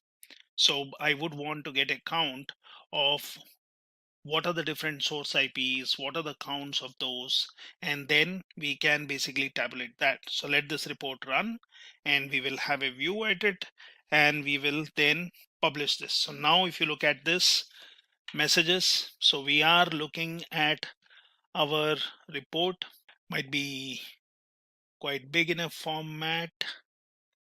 So I can basically choose the format by going in here, and we have the general and background, and let's look into general. So it basically gives all text. We can give some details here, but let's look at the grid. So first let me, it is still working, so sometimes you have to wait. So for example, I choose and then I look into the value. So I can go into the style and I can change the formatting. So the report which we are running is on huge data set. And that's something which we need to remember to basically look at the result or to look at the count of whatever we are doing. It might take some time. But then once it is done, we can easily publish this. So after sorting the data and reducing the data because data was really huge, so it was taking time to generate the report and publish it. So basically here the report has been created. Now we can apply measures to this. If you closely see here, I have applied filters, which is alert, which basically tells me just 12 alerts because we have run a quick measure. So I am looking only for alert level information, and date I have chosen everything beyond 27,754 because what I know is that in my traffic related data, so if you would basically see here in the traffic related data, so we have date which has been filtered, and if I look into my other data such as HTTP, I can see the date which exists here shows 26 because now we have filtered the data. So you have to filter the data, otherwise you might fall short of memory. Now here, if you see, the data starts from 28, 23, 51, and then that's the last one. So you can obviously see in a reverse order, or you can sort this by doing this, and that should show you the starting data. And here, if I closely see, there are all the fields which are showing up, but then you can basically choose how much data you are pushing in there. So the data here is basically having huge amount of data, and that will affect your visualization. So you have to be careful in what data you select and how much would go into your visualization. So in my visualization, based on the fields which we have selected, I have basically limited the amount of data which can show me in the report. However, when we have a bigger server, we can basically create a report with all the data, or the suggestion would be to break the data sets into smaller chunks and then go for reports and visualization. Now, this report was published to my BI service. And if you see here, this is my BI service, which has the data. I have applied the similar kind of filters here. And now I can start asking questions, which can then be added to my report. So here I'm saying, show me the first total of this CP total from your source IP. So I can look into something like this. Now, if I'm not interested in this, I can delete this. I can ask different questions here. So for example, count, I can say count destination IPs, and that tells me there are different 13.44 destination IPs. And I can say for each source IP, that is source IP or the client IP. Now you can give a query like this, which will basically try to do a count of destination IPs for your source IPs, and it can give you a count. So here it gives me what is the destination IP for each source IP, and this one has the highest count. And then you can look at the other values. And if you would want to save this question or the answer to this question, let's put it here. So we can basically make our report layout a little smaller or change the format here so that we can push in more data here or ask more questions. Now, once this is done, I have my report created with different kind of filters. I can just go ahead and save this report. Remember, I have filtered out the data and I have selected the data fields with date being just for 2 days instead of for 2 years. Now that basically affects my overall data. But what we have seen here is we are looking at our report. Now what we can do is we can look for other information here. So we have the visuals on the canvas. We can duplicate this, we can share this, we can look at the view and we can change this. We have the file and we basically have our reports which is shared. Now if I go back to my workspace, that shows me the dashboards which I have some reports. Now this is the report here, and this is basically you can look at the usage metrics, you can share the information, you can get some quick insights, which Power BI is very powerful in looking at your data and gathering some insights. However, again, remember the amount of data which is selected will affect the time consumed in generating these insights. So while this is running, I can go back to my Power BI desktop and I can basically have a look at this. I can look at the data models. Now, these were the relationships which we created. So if you see, this was basically host and host. This was device name and device name. And here I had the client IP and the source IP.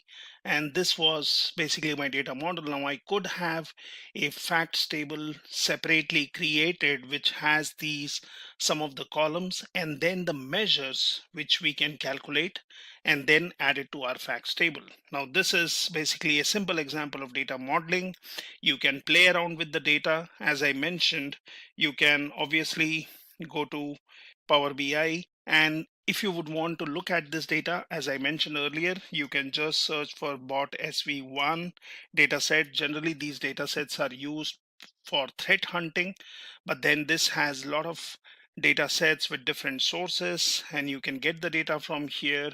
You can trim it, and then you can basically use for your Power BI. Or you can always find data sets, and you can look into Kaggle or other sources where you can get different kind of data which can be used. Now if you see here, it basically gives me some insights, and we can choose which insights we would be interested in. So it says count of the source ports, and basically it gives me that these IPs, or which I know these are DNS servers, have noticeably more source ports. It gives me count of total bytes and count of bytes, so this is a correlation between total bytes and bytes. It gives me count of info, so what kind of information we have on packets in. So it says that there is a lot of information with packets in being 3. Now I can scroll down, I can see count of source report and count of info.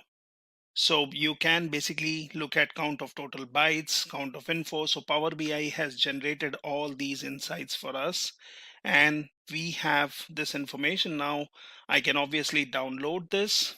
So I can basically go in here and look at this particular insight. I can open it in a focused mode and look for more information, and we can choose what we would want to do with this insights. So if you see here, it gives me, when you look at the info, what kind of messages are more. That also gives you information, total bytes, count of your destination IPs, and I can basically click on this one. It opens up in a bigger window.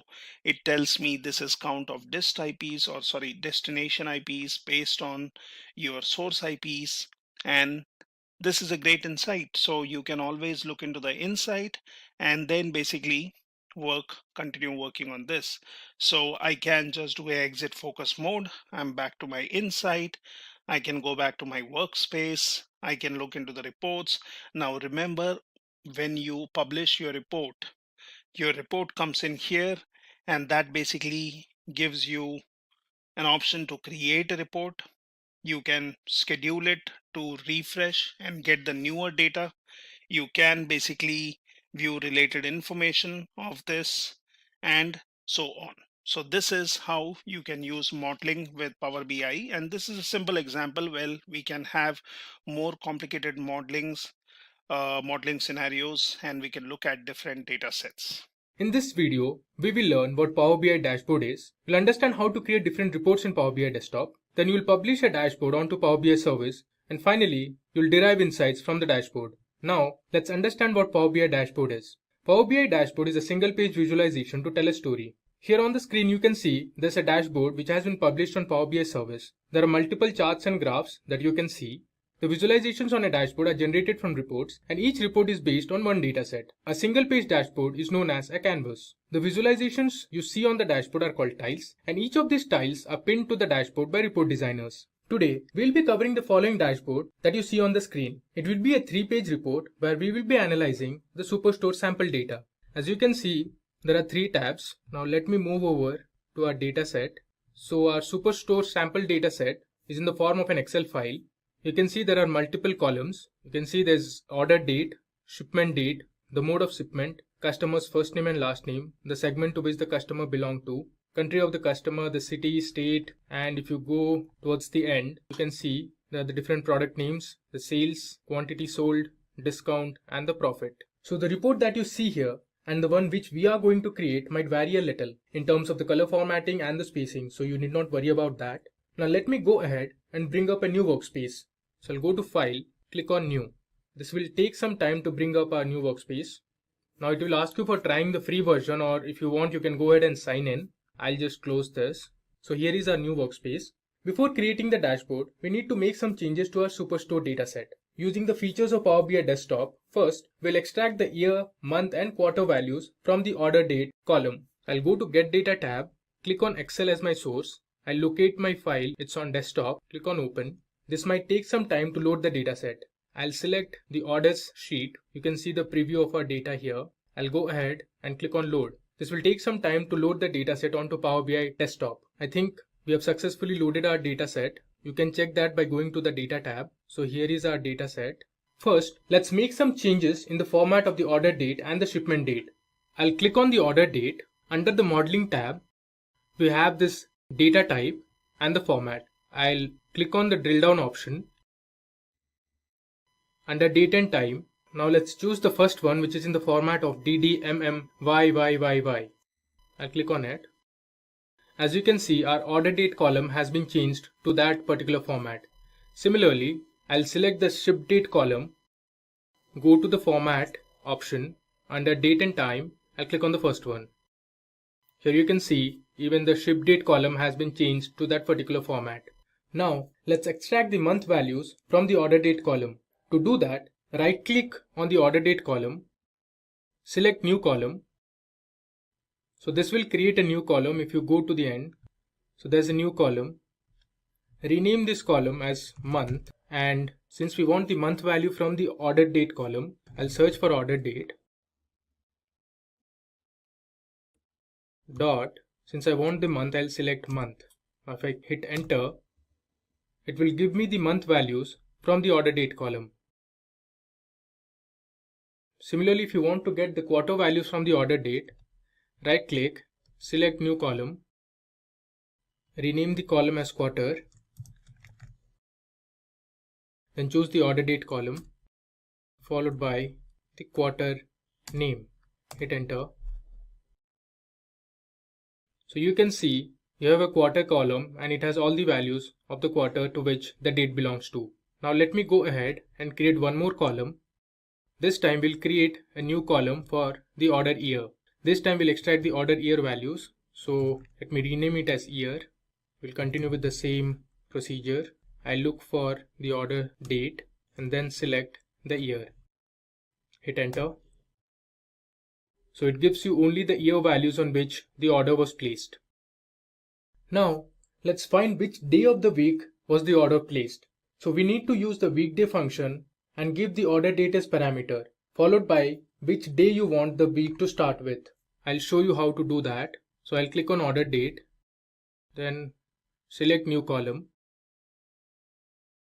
Let's rename this column as day of week. I'll use the weekday function of Power BI. You can hit tab to finish. I'll look for my order date column, comma. I'll choose 2 here since I want my week to start with Monday and end on a Sunday. Hit enter. So you can see we have the day of the week column. So the idea to create this day of week column is to find out if the order was placed on a weekday or a weekend. Now let me go ahead and create one more new column. Let's name this column as weekday or a weekend. I'll use an if clause and pass in my parameters. For logical test, I'll use the day of the week column. So I'll search for orders and then look for day of week.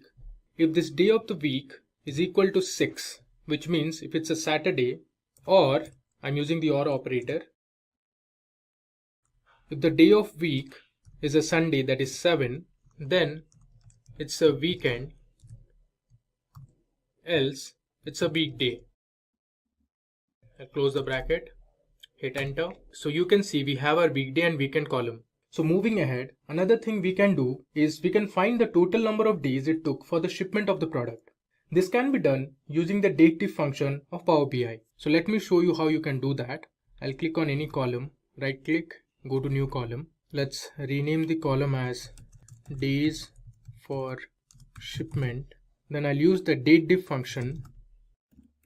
I'll give my starting date, which is the order date. So I'll search for order date, followed by the second date will be our shipment date, which is ship date, and the day. I'll hit enter. So you can see here it gives us the total number of days it took for the shipment of the product. Now let's create a full name column where we will concatenate the first name and the last name of the customer. Let me go ahead and do that. I'll create a new column. Let me rename the column as full name.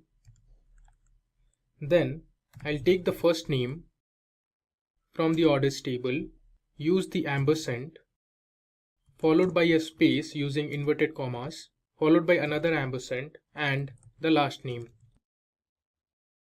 I hit enter. You can see we have a full name column.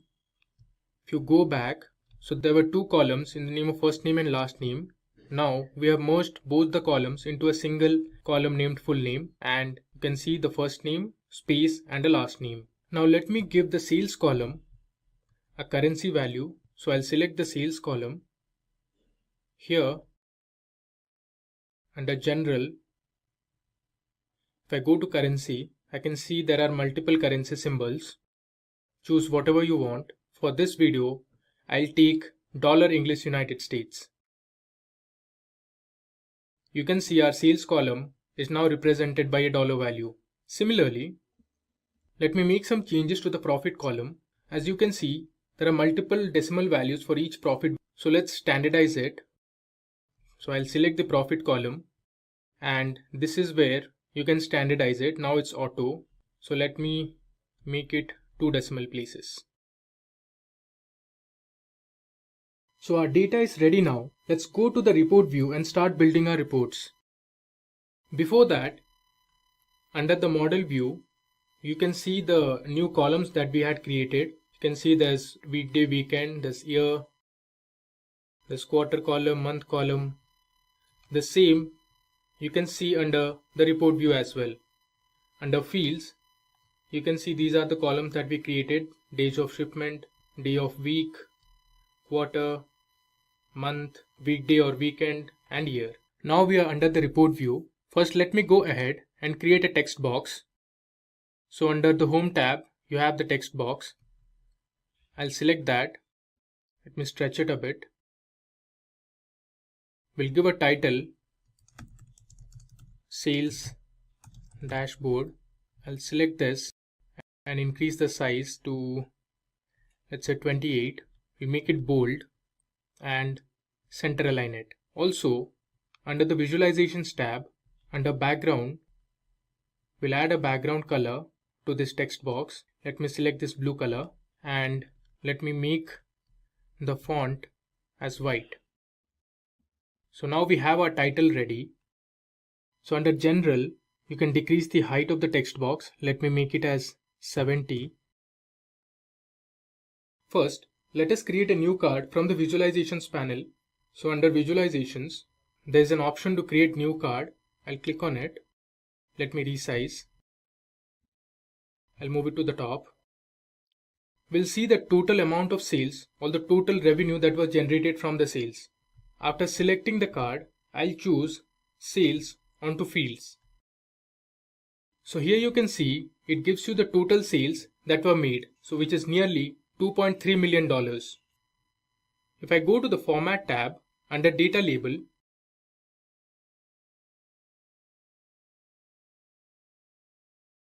let me switch on the border.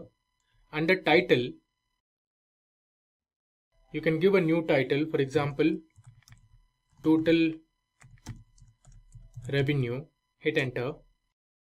Now you can increase the text size to say 15 and center line it. You can also change the color of the sales value. So under Data Label, under Colors, you can choose whichever color you want. Similarly, let's create one more card to find the total number of units that were sold. I'll copy the same card, Ctrl C, Ctrl V. I'll move it a little below. Now I'll remove the sales column from the fields and add the quantity column onto fields. Again, under title, I'll edit this title as total quantity sold. Let me create one more card where we will see the total amount of profit that were made. I'll select this. I'll remove the quantity column and add profit. Under the Format tab, under Title, I'll make this as total profit. Hit Enter.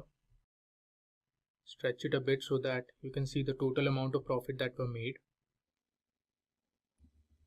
Now, let me add a slicer wherein we'll have the order date column. So I'll add the order date column onto fields. So you can see here we have the order date column, and under slicer header, let me increase the text size to 15, and let's switch on the border. You can also give a title to the slicer. So under the Format tab, go to Title, switch it on, and we'll give a title text as Slicer by Order Date. Scroll down, I'll center align it and increase the text size to 15. Now if you want, you can also change the date colors to blue. So under Date Inputs, you can go to Font Color and select any blue color. Now let's create a line and stacked column chart to visualize sales and profit by each year, each month and each quarter. So from the Visualizations tab, let me select Line and Stacked Column Chart. I'll resize this. After that, let me add the order date column onto the shared axis. We'll drag the sales onto column values, and under line values, I'll take the profit column. So here you can see we have the sales and profit by each year. The bars represent the sales and this line represents the profit it made for each year. Let me go to the Format tab and make some changes to the data colors. Let the color of the profit remain the same, but the bars, I'll choose a custom color, give a hexadecimal value like 196273, hit enter. So we have successfully changed the color of the bars. Power BI has an interesting feature where you can drill down the sales by each year, each month, each quarter, or by days. So let me show you. So on the top, it shows you go to the next level in the hierarchy. So if I click on this, here you can see the sales and the profit that were made for each quarter in every year. Quarter 4 for every year made the highest amount of sales and the profit. Similarly, if I drill down further, you can see, let me expand it, you can see by month. This is for each month over all the years how much sales were made. You can check November month gave us the highest amount of sales and December month gave us the highest amount of profit. Similarly, you can still go to the next hierarchy. Here you can see the sales and the profit made for each day over all the years. So day 17 made the highest amount of sales and day 23 gave us the highest amount of profit. If you see the lowest sales and the profit, you can see order date 25 gave us the lowest amount of profit, and similarly you can see day 29 gave us the lowest amount of sales. Now you can also go to the Format tab and switch on the data labels. So you can see here in 2014 we got nearly 49.5k profit and nearly $0.48 million sales. Similarly, in 2015 we had nearly 61.6k profit and 0.47 million sales, and so on. Now let me go ahead to the Format tab and switch on the border. Let me now create a clustered column chart for sales by year and quarter. So from the visualizations, let's select clustered column chart. Let me resize this a bit. And under axis, we'll add the year column. So I'll drag year onto axis. Under legend, I'll take the quarter column. And under values, I'll choose sales. So you can see here the sales that were made under each quarter for each year. This picture clearly says quarter 4 for every year made the highest amount of sales. and quarter 1 made the lowest. Let me go to the Format tab and I'll go to the data colors. Let's change the colors for each of these quarters. We'll be using hexadecimal values. So under custom colors for quarter 1, let me select hexadecimal value as follows. So for example, PF D6 D9.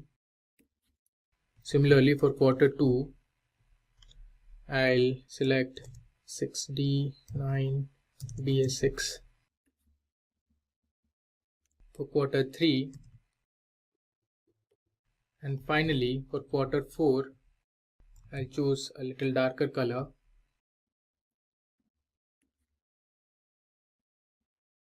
So here is how our clustered column chart looks like, and we can see the sales by year and quarter. Now let me go ahead and let's add a border. Now we'll analyze the sales by each state. So for that, we'll use field map. So I'll click on field map. Let me resize it. Now let me add the state column onto location. Under tooltips, I'll add the sales column. Let me expand it.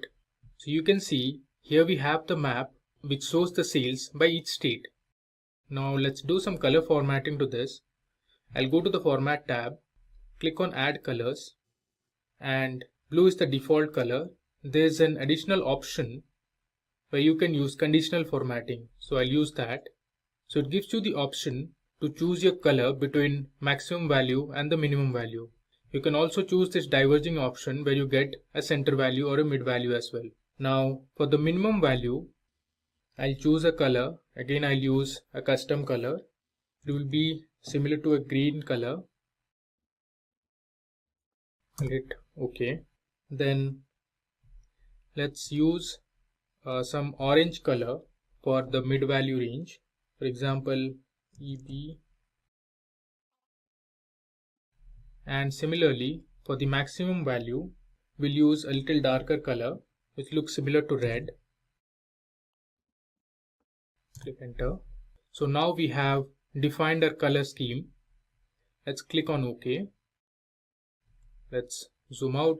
So you can see the states which are in green color made the lowest amount of sales, while those which are in orange or in red made the highest amount of sales. So in this example, you can see California had the highest amount of sales. Similarly, New York is next, is just below California with the amount of sales, followed by Texas. We'll go back. Let me also add a border to this. Similarly, you can also select the profit column or the units sold column to see the units or the profit that were sold by each state. So let me now go ahead and create a donut chart. In that donut chart, we'll analyze the sales and profit by each segment. So under visualizations, I'll click on donut chart. So under legend, I'll add the segment column. Under values, I'll take the sales column, and we also want the profit, so I'll take the profit column onto tooltips.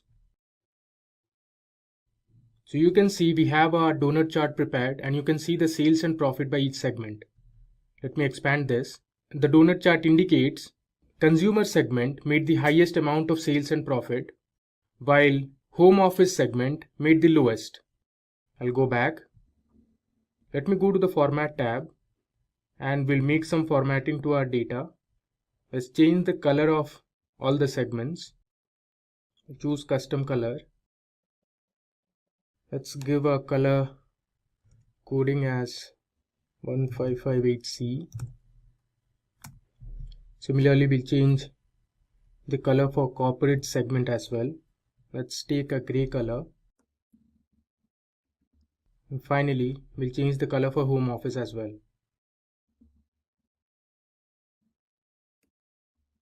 I'll also switch on the border. So we have our donut chart prepared. Now let's move ahead and create a pie chart to analyze the profit and sales by each category of products. So under visualizations, I'll select pie chart. I'll drag the category column onto legend. Under values, I'll take the profit column, and under tooltips, I'll take the sales column. So you can see we have a simple pie chart that tells you the profit and the sales that were made by each category. As it's evident, category technology made the highest amount of sales and profit, while furniture category made the lowest amount of profit and sales. I'll go back. Under format, I'll change the data colors. Let's go ahead and do that. I'll use custom colors and give a hexadecimal color value. Similarly for office supplies, I'll take another hexadecimal value. And finally, we'll change the color of the furniture category. Also, let's give a border. So we have a pie chart prepared that tells you the profit and sales by each category of products. Now we are done with our first sales dashboard. So I can go ahead and rename this tab as overall sales. Next, we are going to analyze the sales, profit, quantity sold and all of these by taking region and the state as filters. So we'll continue with the same drill. First, I'll create a text box. So under home menu, I'll go to text box. I'll stretch this. I'll give a title to this page. For example, region and state level analysis. Let me make it bold and I'll increase the size to 28, make it center aligned. We'll make the text as white and under visualizations, let's give a background color. I'll choose this blue color. So let me go ahead and create 3 slicers, a region slicer, a state slicer and a year slicer. So under visualizations, I'll click on slicer. Let me resize, move it on top. And for region slicer, I need to add region onto fields. So you can see we have a region filter now. Let's do some formatting to this. Under slicer header, let me make the font color white and let's give a background, let's say blue, and let me increase the text size to say 15. You can also choose a font family. Let's go for Calibri and you can increase the size of the items. Let's increase the text size to say 15 and let's give a border. So now you have the region slicer ready. Let me copy paste this. Next, we'll create the state slicer. So I'll remove region from here and add state onto the field. So you can see we have the state slicer ready. Similarly, you can also go ahead and create a year slicer where you can analyze the sales and profit or quantity by year. I'll remove state from here and I'll drag the year column onto field. You can see we have all the 4 years from 2014 to 2017. Now sometimes it might be difficult for you to scroll through all the values present in a slicer. For example, in the state slicer, you can see there are multiple states. And if you want to filter your report by a particular state, you have to always scroll down or scroll up and check manually where the state is. So Power BI gives you this feature where you can use the search option. So if I click on this, you can see there's a search option. Select that. So now in the search bar, you can search for any state you are looking for. For example, if you want to search for California state, you can just type on California. So I have just typed CAL and it shows me California. That's an important feature that Power BI gives you. So let me now go ahead and create a simple table where we will see the quantity and the profit made in each city. So under visualizations, I'll select tables. Let me resize this. So under values, first I'll add the city column, followed by the quantity column and the profit column. Let's do some formatting. So under column headers, let me change the font color to white and let's add a background. Let me increase the text size also. Let's make it 15. Similarly, if you scroll down under values, let's increase the text size to 15 as well. And let's choose the font family. Let's take Consolas. So here you can see all the cities, the quantity sold in each city and the profit that was made in each of these cities. Now let me add a border to this. So now you can filter each of these cities by region or by state. For example, if I choose Central as my region, it will give you all the cities that lie in the central region. Similarly, you can also search for any state. For example, I am taking Minnesota. So under Minnesota, you can see all the cities and the quantity as well as the profit they made. Let me now uncheck the filters. Now let me go ahead and filter this table in terms of profit. So I'll sort by profit. You can see we have our cities sorted in terms of profit. So New York City made the highest amount of profit, followed by Los Angeles and Seattle. Below you can see the total units that were sold and the total profit that was made from all the cities. So you can also filter down the quantity sold and the profit made by each year as well as by region and state. So let's see. Suppose I am choosing East as the region. So under East, it tells you the states that are present.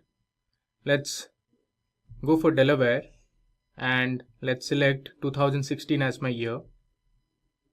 So you can see the cities that lie under Delaware state and the quantity as well as the profit they made in 2016. Similarly, let's select Massachusetts as the state and let's go for another year, for example 2017.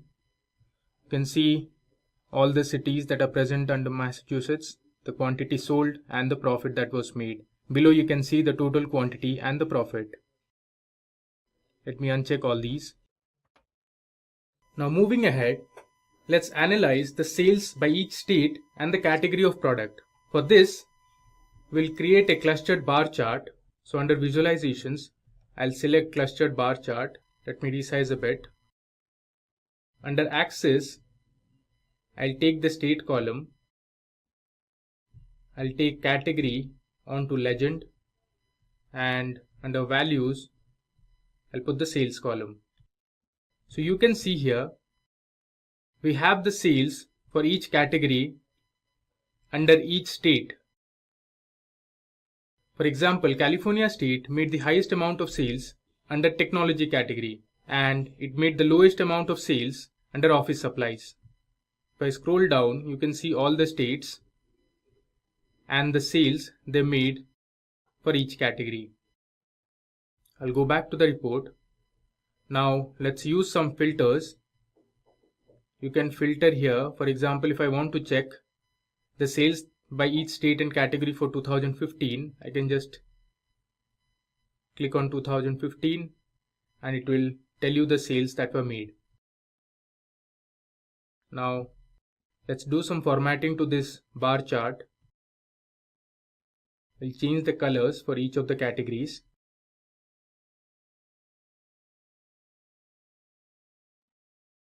Similarly, we'll change the color for office supplies. And finally, for the technology. So now we have our bar chart ready. Moving on, now let me add a border to this bar chart. Okay. So now that we have seen our sales by state and category, let's now check the profit by year and category. For that, we'll create an area chart. I'll resize this chart. Now, under axis, I'll take the year column. Under legend, I'll take the category column. And under values, I'll take profit. And so we have our area chart that depicts the profit by each year and the category to which the product belongs to. I'll go to the Format tab and under Data Colors, I'll choose some colors. Let's change furniture to this blue color. I'll take office supplies a red color and technology I'll use a green color. So now you can use the filters. For example, you can check the profit that was made by each year and category under East region. So you can see here, in 2017, technology made the highest amount of profit while furniture had the lowest. Similarly, let's check for South region. So you can see in South region in 2016, technology made the highest amount of profit and furniture made the lowest. In 2017, office supplies made the highest amount of profit and furniture was the lowest. I'll uncheck this South region filter. Similarly, you can also see the sales by each state. So under state slicer, you can choose whichever state you want and check the profit it made by that year or category. For example, I'll choose Connecticut. So you can see the profit Connecticut state made in each of these years. I'll uncheck it. Let us move ahead and now let's see profit that was made and the quantity that was sold by each category and subcategory of the product. So for this, I'll choose the line and clustered column chart. So I'll select from the visualizations. Now under shared axis, I'll select the category column. Under column series, I'll take the subcategory column. Under column values, I'll choose profit and I'll choose quantity under the tooltips. So now you can see the profit that was made under each category and the subcategory. For technology category, copiers subcategory made the highest amount of profit. The quantity sold was 234. Similarly, if you check for furniture category, we didn't make any profit for tables subcategory and as well as for bookcases. Under office supplies, paper subcategory made the highest amount of profit. Now let me go ahead and add a border to this. Fine. Moving ahead, now we will see the sales by each segment. For that, let's create a funnel. So from visualizations, I'll take the funnel and I'll drag segment onto group and the sales column onto values. So you can see here the sales that were made by each segment. This picture clearly depicts that consumer segment made the highest amount of sales. Next was corporate and then home office. Now let's do some color formatting. So the default color is this blue. I'll click on show all. Now we'll give individual colors to each of the segments. Using custom color, let's give a hexadecimal value. Similarly, we'll change the color for the corporate segment. And finally, for the home office segment. Now let me go ahead and give a border to it. So if you want to analyze the sales by segment and for a particular region or state or any particular year, you can do that. So let's select for East region and let's take New Jersey as the state for year 2014 suppose. So you can see here corporate segment made the highest amount of sales, followed by consumer and home office. Let me uncheck these filters. So our second report is ready, where we analyzed the sales, quantity, profit at region level, state level and by year. So I can rename this as region and state. Next, we will analyze the sales, quantity, profit in terms of categories and subcategory of products. So let me first copy this text box and create a new tab. I'll paste that text box here and change the title to say category and subcategory level analysis. First, we'll create a slicer where we'll take the category as filter. So if I want, I can directly copy it from my previous tab and change the fields. So let me copy this and paste it here. I'll sync it and let me remove the region field and add category onto the field. So you can see we have the three categories here. Let me copy paste this again and let me take the subcategory now. So I'll select this and I'll drag subcategory onto the field. So here you can see we have all the subcategories and above we have the categories. Let me resize this a bit.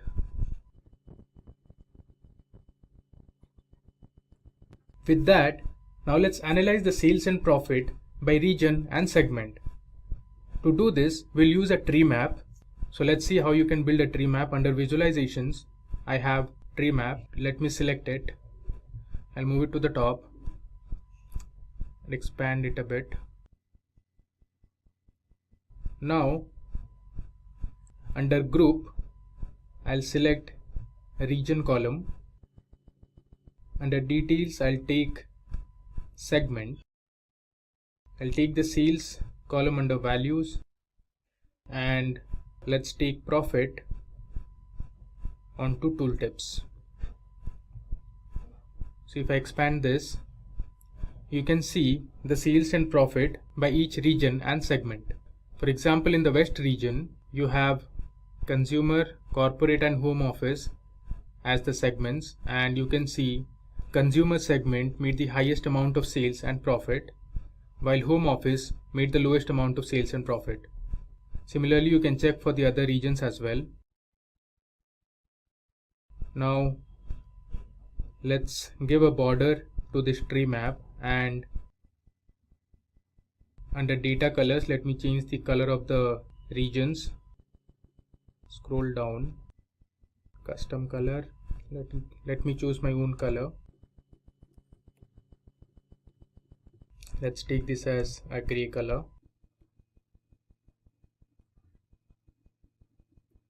And finally, for the West region. So now you can select individual categories and subcategories to check the sales and profit by region and segment. For example, if I select furniture as my category, you can see the changes that were made to the tree map. You can also select office supplies and see how the sales and profit changes. Similarly, you can also go ahead and select whatever subcategories you want and then check the sales and profit by region and segment. With that, let me now create a pie chart to see the quantity and the sales by each segment. So I'll go and select a pie chart. Let me resize this. If you want, you can increase the size of this tree map also. So let me go ahead and select segment onto the legend. Under values, I'll take quantity and sales under tooltips. So this pie chart depicts the quantity and the sales that were made by each segment. As you can see, consumer segment made the highest amount of sales and had the highest quantity sold, while home office had the least number of quantity sold and the least number of sales. Let's add a border and change the data colors.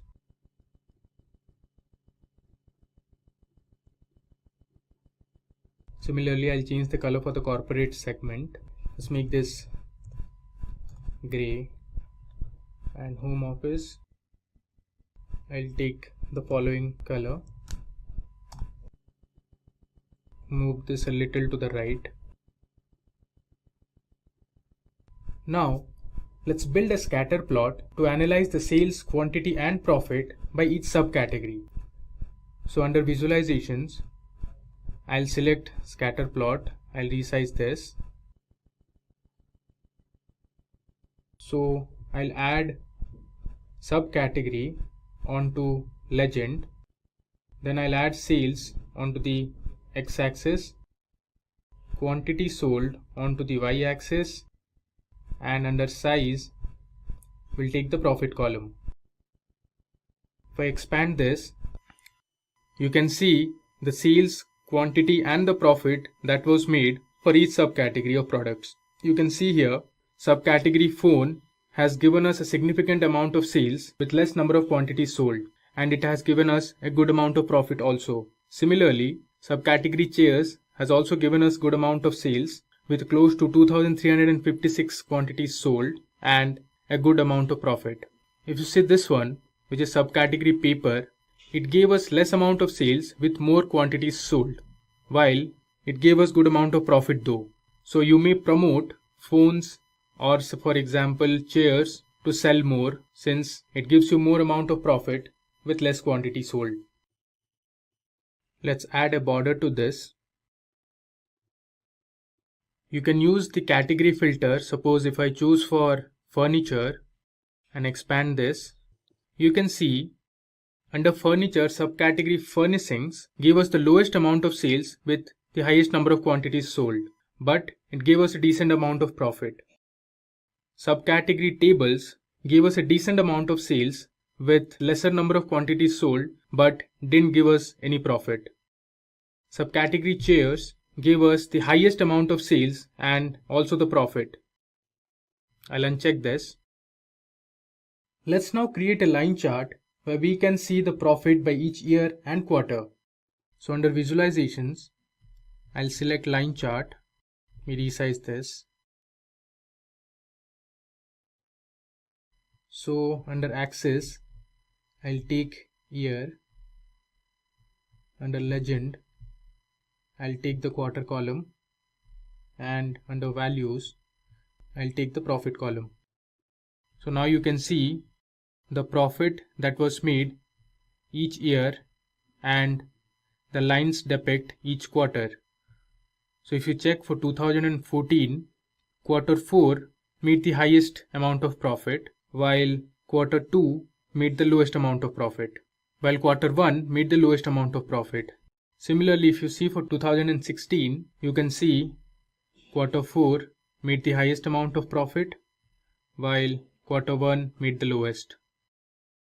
If you check for 2017, you see quarter 3 and quarter 4 almost made the same amount of profit, while quarter 2 made the lowest amount of profit.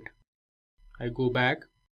Now you can filter these by categories also. Suppose if I see for technology, you can check the amount of profit that was made in each year and in each quarter for technology category.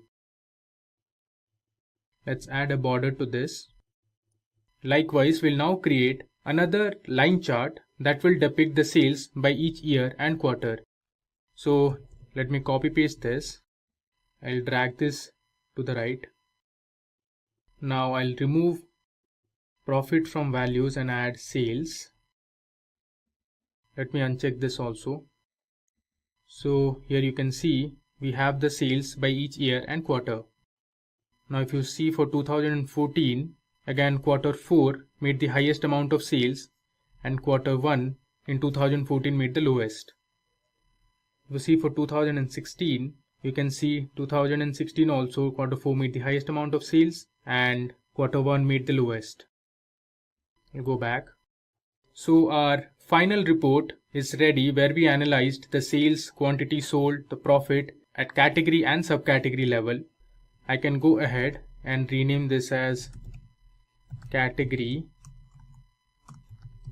and subcategory. Let me save this. Now if you want, you can also filter it by subcategories. For example, if I select chairs as my subcategory, so for chairs you can see the sales that was made by each year and quarter. So in 2017, quarter 4 made the highest amount of sales, while quarter 1 made the lowest amount of sales for chairs. Similarly, you can select other subcategories also. For example, let me take some other category like machines. Let's see the profit now.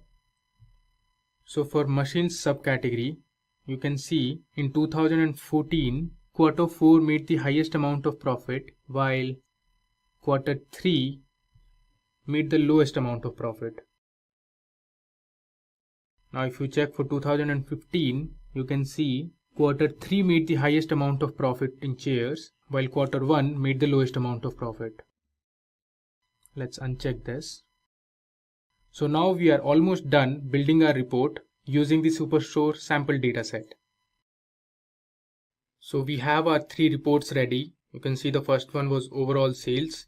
The second report we created by taking region, state and the year as filters. So we had a region and state level analysis. And finally, we analyzed the sales, quantity and the profit sold by category and subcategory. So I have arranged all these graphs and charts so that it looks a little better. Now let me go to this publish option on the top so that we can publish this report onto the Power BI dashboard. So I'll click on publish. I'll save it. You can select the destination. Here I have only one destination, which is my workspace. So I'll choose it and select. So there you go. Publishing to Power BI, it was successful. I'll close it and let me move to my Power BI service. I'll refresh it for once. So under my workspace, you can see we have the dashboard report. So below you can see there are 3 tabs that we created. The first one is overall sales. The second one is sales by region. And the third one is by category and subcategory. Now, to put these reports onto the dashboard, I need to pin each one of these visualizations. So let me pin one by one. So it asks where would you want to pin it to. I'll select the existing dashboard. Or better, let's create a new dashboard. Let's say Power BI dashboard, spin it. I'll close this. Similarly, let's pin the remaining ones. I'll select Power BI dashboard again, pin it.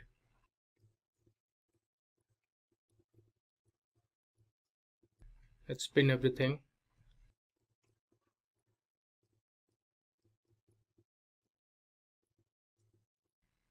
So this slicer, you can't pin it. Let's do the remaining ones.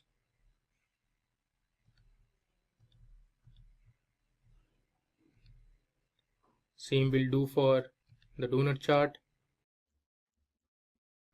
as well as for the pie chart.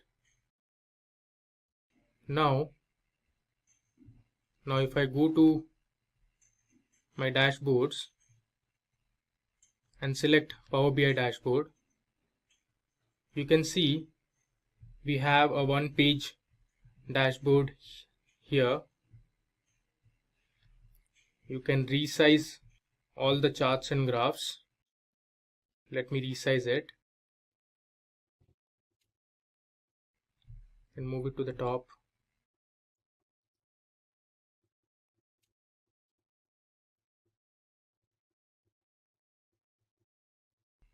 So we have our first canvas here, which tells you the overall sales, the profit, and the units that were sold over different states, different segments, and by categories. So one of the important features that Power BI service gives you is that you can ask questions about your data and it will tell you what the exact solution is. For example, you can see here you have a field where you can ask questions. So for example, if I type total sales and hit enter, so it tells you the total amount of sales that were made, which is $2.3 million. Similarly, if I want to find out the total profit, I can search for it here, hit enter. It will give you the exact amount of profit that was made. Let's do something else. For example, if you want total profit by say year, I'll hit enter. It gives you a nice line chart where you can see the total profit that was made over all the 4 years. Next, suppose I search for total quantity sold by segment. See, it gives me a bar chart where you can see the total quantity that was sold, and it gives you a list of options where you can find out the total quantity that was sold by city, state, order ID, first name, last name, and many others. So consumer segment had the highest quantity sold. Let's see for something else. For example, if you want the total sales by say subcategory, I'll choose the first one. See, you have all the subcategories and the total sales that they made. So it's a very interesting feature that Power BI gives you. Go back. Now, if you want, you can go to the report menu, and if you want, you can pin the other visualizations as well. So another important feature about Power BI dashboard is that you can derive insights from the visualization. For example, if I click on these dots, there's an option you find, View Insights. I'll select it. So on the right, you can see Power BI has itself given us some insights from the data and the visualizations we have made. You can see sales by year and quarter, the sales by day of week and quarter, sales by shipment mode, where you can see the standard class ship mode made the highest amount of sales. You can also see the sales and count of city by year, and many more. With that, we have come to an end of this Power BI full course. Hope the session was interesting and informative. If you have any queries regarding any of the topics discussed, or if you need the datasets used in this session, then please feel free to let us know in the comment section below. Our team of experts will be happy to resolve all your queries at the earliest. Until next time, thank you, stay safe, and keep learning.